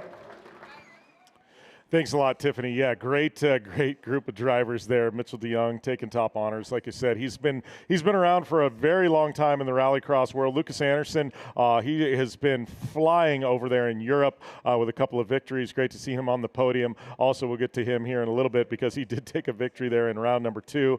And then obviously Banks Hovey. Everybody knows him from Channel 199 and all the shenanigans out there at Pastrana Land with Travis Pastrana and things like that. Great to see him behind the wheel of a Rally X Supercar, and definitely a great personality, and he has a whole lot of fun. It looks like we're getting a few more drivers getting ready to go there on the podium. We're going to have up next our Hypercar round number 1 contingent, which was Mitchell DeYoung, Jimmy Henderson, and Robin Larson, who also took home that Dennis Reinbold 1 of 1 award. So right now I'm going to hand it down to Tiffany Stone. Thank you so much, Jim. Let's talk over again. Once to you, Hypercar taking that 3rd spot, Mitchell DeYoung. Now, you already mentioned that you were doing double duty over here. How difficult is it to go from one car to the next, knowing that you got that call so last minute? It was an intense weekend for sure. A lot of the sessions were back to back, so it was immediately pulling up with the other car, hopping out, jumping in, suiting up, and the whole process of the car, how to launch it and everything is completely different. So it's been a bit of a mental challenge, but hey, you know, being on the podium and my debut in this is amazing. So I have to give a big shout out as well to Tanner Faust.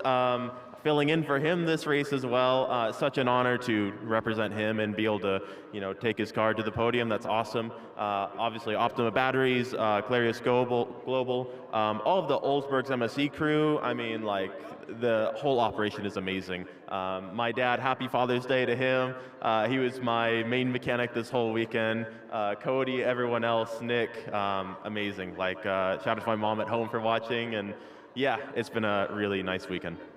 Well, big congratulations to you for a double podium here. Round 1, Crandon. Mitchell DeYoung, you can hop up on number 3. And heading over here to our 2nd place finisher, Jimmy Henderson. Really nice to talk to you. Every time you did something, no matter what you did, the crowd was just like this. Jimmy, you said that this was kind of your home track and you had a lot to learn coming from Pro 4 over to the Hypercar. It's a little bit different. Walk me through your weekend. Yeah, it was a great weekend. We came out really fast. I was actually surprised because the caliper, the field, and the talent that's in the field. So I was surprised that we were able to be fast qualifier. But as the weekend went, the first time we went out and we actually raced and competed with each other, I realized how good they are. Consistent, awesome experience to run the Hypercar. Great car, but as the weekend went, we were able to get our bearings about us and pulled off a 2nd. So awesome start to our FC1 career. So we'll see where it goes from here. Well, I know there's a bunch of people supporting you and hoping that you were going to get on that box because they were cheering. So who would you like to thank for Crandon round 1? Yeah, I really want to thank everybody. You know, Rally X is an awesome series, so thank them. Thank the Flannerys, everybody at Crandon, the fans of Crandon. These are the best fans in the world.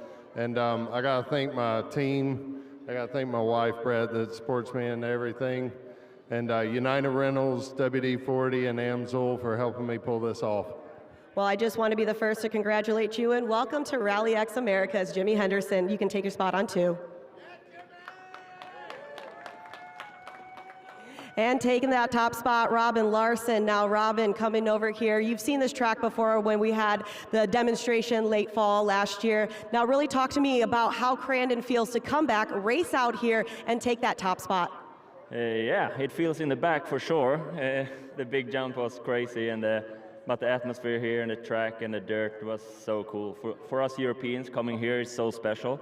So you could see Jimmy was hitting the speed really quickly, really impressive in a new car. But yeah, I thought we were working on it through the weekend, and get a P1 was a really nice start of the season. Well, we also want to congratulate you on the Dennis Reinbold 1 of 1 as well. I know this award is very, very special for you. You've driven for him before, and having this, I'm already getting goosebumps, so I can't imagine how you're feeling. Walk me through what it's like to get this right now, round 1. Yeah, it means a lot, and this one's going to the shop for the guys in Indy, so it was really special to win the race 1. So he's been doing a lot for me. I wouldn't be here without him, so racing in America is all thanks to him. Well, anybody else that you want to thank for this Hypercar round 1 top podium? For sure the team, and also Andreas Eriksson and all the guys who's working the butts off to make this happen, and Crandon for put a hell of a show. Nice job, Robin Larson. Hop up on number 1. One more big round of applause for your top 3 finishers in Hypercar round 1 at Crandon. Back up to you, Jim. Thanks a lot, Tiffany. Yeah, it was great to see that, and you know, what a great guy to be able to win that one. Looks like I know we're getting short on time here. We got to start the Forest County Potawatomi Community Cup here momentarily. So trying to get word here if we're going to continue on with podiums or if we're going to toss down to the race. But it looks like we are going to do one more podium. So this is going to be our Supercar class here that you just saw on Racer Network with Lucas Anderson, Johnny Holcher, and Tyler Leach. Looks like we are waiting on some drivers here.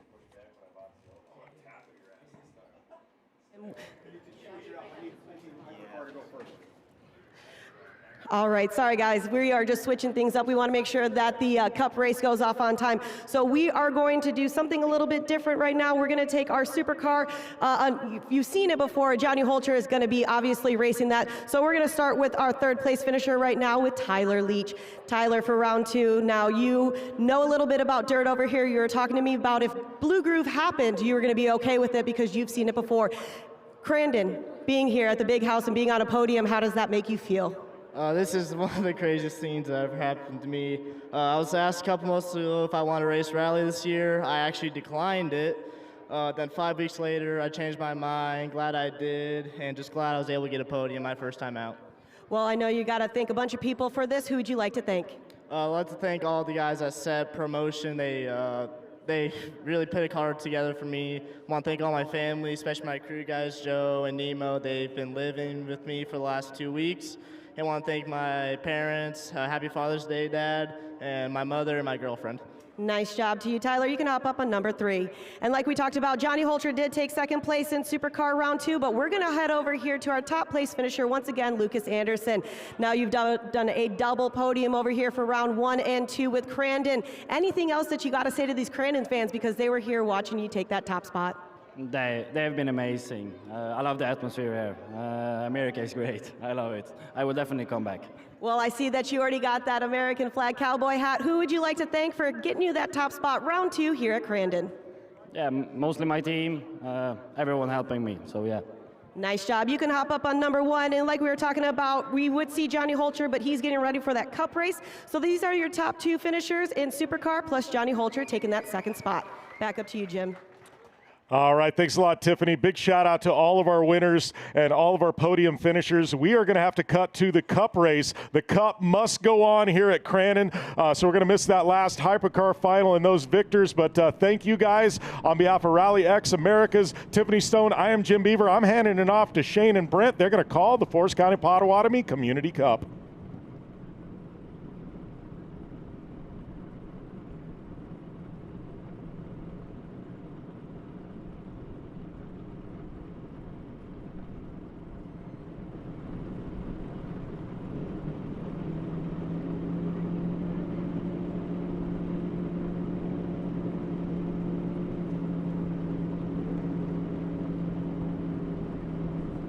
All right, thank you so much, Jim. So cool to have Rally X Americas here in the house for the Forest County Potawatomi Brush Run Speed Festival. But with that, there is only one item left on the docket for this weekend, Brent. The Forest County Potawatomi Community Cup Pro 2s versus Pro 4s. This has given us some iconic moments over the years, none bigger than what we saw last year. We know just how exciting these challenge races between the Pro 2s and Pro 4s can be. Yeah, absolutely. These are the big dogs of the sport. Pro 2, Pro 4, big horsepower, big straightaways. This is the big house, and this is where you want to win, especially on the Cup day. We just got to give kudos to all the drivers, Shane, that have made it back to the pits in their off time all afternoon, prepping these trucks, getting them ready to rock and roll. We got a good Pro 2 field as well up front. Yeah, let's run down the competitors here for the Forest County Potawatomi Community Cup as they take their sight lap. First up, among the Pro 2s, he hails from Garden Grove, California. Already with the win this season right here at Crandon in yesterday's action. They call him Ricky G. It's Ricky Gutierrez. Right behind Ricky G. From Abrams, Wisconsin, in the number 44 Yokohama Tires ride, Johnny Holcher.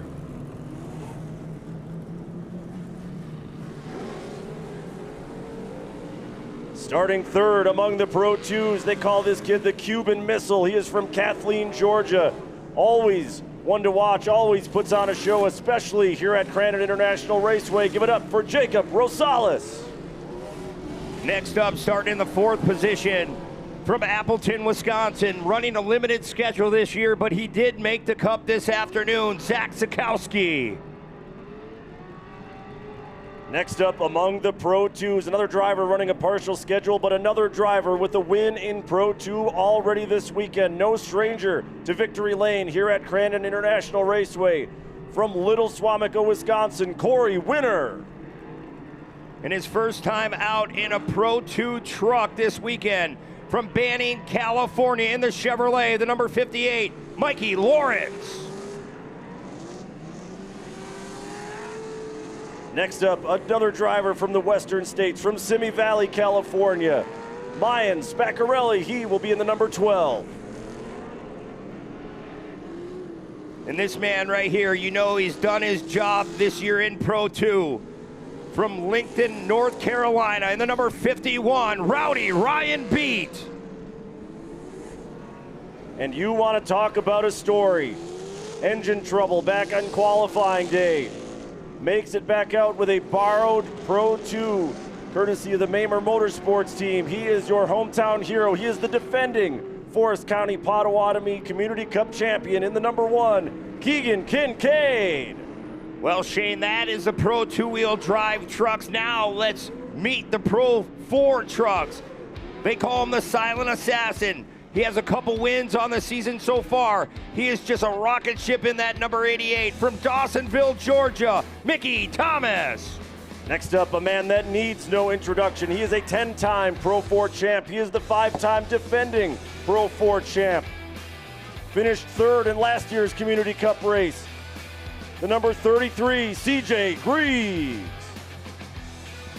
And from Conyers, Georgia, in the United Rentals ride, the number 44. This man has been very, very fast all season long. Let's see if he can get it done today. So yeah, that's what it comes down to, though, Shane. All that number counting, and we'll give it to you as the race progresses, but watch as the Pro 4s will have a lot of work to do to get through these Pro 2s. But the track's in prime condition. They didn't lay down a lot of moisture, so the Pro 2s should have a good track where they can follow that cushion until the Pro 4s start coming through that field. Let's talk about what else is at stake. We know that Cup races at Crandon, that is how you build your legacy as a racer. 3 drivers in the field have won a Forest County Potawatomi Community Cup. Keegan Kincaid, a 3-time winner. CJ Greaves, also a 3-time winner. Johnny Greaves, a 6-time winner of the Forest County Potawatomi Community Cup. Those 3 have combined to win 9 of the last 11 of these Cup races here at the Brush Run races. Those 6 for Johnny Greaves make him the all-time leader in wins. If Keegan Kincaid can win another one, that will be 4 for his career, tying him for 2nd with the great Rob McCachran. A couple other drivers with multiple wins. Jeff Kincaid, Carl Renzetter, Jack Flannery, Kurt Leduc, each and every one legends in their own right. 2 wins apiece. And that's a lot of lip service to the guys that are the favorites to win this race, right? Well, how about a couple winners in the past who have been maybe unlikely winners? 2005, Josh Baldwin. He had single-digit career short course wins. One of them was the Forest County Potawatomi Community Cup. Just a few years later, in 2008, in a mud race, Kent Brasho came out on top of the field in this Cup race. Oh, I remember back in the day, Kent Brasho just in that White Lightning Chevrolet. He got the job done, just like Josh Baldwin. That's just huge, right, for your career. If you can't win a lot of races, you want to win the big one here at the end of the weekend at the Big House. So great to see Keegan Kincaid back out there once again. These Pro 2s are going to have a great track, like I said. It's going to get fast. Another fun note, as it is Father's Day that we're celebrating here at Crandon International Raceway, 3 father-son duos have been winners of this race. Obviously, Johnny and CJ Greaves, each with several wins to their names. Jeff and Keegan Kincaid. And then, of course, Crandon legends, Jamie Flannery and his father, the Hall of Famer, Jack Flannery, also winners of this race. Yeah, Shane, it's been just a great race year after year. And like I said, it's going to be a host of Pro 2s that are going to take off well before the Pro 4s We do not know that time gap, so pay attention as they're checking them off one final time. As you see Ricky Gutierrez on the inside by that wall. That preferred line is where you want to be going into Forest County Potawatomi turn number 1. And ladies and gentlemen, Faye is in the tower one final time this weekend. Let's wait for it, Crandon. Here we go. The board slides across. The Pro 2s are taking the green flag. Get on your feet. There is thunder in the valley. Pro 2 storming down into Forest County Potawatomi turn 1. They are 3 wide. Looks like Ricky Gutierrez is going to slide in front and take that whole shot. Man, Rosales way wide coming out of turn 1. Had to gather it back up. He'll slide in third behind Winner. We'll watch these Pro 2s get out and just try to run as far away as they can before those Pro 4s get cut loose. Holcher up into 4th. Zakowski comes out in the top 5. Well, the Pro 4s are unleashed. They're coming through Forest County Potawatomi, turn number 1. Who's it gonna be? It's CJ Graves. CJ leads the charge for the 4-wheel drive trucks. Johnny going way wide, clips a tractor tire. Well, he got lucky right there, Shane. He could have went upside down. As we go back up front with the Pro 4s. Sounds like we had a 35-second gap there for the Pro 4, so they got a lot of work to do. Absolutely. We will watch the lap times and see what kind of pace those Pro 4s are running compared to the Pro 2s. See the Pro 2s back in the Argonne Loop running the full track layout here at the Big House. CJ Graves, the Silent Assassin, down as the Pro 4s making their way past the finish line. Henderson looks to be parked right now. He got contact.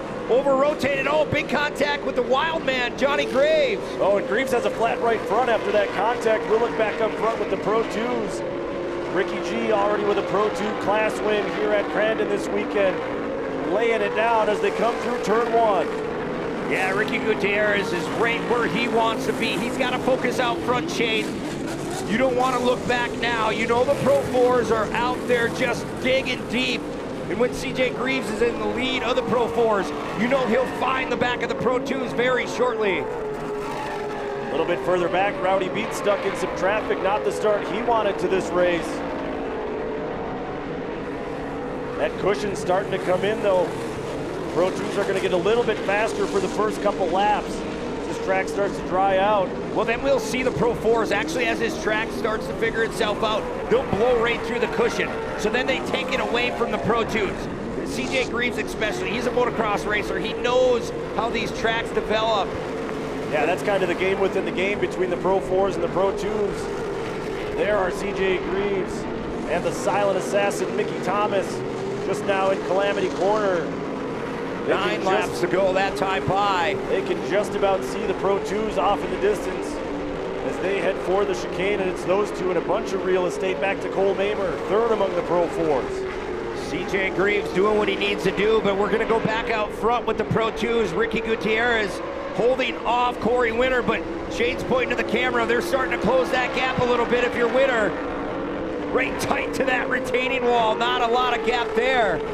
Man, Winter just on the razor's edge there, trying to run down Ricky G. Now this is part of the game within the game as well. You don't want to fight your Pro 2 competitors too much. You got to kind of give each other space to work so you can keep that interval as big as possible back to the Pro 4s. We'll see how hard they battle one another. Yeah, you can't really take away from one another. If you're Ricky G, you're just hoping to hold that gap as long as you can. Corey Winter in that race glass 4, just trying to dig across, going right through the middle of that turn. He's finding something though, he keeps working that. Oh, Ricky G setting it up on the bicycle, putting it back down with Joey Chipwood style. Nice save there by Ricky G. He'll hold the point as they go back into the Argonne corner once again. Gutierrez leaving a little bit of an opening there for Winter. And already look at CJ Greaves coming by what will be our finish line. He is starting to hunt down the Pro 2s. Keegan Kincaid has a mirror of CJ Greaves as they're coming out of Cowboy Corner. Boy, Ricky G, he showed up to play this weekend. Yeah, Winner's still trying to reel him in. You see Rosales a distant third as they come into Forest County Potawatomi turn 1. Flat out, pedal to the metal. Just listen to him sing through Forest County Potawatomi turn number 1. Just smashing that right front down in the barn turn, Shane. And Winner was almost on Gutierrez's bedside as they came into turn 1. You see Ricky G pulling back away just a little bit. Uh-oh, the Pro 4s have caught the Pro 2s. Oh, Kincaid having some big problems. Yeah, Greaves and Thomas both able to get by Kincaid. Starting to intermingle with one another. You got to think that some of these Pro 2 drivers are talking to the Pro 4s before this race, like, we need to help each other out. You don't want to let Mickey Thomas and CJ Greaves get by this easily. He goes right by Lawrence like he's standing still. Yeah, that just tells you the speed and the traction difference from a Pro 2 to a Pro 4. Thomas still running that same pace as Greaves. Let's look at the lap times. Man, those Pro 4s are about 5 seconds, about 4.5 seconds faster per lap right now. Wow, we seen 3 seconds faster last season for this race, but I'm telling you, definitely picking a lot of speed up for the Pro 4s. Look at them just dancing into that corner. Well, what makes it more and more difficult, though, for the Pro 4s is that each Pro 2 you pass is a faster truck, so it's going to be tougher and tougher, especially as they work their way up to this lead pack. And meanwhile, Rowdy Ryan Beat has now slipped into third. He's gotten past Jacob Rosales. Yeah, Beat is starting to move forward little by little as Ricky G still maintaining that lead. Just bonsaiing off that jump again. I don't know how much longer those trucks can take that beating. You can just tell those fastest Pro 2s are pushing the pace absolutely as much as they can, just running on that ragged edge right now. Saw Gutierrez pull a tear off right before he pitches that truck sideways into the Polaris gravel pit. There you see the lead pack of Pro 2s up and over the Polaris jump. Well, look at CJ Greaves and Mickey Thomas already through the gravel pit. They can see him. CJ's looking out the right side of his truck. He can see Ricky G right there. First, he'll have to work his way past Zach Zukowski. Oh, Greaves makes a mistake. That was a big mistake, and he is broken. CJ Greaves out of the race. Thomas now takes over among the Pro 4s. Man, CJ Greaves earlier in the day was upside down right there. That is not a place he likes here at Crandon this weekend. As now the silent assassin, it's going to be up to him to dig through these Pro 2s. And there are no other Pro 4s in sight to put any kind of pressure on Thomas. Rowdy Beat trying to close in on our 2 leaders, Ricky G and Corey Winner, as they come out of Cowboy Corner and back onto the Walker Evans starting line straight away. Shane, you see how loamy Cowboy Corner was? The Pro 4s have been digging through there, so the Pro 2s really have to tap dance through there, and it's not easy as here comes Mickey Thomas now by Rosales. He just flew by Rosales through turn 1. Not a lot of sand left in the hourglass for our lead Pro 2s. Gutierrez and Winner are going to have to be just about perfect the rest of the way. We are just about to the halfway point of this race.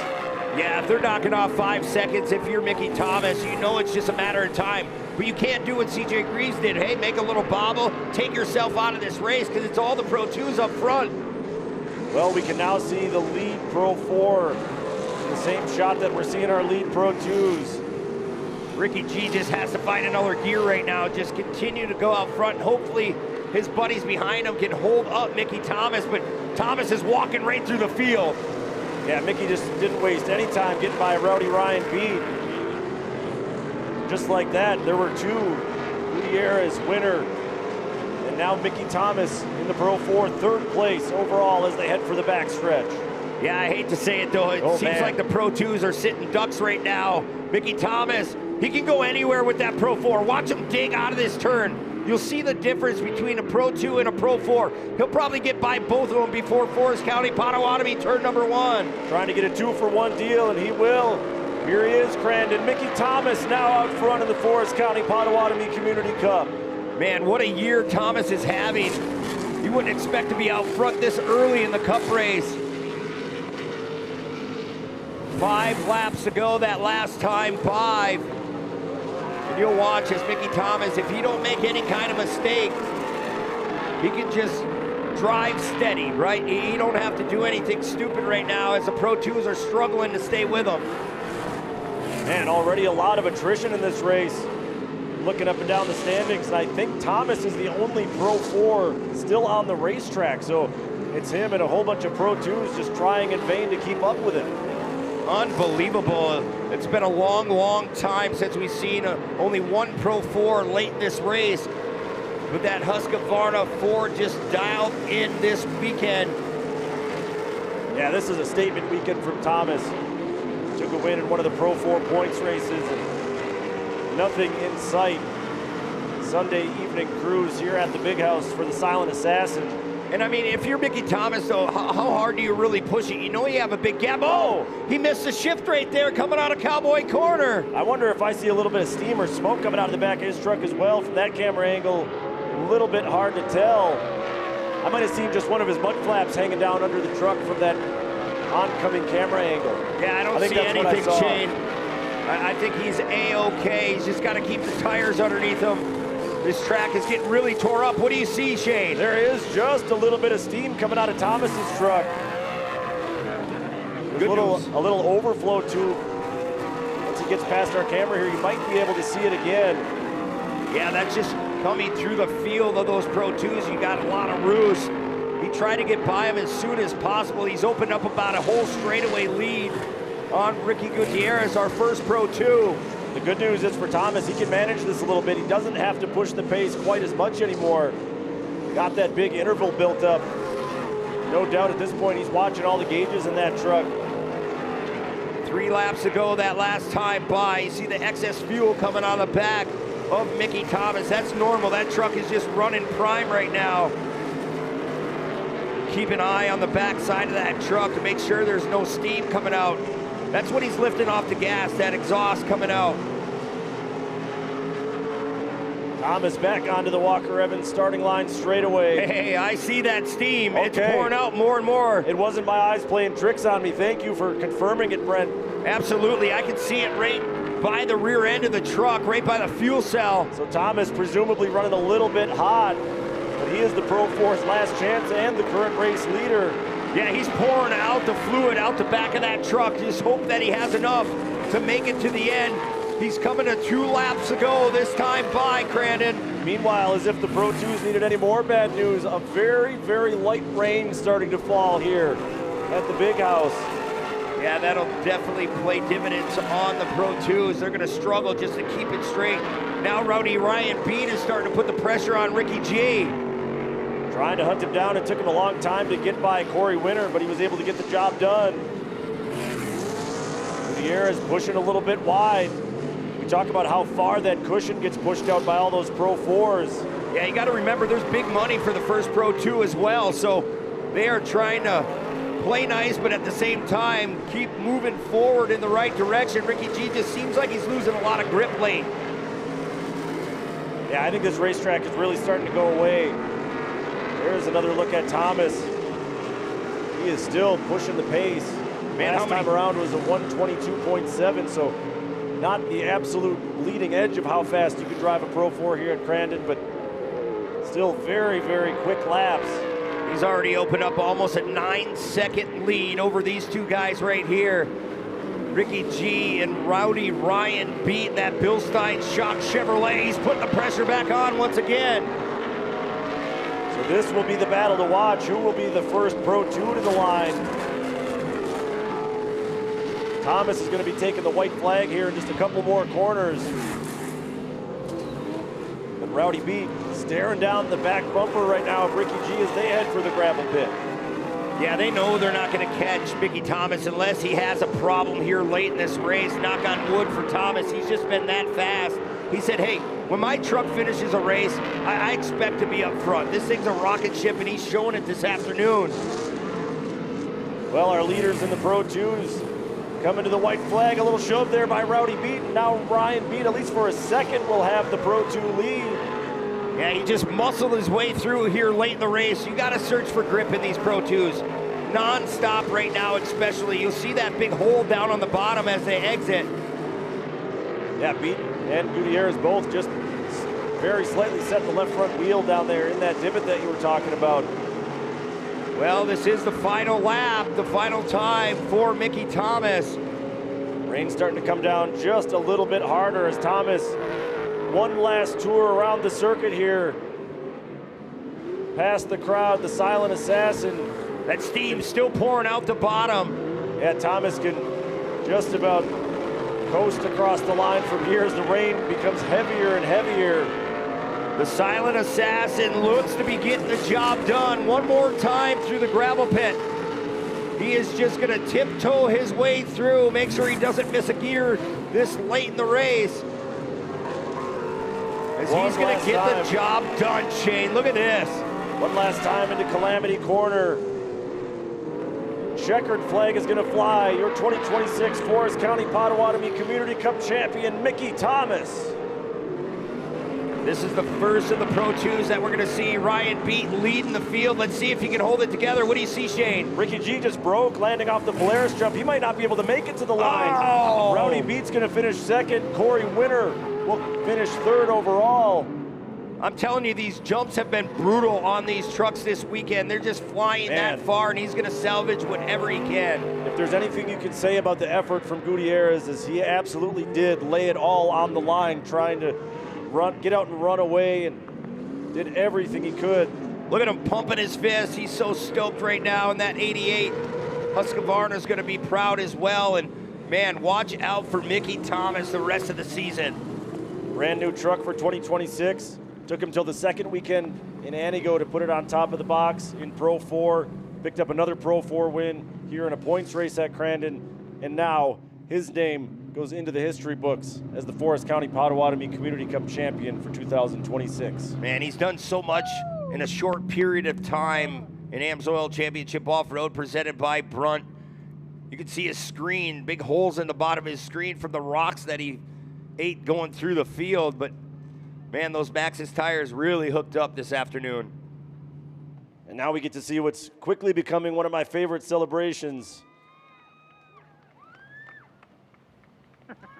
I thought he'd pull out the silent assassin celebration, but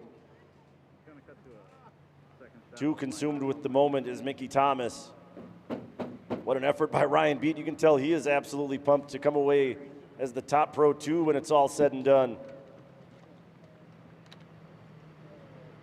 Great effort by Corey Winter, too, just to stay in the fight right down to the end.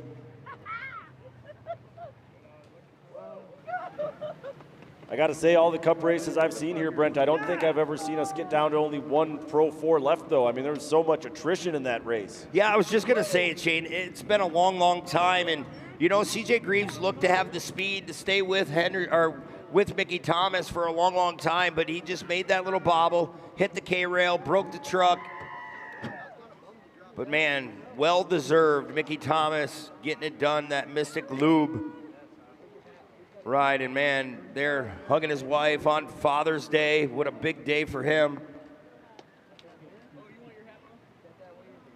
Yeah, he saw Mickey Sr. down there to celebrate as well. About the best Father's Day present Mickey Jr. could have given his dad. How about Chad Matag? Building that truck in less than 65 days. Just getting it perfect, right? All the geometry, what you have to do with the drivetrain on these Pro 4s to keep them alive is just amazing. These trucks are $300,000-$400,000 if you wanted to buy a new one, and I'm telling you, they really do work when they do. And you look at CJ Greaves, last year's points champion, not where he wants to be, but he'll fight and live another day. Yeah, no doubt he'll come back swinging when we come back here to the big house and the World Cup Sunday. But Mickey Thomas, the man of the hour here at the Forest County Potawatomi Brush Run Speed Festival. A little bit of rain continues to drench the fans who have stuck around. Let's go back and take a look at what we saw in the Forest County Potawatomi Community Cup. First on the Pro 2 start, Rosales looked to almost have the whole shot, and then Gutierrez able to slide in front. CJ Greaves, the first to turn one among the Pro 4s. Yeah, CJ Greaves looked to have the speed. Like I said, Johnny coming through there, clipping that tractor tire. And this is where CJ was just trying to drive away with the Pro 4s. Henderson getting into some trouble. He broke his truck. Like we said earlier, we only had one Pro 4, and it was this guy right here, the silent assassin. Yeah, Keegan Kincaid, you saw him exit that race early there is the incident that took CJ out of the race. Tough break for Keegan, tough weekend for Keegan. Very cool that Cole Mamer put him in a backup truck that they had to let him run this cup race. Yeah, then we were worried about Mickey Thomas. We seen that steam starting to pour out as Ricky G was still maintaining that lead. And then when we were calling the race, I said, this is where you decide what a Pro 2 and Pro 4 is. And he just walked by both of the Pro 2s on this straightaway and never looked back. Yeah, then a little bit later on, things got hot and heavy coming to the white flag between Rowdy Beat and Ricky Gutierrez. But nobody had anything as rain fell in the late laps for the silent assassin. And then right down to the wire, Ricky G, left front suspension folded up on him. Ryan Beat, first Pro 2, second overall across the line.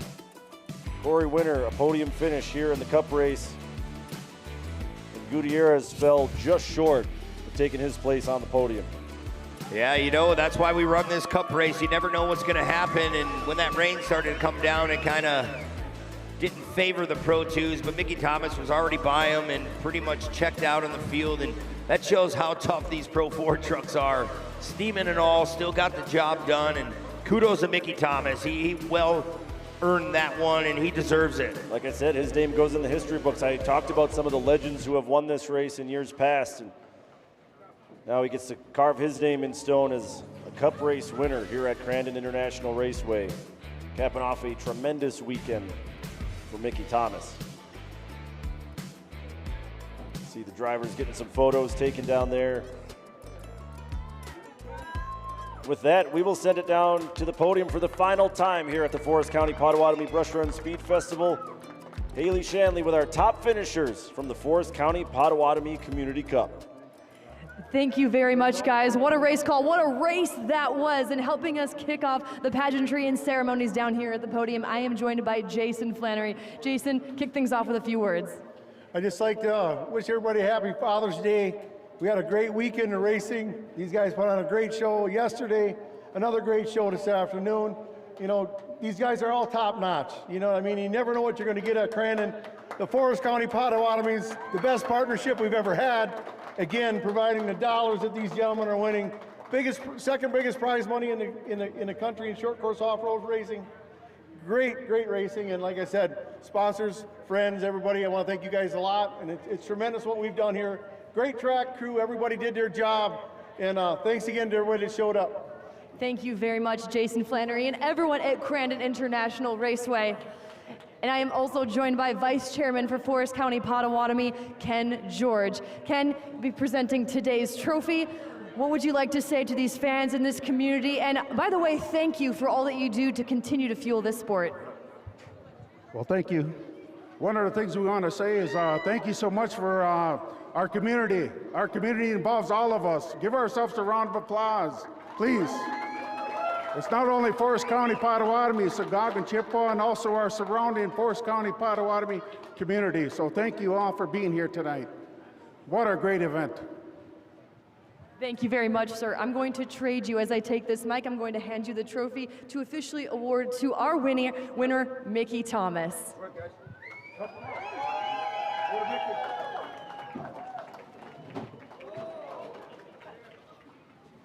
Take a picture of Mickey. And we're going to grab a word with our winner here. As we continue on with our celebrations, Mickey Thomas, come on down here. You, sir, have been on an absolute roll. The wins you've been collecting and now this, where does this cup race win rank among your career's most meaningful accomplishments?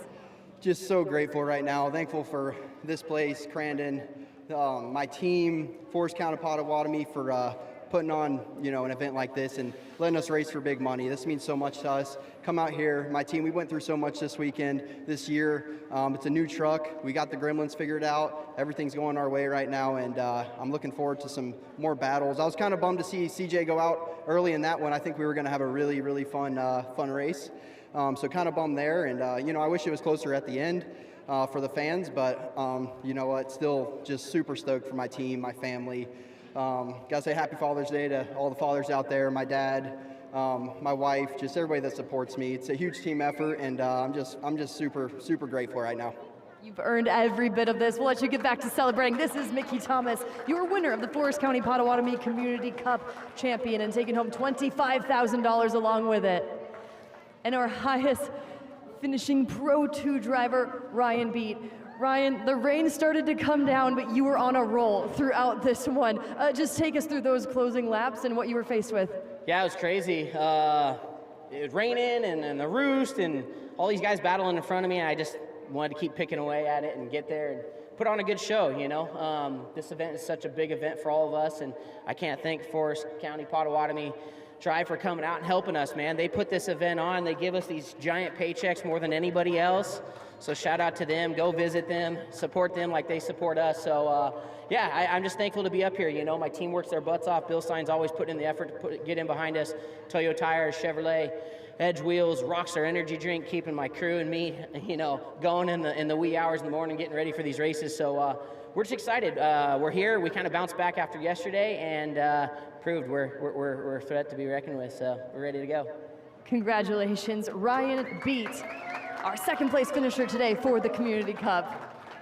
And Corey Winner finishing third. This crowd's loud for you, Corey. I want to know from your perspective, what was the fight like out there?